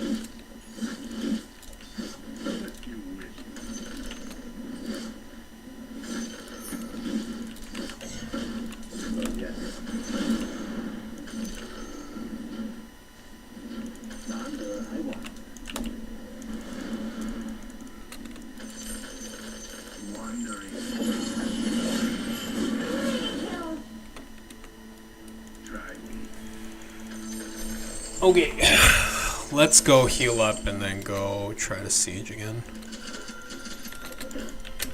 Got 4 staff. I wanted a kiting ability for PA a little bit, and maybe just in case some shenanigans that goes on.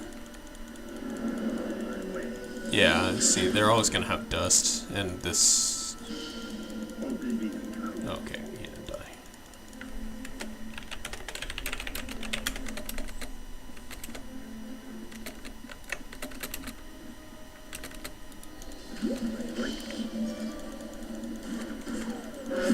Nice.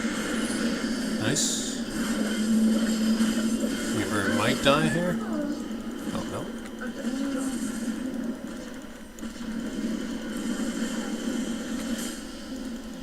Yeah, this is a disaster for them. Double kill.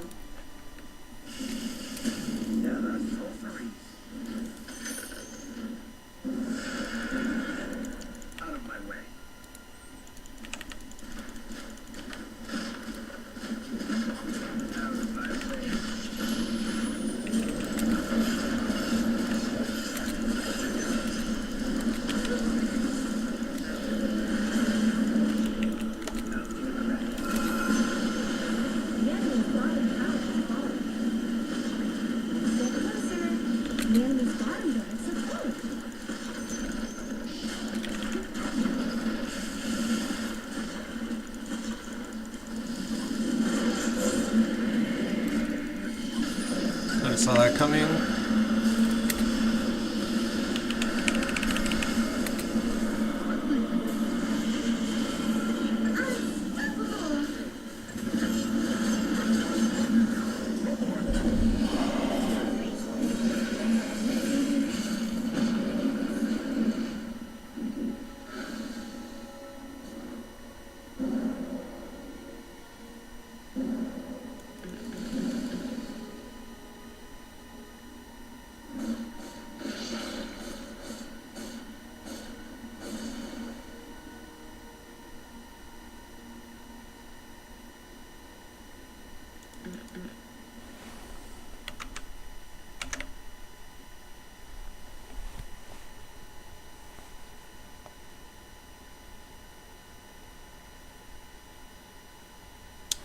Hey, sorry glasses man, I apologize I missed your messages. Thanks so much for tuning in the stream. I don't know how many concurrent viewers there are. So anyways, but I mean, thanks so much for tuning in. This is a chat about, I mean, I'm just playing some games, but anyone that wants to come in about any problems, they're free to come in. So I'm grateful.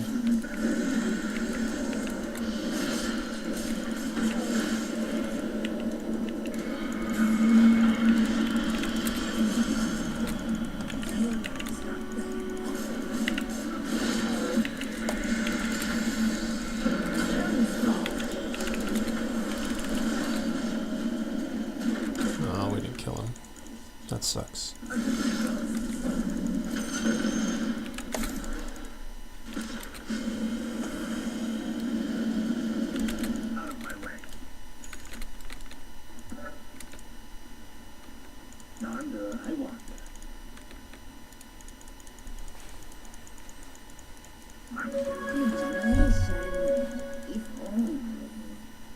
Not that many. Like, it's just me. It's 5-on-5, this game, Glass Man, if you're still on. So, I don't know if you ever played Dota, but that's just how it works. And it's like randoms, right? Like, I'm just playing ranked, so I don't know any of these people. I'm not in a party or anything like that, but yeah, it's, I mean, it's a game I've been playing on and off since I was a kid, to be honest, since Dota 1, so, I took like a 2-year break, and now I'm kind of getting back into it, learning the meta again, so it's been fun. Yeah, thanks for stopping by, though, by the way. I appreciate it. Hopefully, if you like my channel, you find it entertaining, you'll like, comment, subscribe. It would really help me out. I know you hear that all the time, but it's 100% true. Yeah, I can't even I can't even pretend. It's 100% true. So now we'll wait for Roshan. I should have got the wisdom for my team. That was fucking stupid.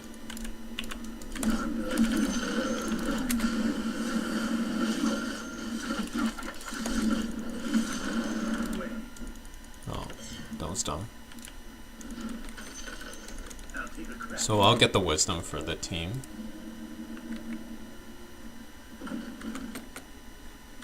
Oh, yes.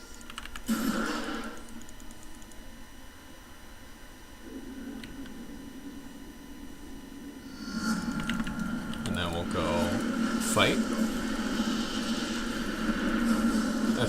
I feel like they probably feel like they're so overpowered that it just doesn't matter anymore. Which, I mean, there's definitely some truth to that.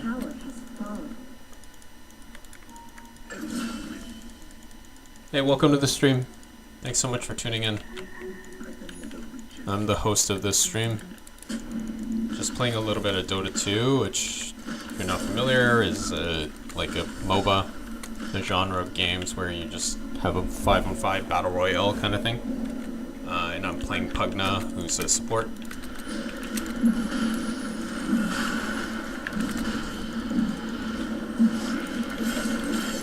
We're winning very decisively, like it's almost impossible. Well, no, not impossible, improbable for us to throw at this point. Like, we're just so far up ahead, but you never know with these things, right?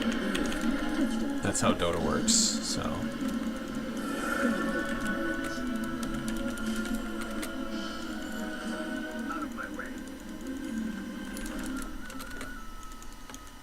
Okay, let's go Siege. So I gotta stay relatively back and be careful just because Magnus is there. If I get RP'd, then my game's fucking done. So I'm just gonna put this here and just watch out. There's a morph in the corner. Oh, they got mixed up there. Morta died.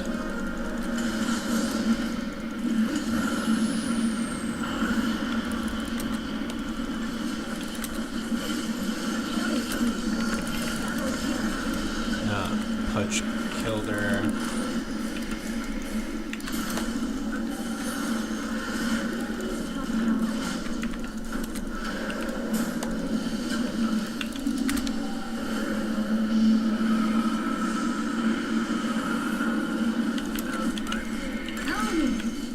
Yeah, this game's over. We're just so far ahead, it's like almost impossible for us to lose.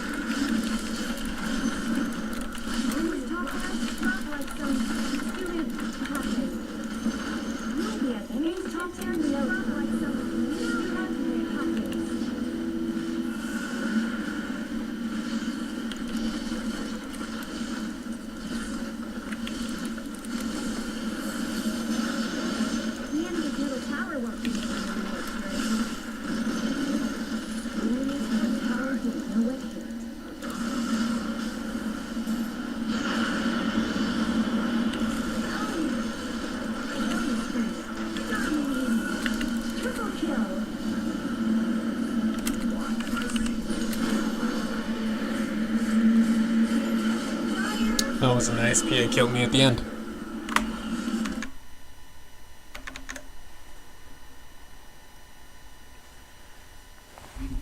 anyone's still on there on the stream listening in, thanks so much for tuning in. I really appreciate it. If you could like, comment, subscribe, that would be really helpful for my channel. I try to stream every Monday to Thursday for 4 hours. Yeah. It's just what I try to do to help out the community.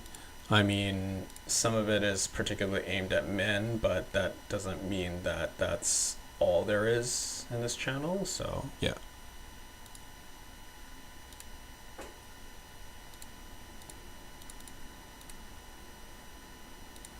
Cool, we won. That's great. Happy about that. Let's queue up another one.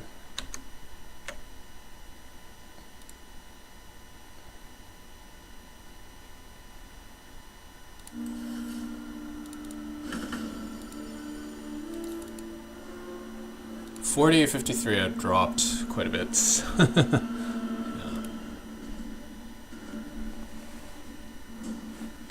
Actually, what we'll do is we'll play a turbo, just because I'm ending my stream probably at 12 and then playing some ranked and then probably going to bed, so it's probably best I do that.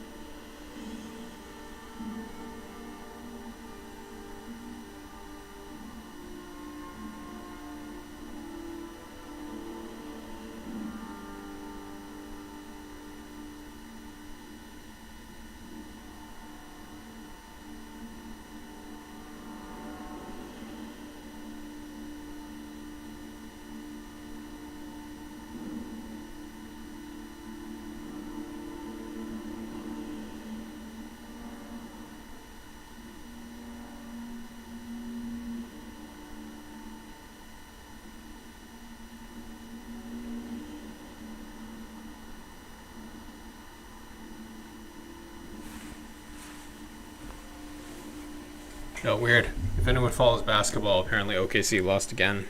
Just terrible. They got destroyed by the Hornets, who are, if anyone knows, bottom feeders of the league. Did they? Yeah. They lost by 27 points. They didn't even crack 100 points. I don't play FIFA. Hey! Glassman, welcome back. I do not play FIFA, but funny enough, one of my good friends actually works on the FIFA team, like at EA. So the city that I live in like EA's headquarters are literally here in Burnaby, like where they make EA, like they make FIFA, they make Witcher, they make Madden, like they make, yeah, all the sports games, they make all that kind of stuff, they do all the mocap there, so yeah, pretty interesting.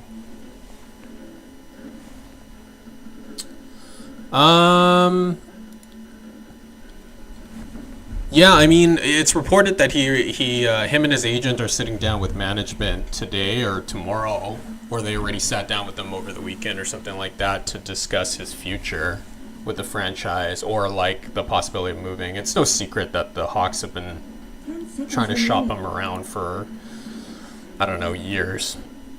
Maybe 2 years. Yeah, so who am I gonna pick? Let's go with Skywrath. My team.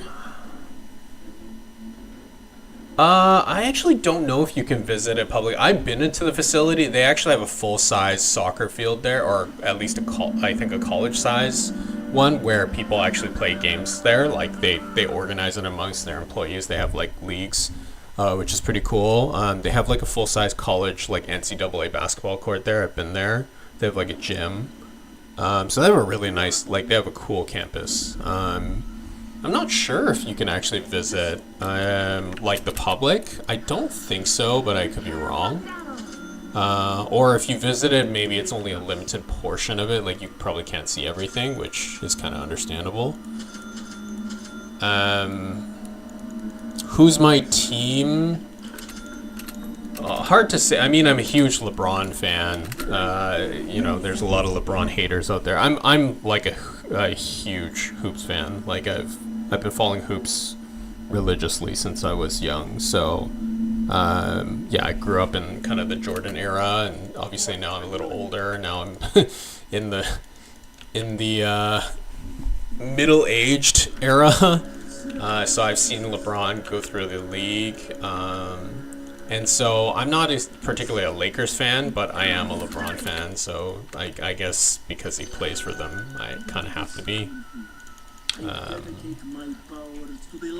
But yeah, I mean, I do like OKC. I think they're gonna repeat. But it is a little bit worrisome that they've had so many losses in the last little while here. Like over the past, like they haven't lost like.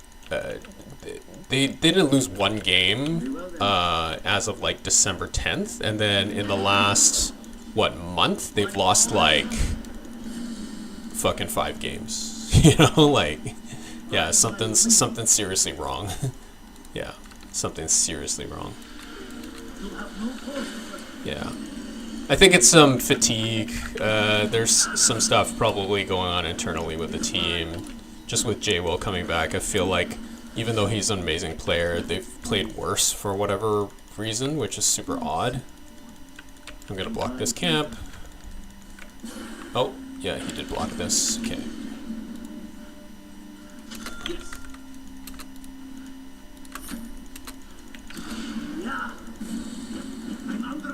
Just spam out the enemy carry.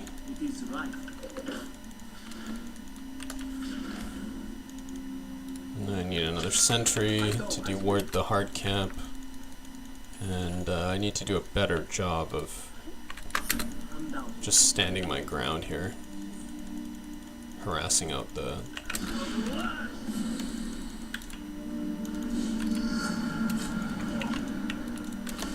spec.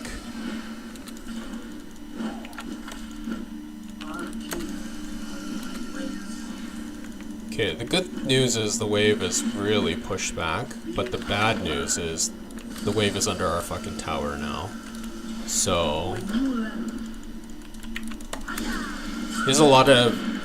Oh, am I dead? No, he doesn't have enough damage. But that was a bad trade for me. Okay, now I need to do this.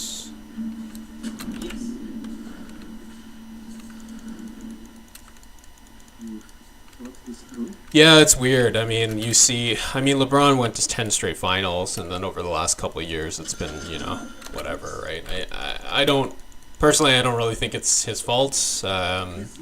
It's hard to expect him to hard carry like a team at this current place, you know, like that he's at in his career. I mean, he's like fucking 41, right? He's my age, so just LeBron gets judged to a very unfair standard, which I'm not super happy about. But it is what it is. It's part of the journey of being a LeBron fan, I guess. Yeah. Yeah. The Lakers won't do anything this year. It'll be interesting to see what happens in the off season. That'll be really telling. Yeah, that'll be really telling.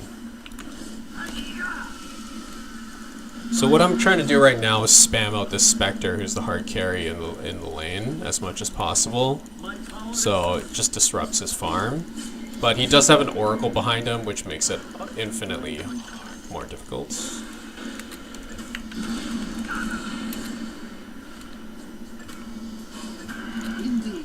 Oh shit. That's my bad. Yeah, Oracle just heals him up like crazy.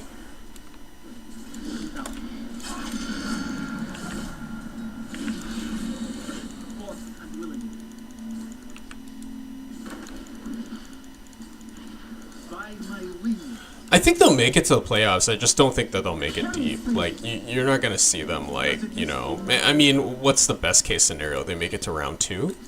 Maybe round 3? I really doubt it, though. They're a pretty flawed team by every metric. If you just look at it on paper. Like, their defense is bottom 5. It's been bottom 5 all season.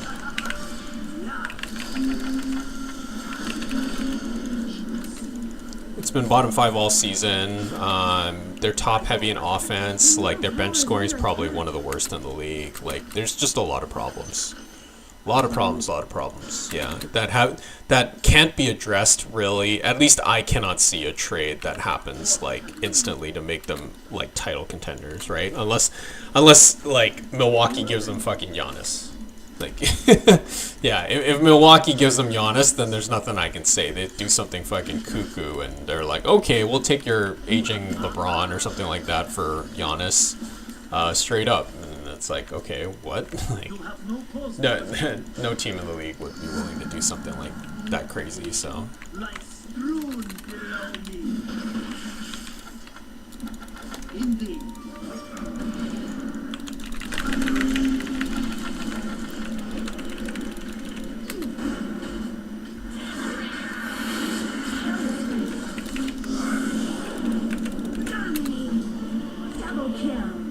I totally fucked that up. Yeah, I totally fucked that up. It actually cost my team a lot there. I wasn't really concentrating. Got a triple kill as a result of that, and I should have been able to just one-shot the silencer.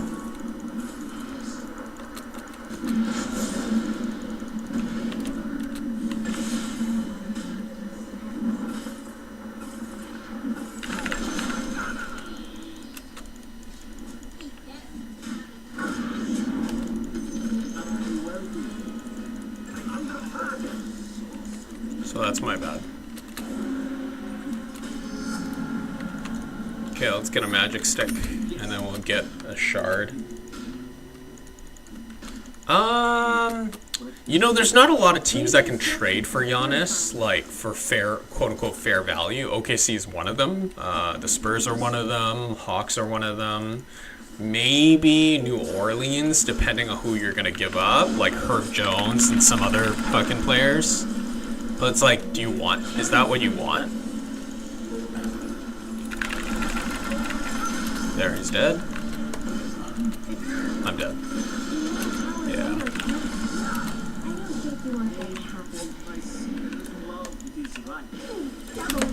Yeah. I thought so. But not playing well. I'm trying to, like, I'm chatting with you on, I mean, it's not your fault at all.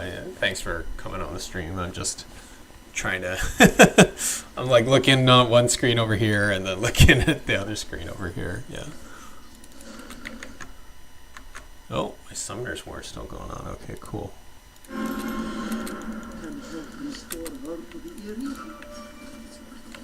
It looks like Dire fortified their structures.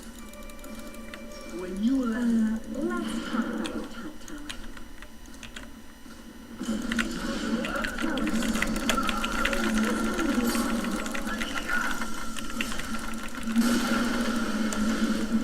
when you Am I dead? I feel like I'm dead. Yeah. I did not see the Oracle behind him. I guess that was a bait. I don't know. I'm really not playing well. I'm not gonna lie. I just think OKC is too deep. Like it's unless they implode mentally or something like that, they're just they're legitimately 12 deep, right? Like if one guy happens to get injured, another guy steps up, and that other guy is like, you know, a top 100 defender, like a big wing that can shoot. Like they're just too fast, too skilled, too athletic, like too deep. Like it's really hard to compete for any team. Like they can just wear you out so badly over 7 games. It's like how are you gonna do anything, right? Am I dead? Yeah, I feel like I'm dead again. Fucking hell, man. I really shouldn't. I mean, good thing this is a turbo. Like I'm not. Yeah, I'm playing like fucking garbage. I'm just walking into shit.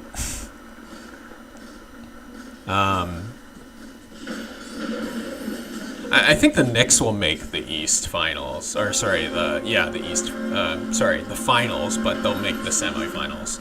Like the Knicks are a deep team, right? Like they have a really good top 5. They play defense. Like, you know, Mike Brown is known for like is it Mike Brown? Yeah, Mike Brown is known for defense. Like he's a defensive-minded coach. They're ranked, I think, like maybe top 5 in defense. So yeah, it's kind of understandable. And then they have like skill for sure. Like they made the Eastern Conference Finals, and it was like a closer series than people want to admit last year. It was like a 6-game series, and it was a good series. You know, like I really think they probably could have gone either way, but some injuries caught up with the Knicks, and they weren't deep enough in terms of their bench, and they went out and fixed a lot of that stuff. And that I can't remember who that white kid is on the Knicks. He's got playing time since I think Brunson's been injured. Deuce McBride's been injured, and he's actually really good. Like he's skilled. Like he can give you solid 20 minutes, like guard. He gives you energy. He shoots 3. Like he does a lot of things well. So yeah, they got more depth there. They signed Jordan Clarkson, who I've always liked. I think Jordan Clarkson's actually a pretty skilled player, but a lot of people think he's a gunner, which is kind of true. But yeah, Giannis destinations, it's really hard. It's not just tradable assets. You guys got to remember, like, they got to trade, like, contract value for contract value within, like, whatever it is, like, 10% difference. So Giannis makes so much money that it's, like, it's hard for a team to even trade that many contracts that's worth, like, 47, 52 million or whatever it is. Or maybe it's, like, 65. I can't even remember, like, what his salary's at this year. Like, I think he has, like, a 3-year extension kicking in after this where he makes, like, 65. So he's probably one of the top paid players in the league, and that's a lot of players you have to trade back. And then they're going to want good players too, right? Plus draft picks. So there's not a lot of teams that can afford that kind of bounty, and so that's like tough. Yeah. But OKC, funny enough, could make a play for it if they wanted. Yeah, if they wanted.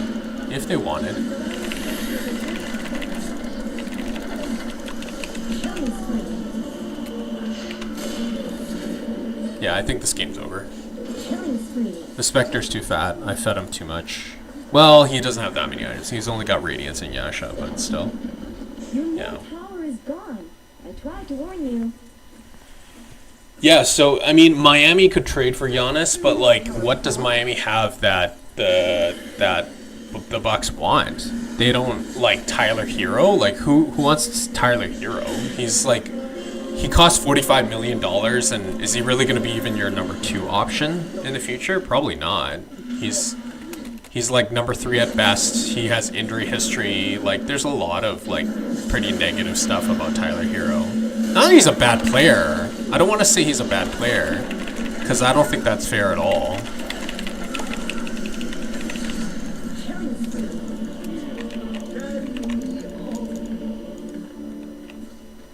Yeah. But like, what's the package going to be? Tyler Hero and Andrew Wiggins? Like, the Bucks aren't really signing up for this. But, you know, they're going to try to do everything they can to keep him, right? And they have. Like, I can't fault the Bucks organization for like trying, right? Like, they know they're a small market team. Like, when are they going to ever come up like with another Giannis and draft another Giannis? Like, maybe never. It's hard.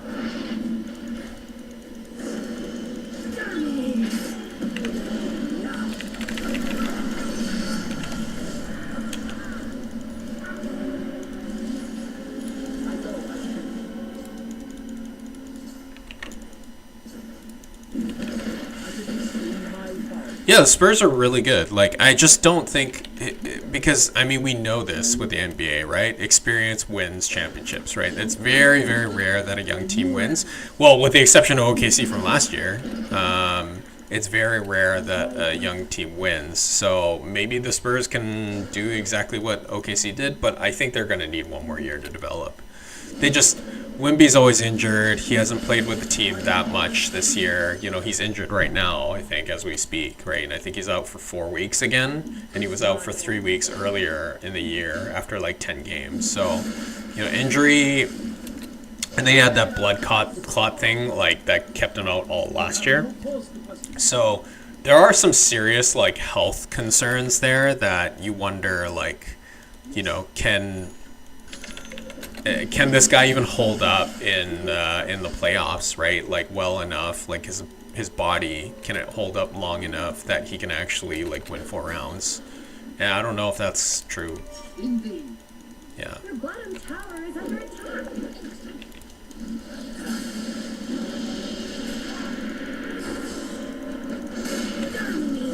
Oh, I died. That sucks. Hoodwink. You know, Hoodwink should have waited for us. The sniper had no idea we had a smoke. I don't think, anyways. And we could have blasted him, like, instantly before the tornado hit us all. So that's a classic, like, yeah. If you ever decide to play this game, Smoke of Deceit is basically that thing that you use right here. And you cast it on all allies and everyone, and people can't detect you unless you're in proximity. Like, they can't use a sentry or a detect invis to see you, so it's a way for you to ambush your enemy. But it's really important in like higher level play that you use it properly. Yeah, so sometimes when your team moves without you, this is what happens. But anyways, it's like, I've died 7 times. It's not like I'm doing amazing. Oh, fuck.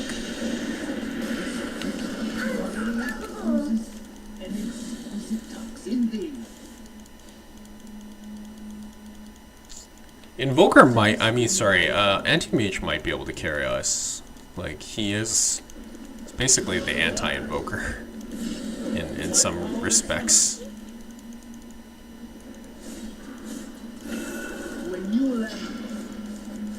But they do have a sniper, so they have a lot of scaling damage.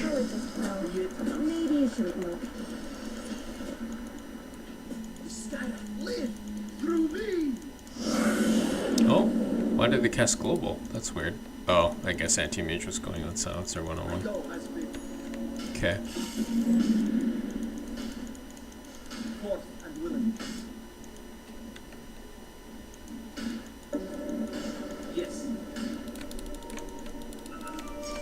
Anyone see this kill right here?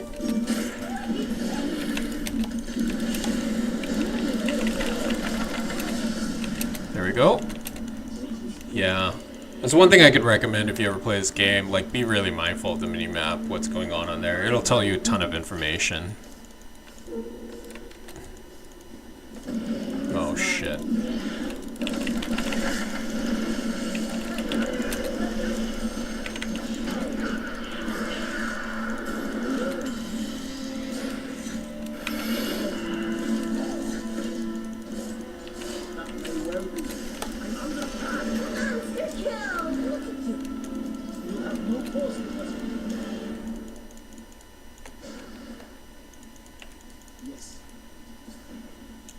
Glasses Man. Where are you from, Glasses Man? Are you from Texas? Where are you from?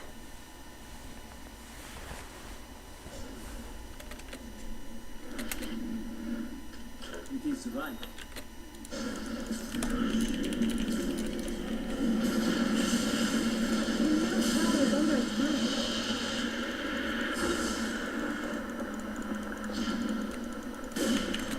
I go, I speak.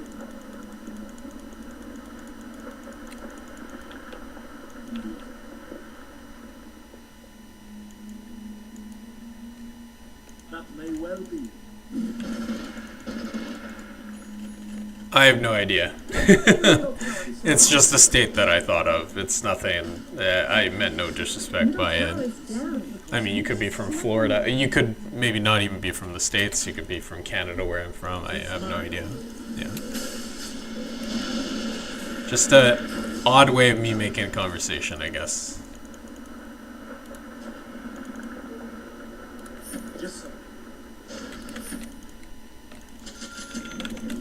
Okay, we got our Atos. Maybe we can do something if I like focus. Sure, let's do this.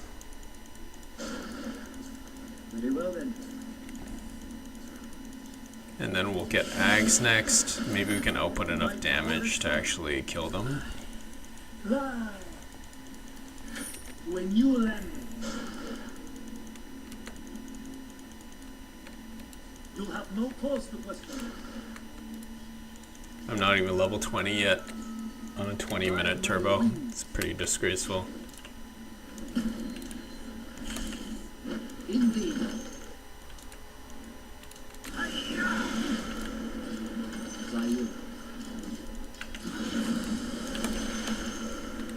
Truth of my heart shall be written upon the You're gonna go in him, right? Yeah.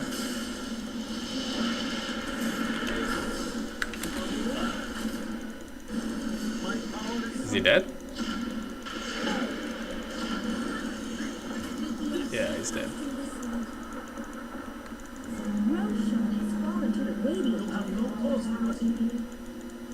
Oh, cool. How long have you been in DC? And do you like living in DC?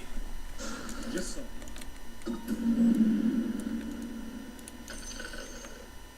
When you landed, forced and willingly. I've been to DC once in my life, but that was when I was younger.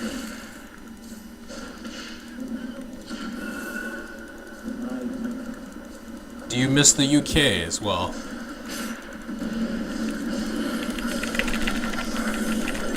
Okay, killed him. It's good. But our Vino's dead.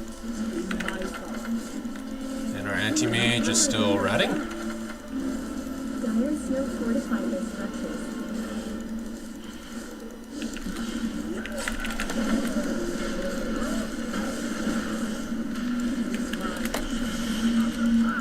Your middle tower is under attack. Why is this happening? I go. Your main bottom tower is strong. You did the right thing. Your middle barracks have fallen. Gonna go heal. By my wings.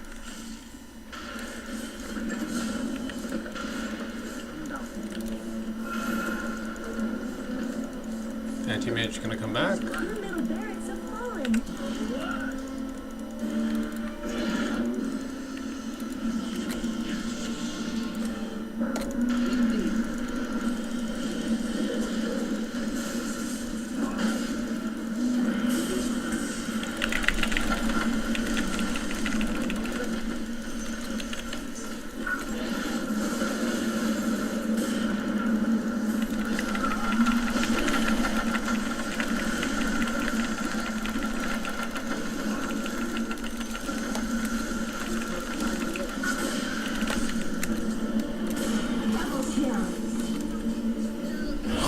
got cooked, man. He didn't even kill Oracle. Jesus Christ.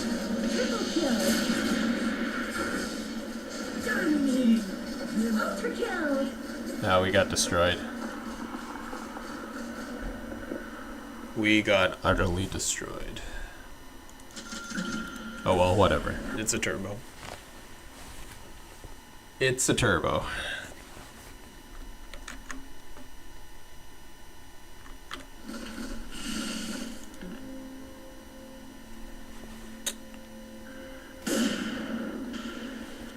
Yeah, I mean, I guess, you know, Trae Young, for whatever you say about him, he's a star. I mean, he kind of is a star, so they need to sell tickets, right? Like, somehow.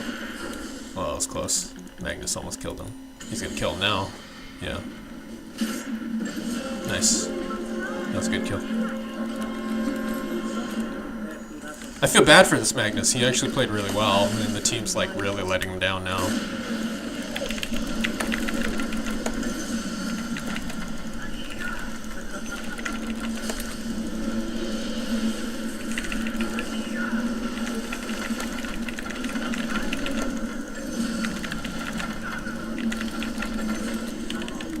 Oh, comeback.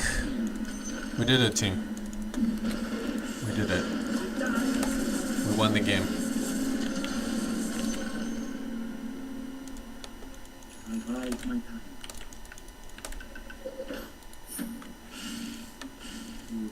What's this proof?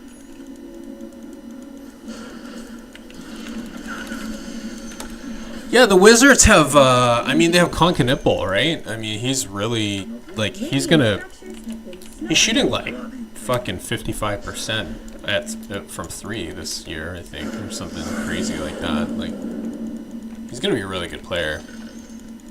If he keeps this up, obviously, it's, you know, this might be rookie gains, but it's still something to be happy about, and it's not like the Wizards were planning to do anything this year anyways. They were just, this is a gap year for them to get draft picks, you know, hone their young guys and figure it out.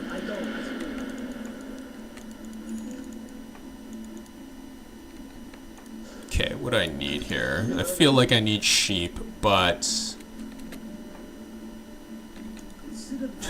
really I need buyback in case we wipe. Yeah. Yeah, Trae Young, look, I think Trae Young, people always, like, kind of equate him to Luka because they essentially swapped picks, right? Like, that was the trade that year. And it's always like the what if Luka didn't go to the Mavs and he actually went to the Hawks, like, what would happen? It's impossible to predict these things, but I think it's a disservice to Trae Young. Like, he's been a good player. He has. Yeah, he's a small guard, you know?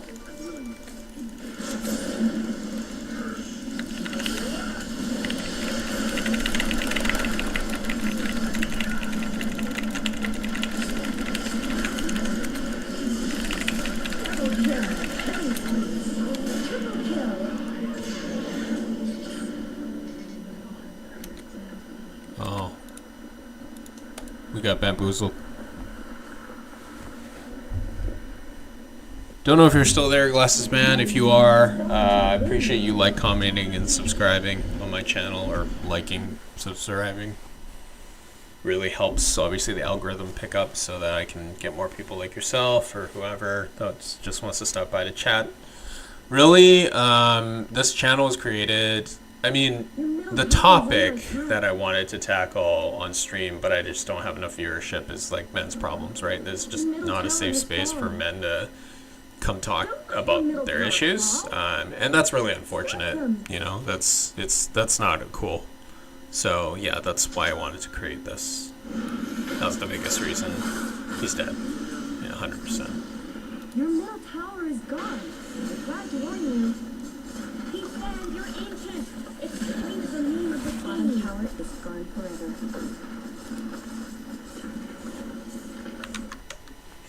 Concanipple. Good game. Nevermore shall I fly to my Are you still there, Glassman? Let me see. Are you still there, Glassman?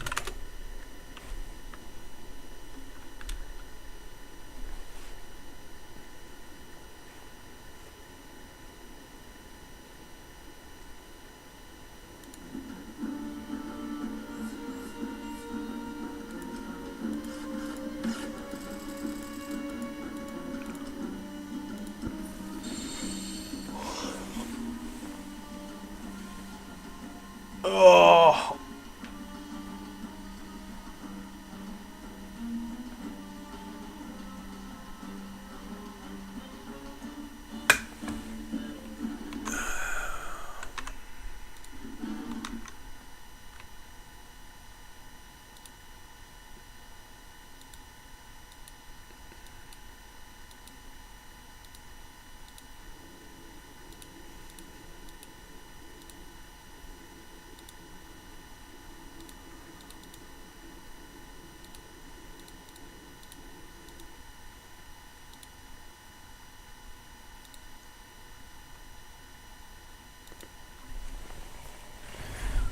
Yeah, dude. So, I don't know.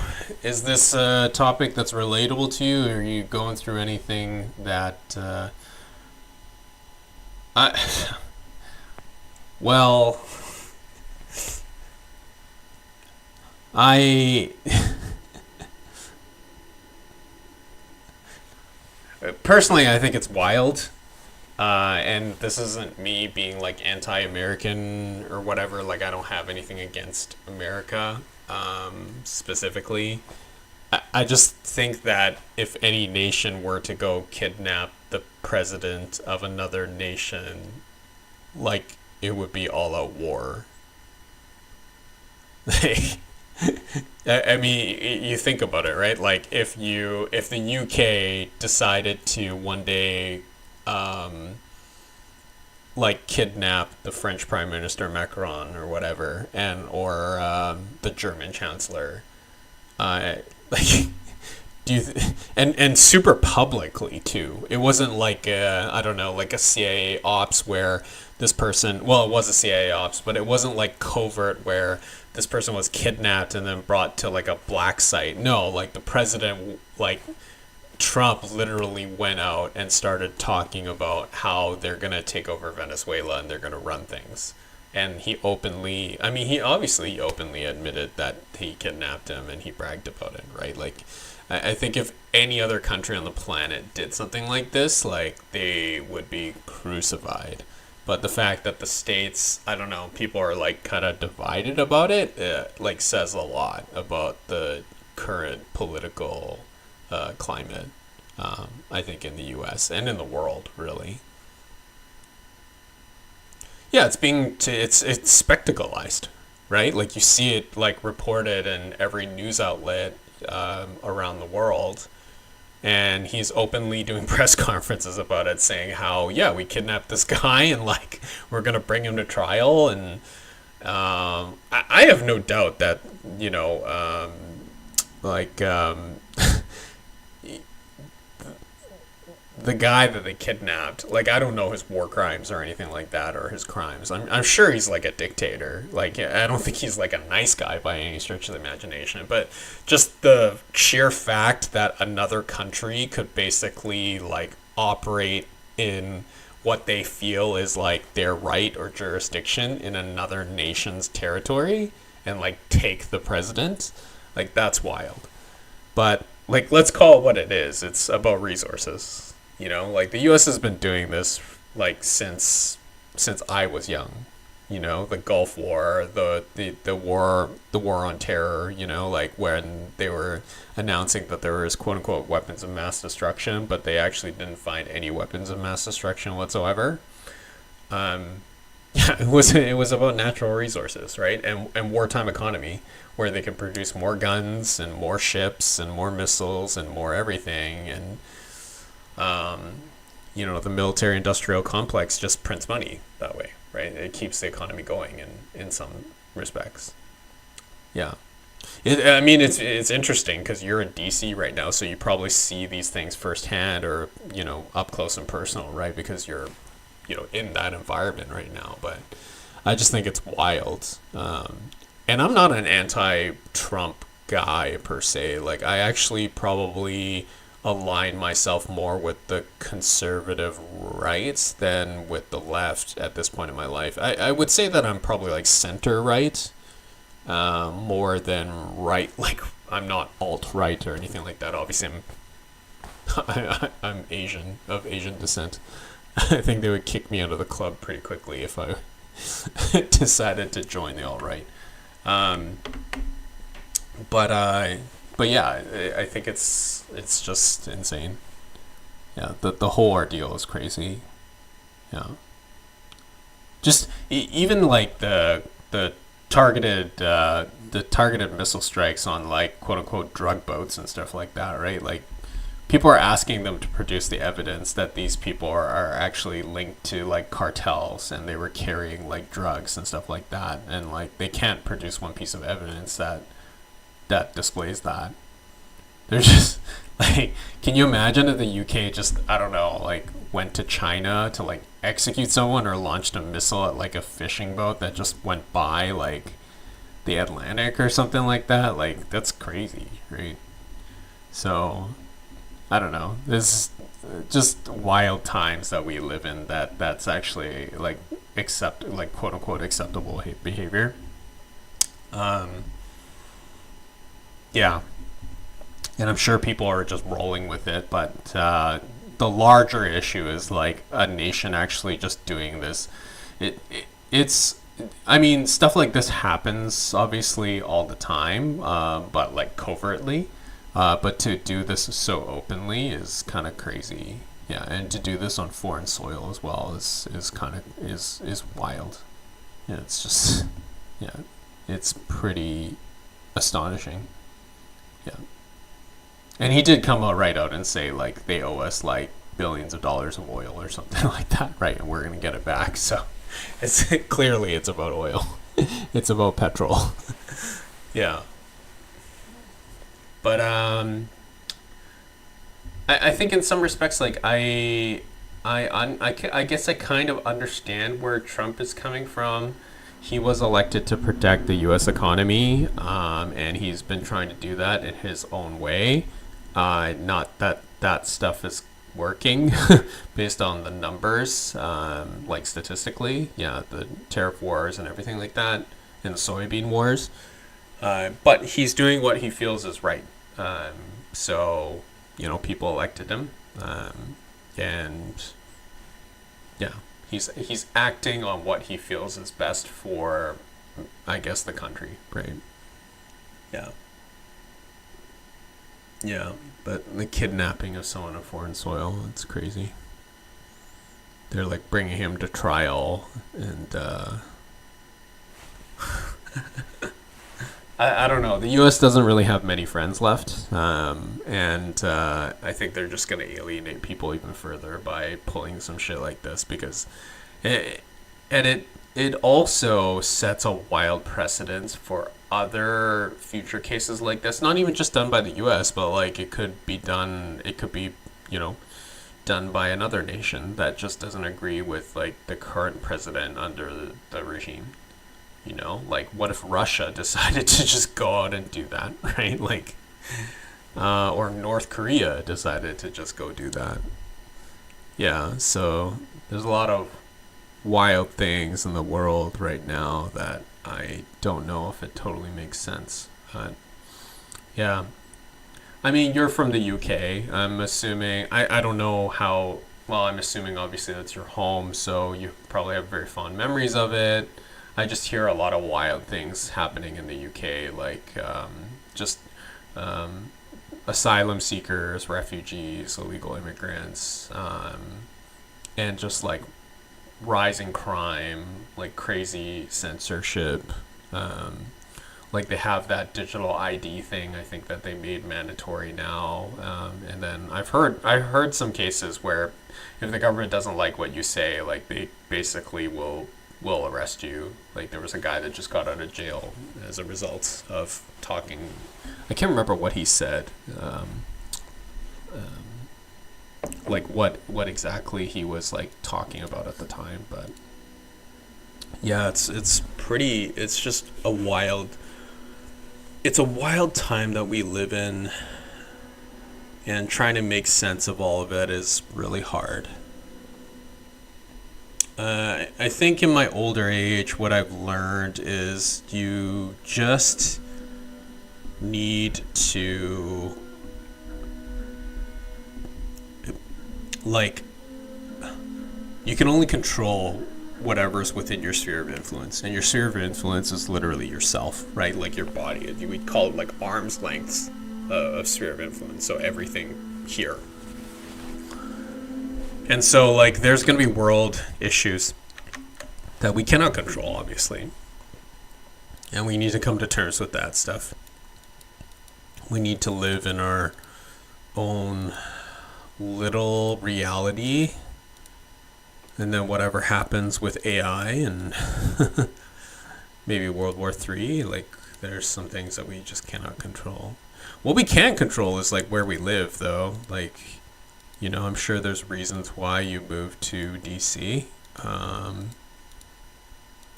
And hopefully there were good reasons. And I am glad that you like DC. I've heard some pretty good things, except maybe like the weather, but right now. But other than that, yeah.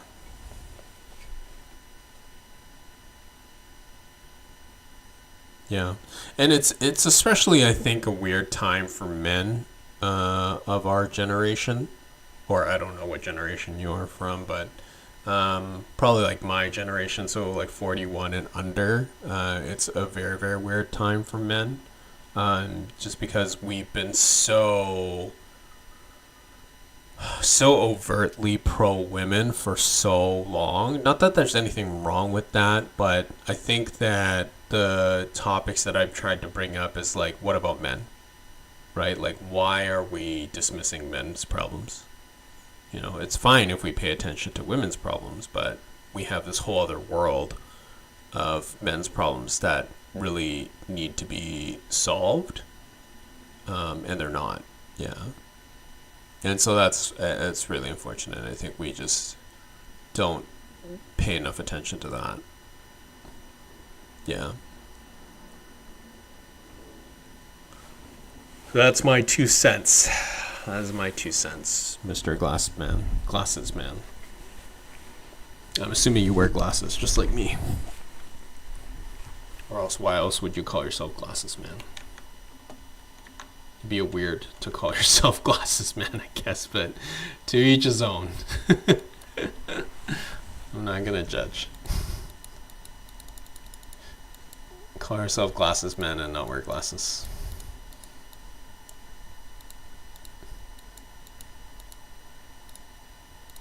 It's like calling yourself like Hat Man and never having worn a hat in your life. It's like, huh?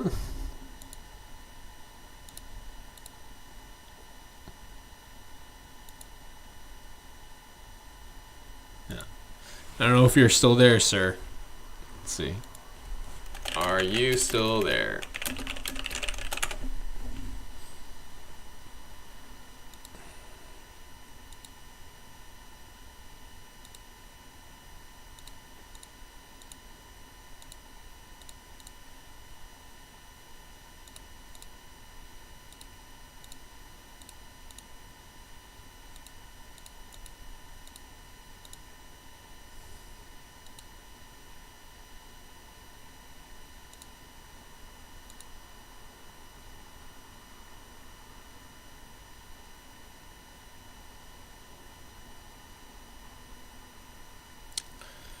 Yeah, well, another option is LASIX. My sister got LASIX a long time ago, you know, where they take the laser and basically cut off the shitty part of your eye so that you restore 20/20 vision.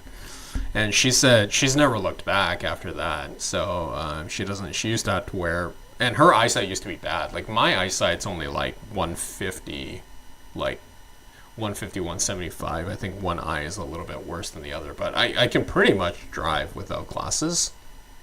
It's just harder for me to see the signs, like the details on the sign, like street names and stuff like that. Like I have to get closer in order to see them, right?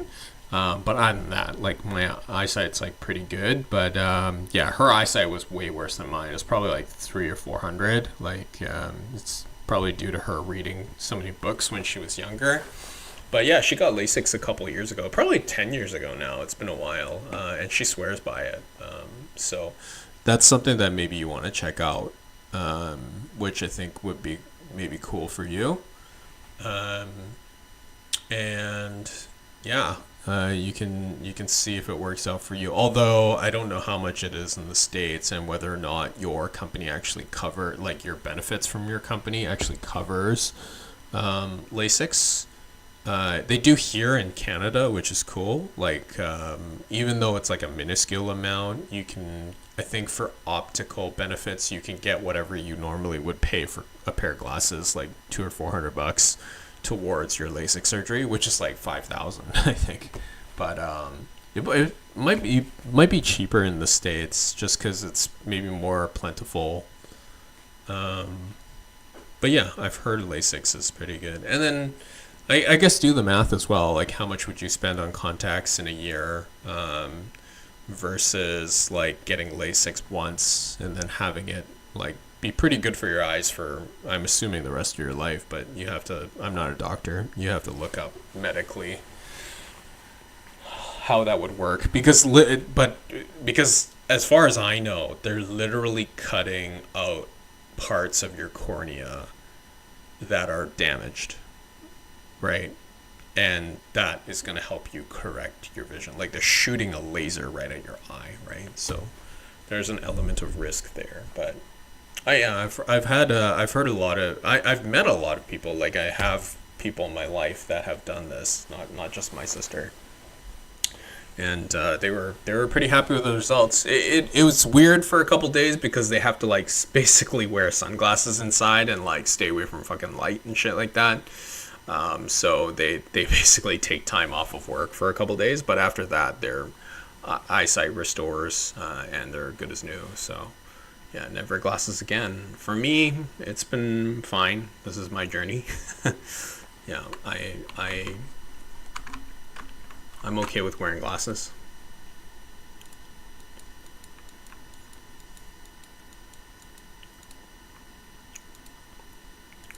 I'm okay with wearing glasses.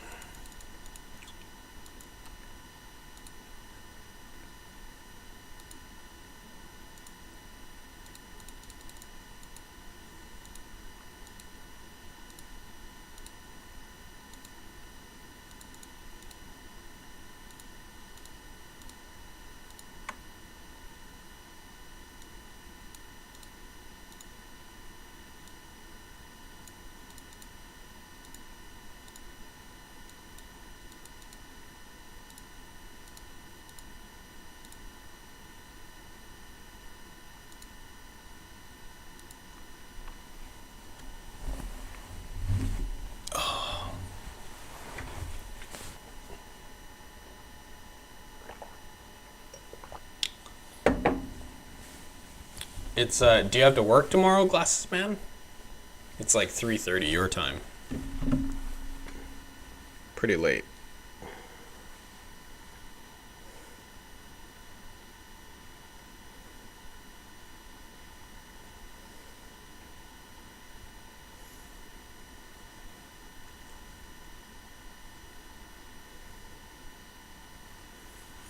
I guess you could keep the tag Glasses Man as an homage to you used to having glasses. I don't think you need to change it to Contacts Man, but you could if you wanted to. Yeah.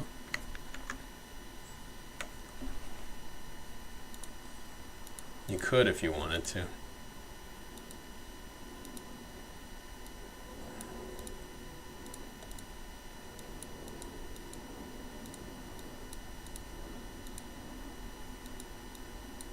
You certainly could if you wanted to.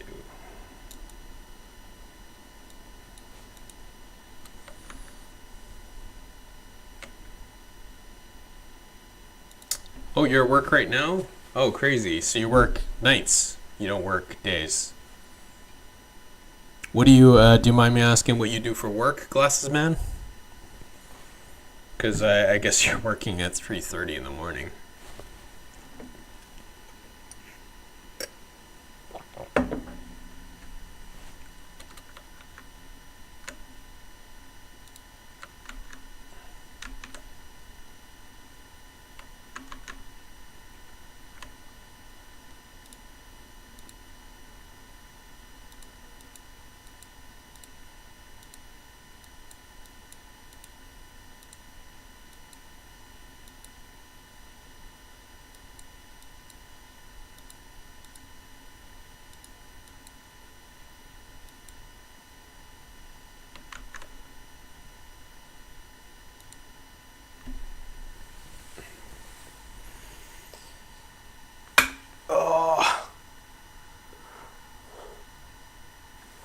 Oh.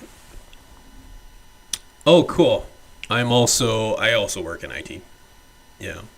But I guess you have to work nights. So I'm assuming you're in charge of maintaining some kind of like infrastructure or whatever in case there's like a cyber attack in the middle of the night.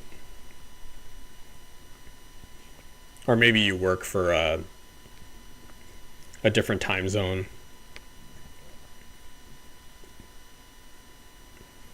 Like EU time zone or Asia Pacific time zone.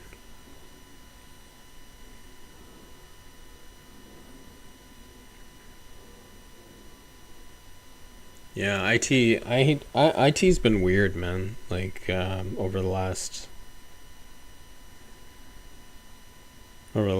year or so, especially with the presence of AI. I'm guessing that you feel it as well, but I don't know. I don't know what your journey has been like.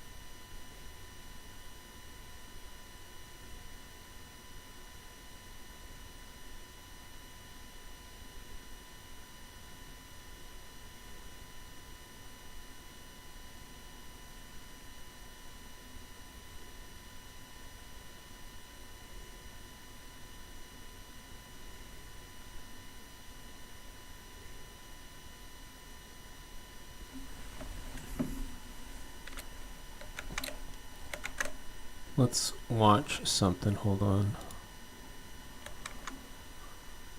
I was just watching this Diary of a CEO. I mean, before, when I first started the stream. It was a good chat. But let's watch Kevin Durant hit a game winner here.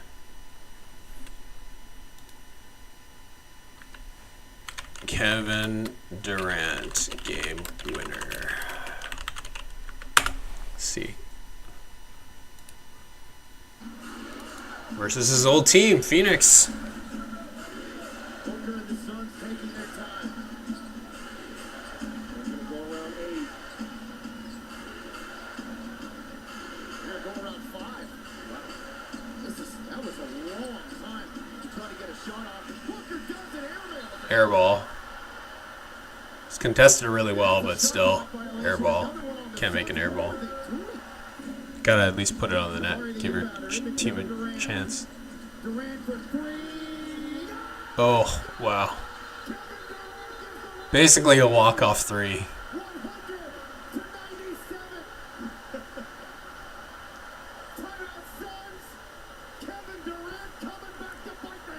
Jeez.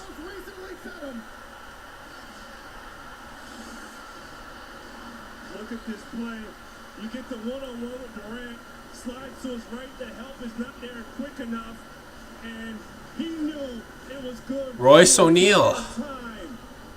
Ice Cold Kevin Durant.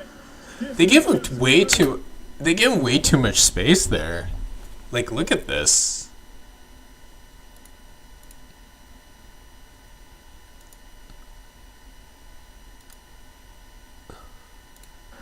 Look at this. He catches the ball here. It's the 3-point line. They're hedging off of him so far. And I'm surprised they didn't double him right off the hop to try. I mean, it was a tie game, so I guess they don't want to give anyone a shot. But the person that you really don't want to get the ball to is K. Like, you don't want to see him get the ball as KD, right? Like, I think that's pretty clear. And they let him catch the ball, which I don't know if it was the right move. They probably should have forced the ball to someone else, because everyone else in the Rockets aren't, like, they're not that great. Except, what's the kid's name? Shepherd, their rookie, who's a pretty good shooter. But other than that, like, no one's really a good shooter. So I find that kind of weird, actually, that they gave Katie this much space. Like, look at this. And then it was just Royce O'Neal. I think this is Royce O'Neal that came to contest, but he contested so far out. I guess he didn't want to be called for the foul just in case.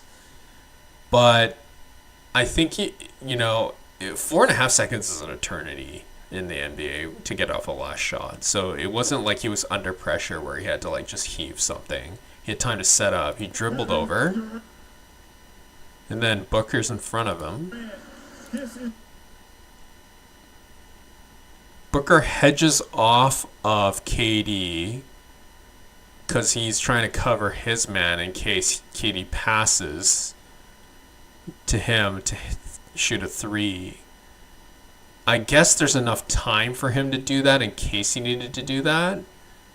But, like, this contest, I get it. KD's a 7-footer. It's not exactly, like, super easy to contest his shot. He shoots over everyone, but this contest, I don't know. Like, I have to see this from another angle. I feel like this was just a really... I think that was a huge lapse in judgment.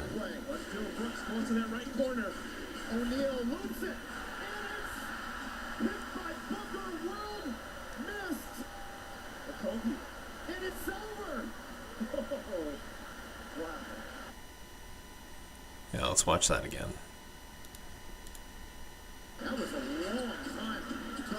Yeah, Book airballing this was terrible.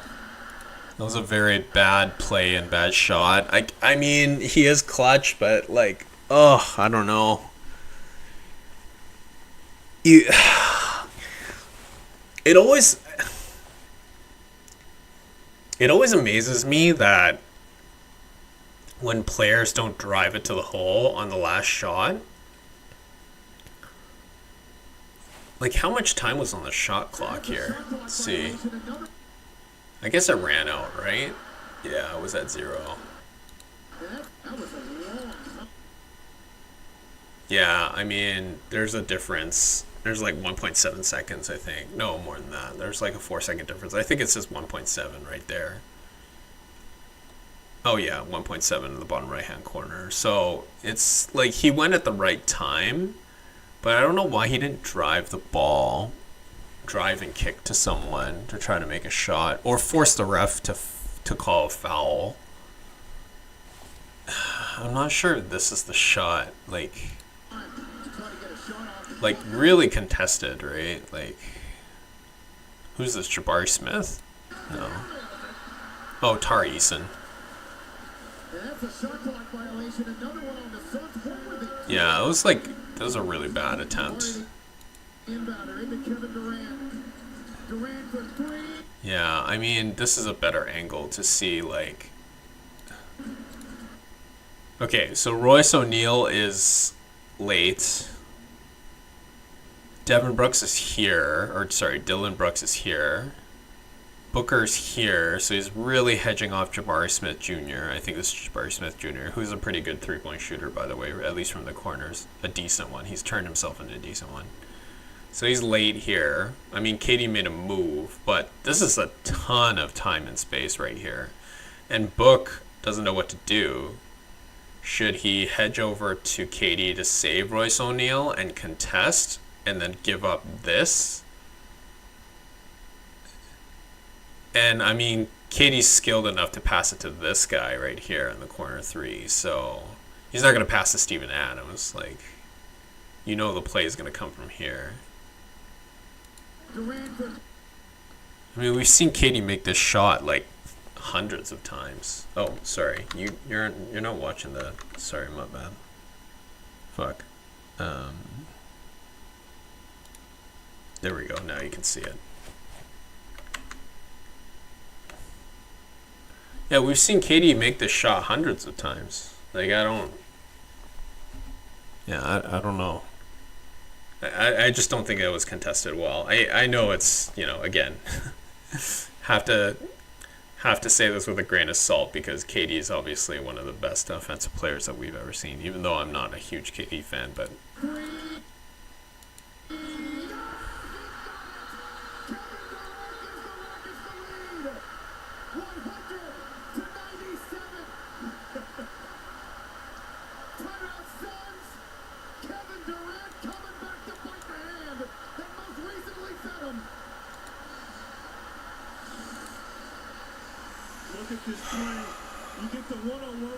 that's too much space. I guess they were really worried about fouling him. Like, if they really got up in his grill and then he decided to drive, he might just go for the James Harden-esque, like, bump into you and get a foul, and then you know he's pretty much money from the charity stripe. He scores even 1 point. It's really hard. I'm assuming the Rockets are out of timeouts. They can't advance the ball, so with 1.2 seconds, it's really hard for them to get a clean shot off. Yeah. But, yeah, I don't know. This was kind of messy. And he knew it was good the entire time. Ice cold Kevin Durant. This is just money floating. Throws it up from about 25, 26 feet, man. Play. Watch Joe Brooks goes to that right corner. To fight the hand that most recently fed him.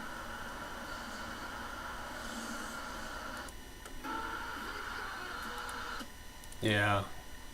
I don't know, dude. I feel like this could have been defended better.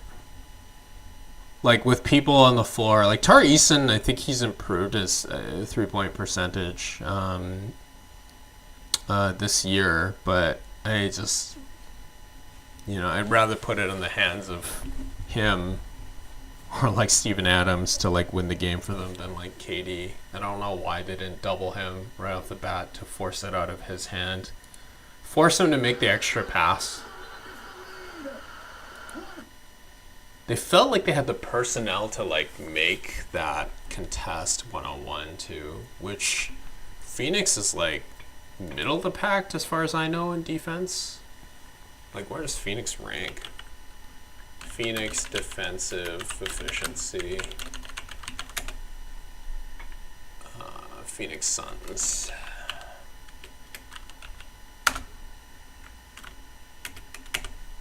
take a look. So what does Gemini tell us? Where's my recent average to slightly below average, ranking near the middle of the league. Right. So they're like 15th, maybe. 110 to 113 points per possession, with some sources placing them at 9th. 113.1 defensive rating, or 6. 110.8, yeah. So it's better than 15th, but ranking 9th. So they're the top half of the league, but just barely. Yeah, I don't know. Yeah, I thought that was questionable, to say the least. Okay. How is work?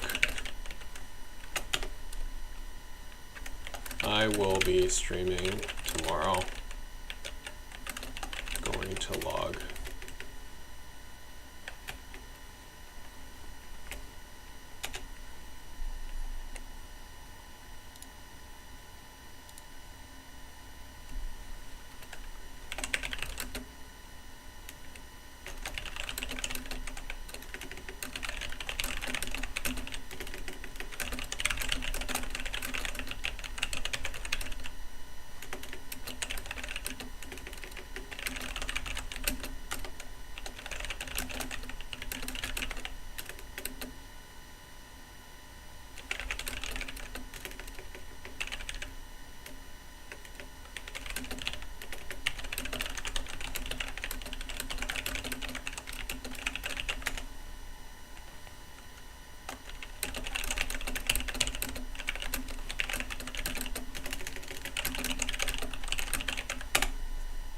Okay, you take care, Glasses Man. I hope you have a wonderful work day, and I hope to see you tomorrow when I'm on again.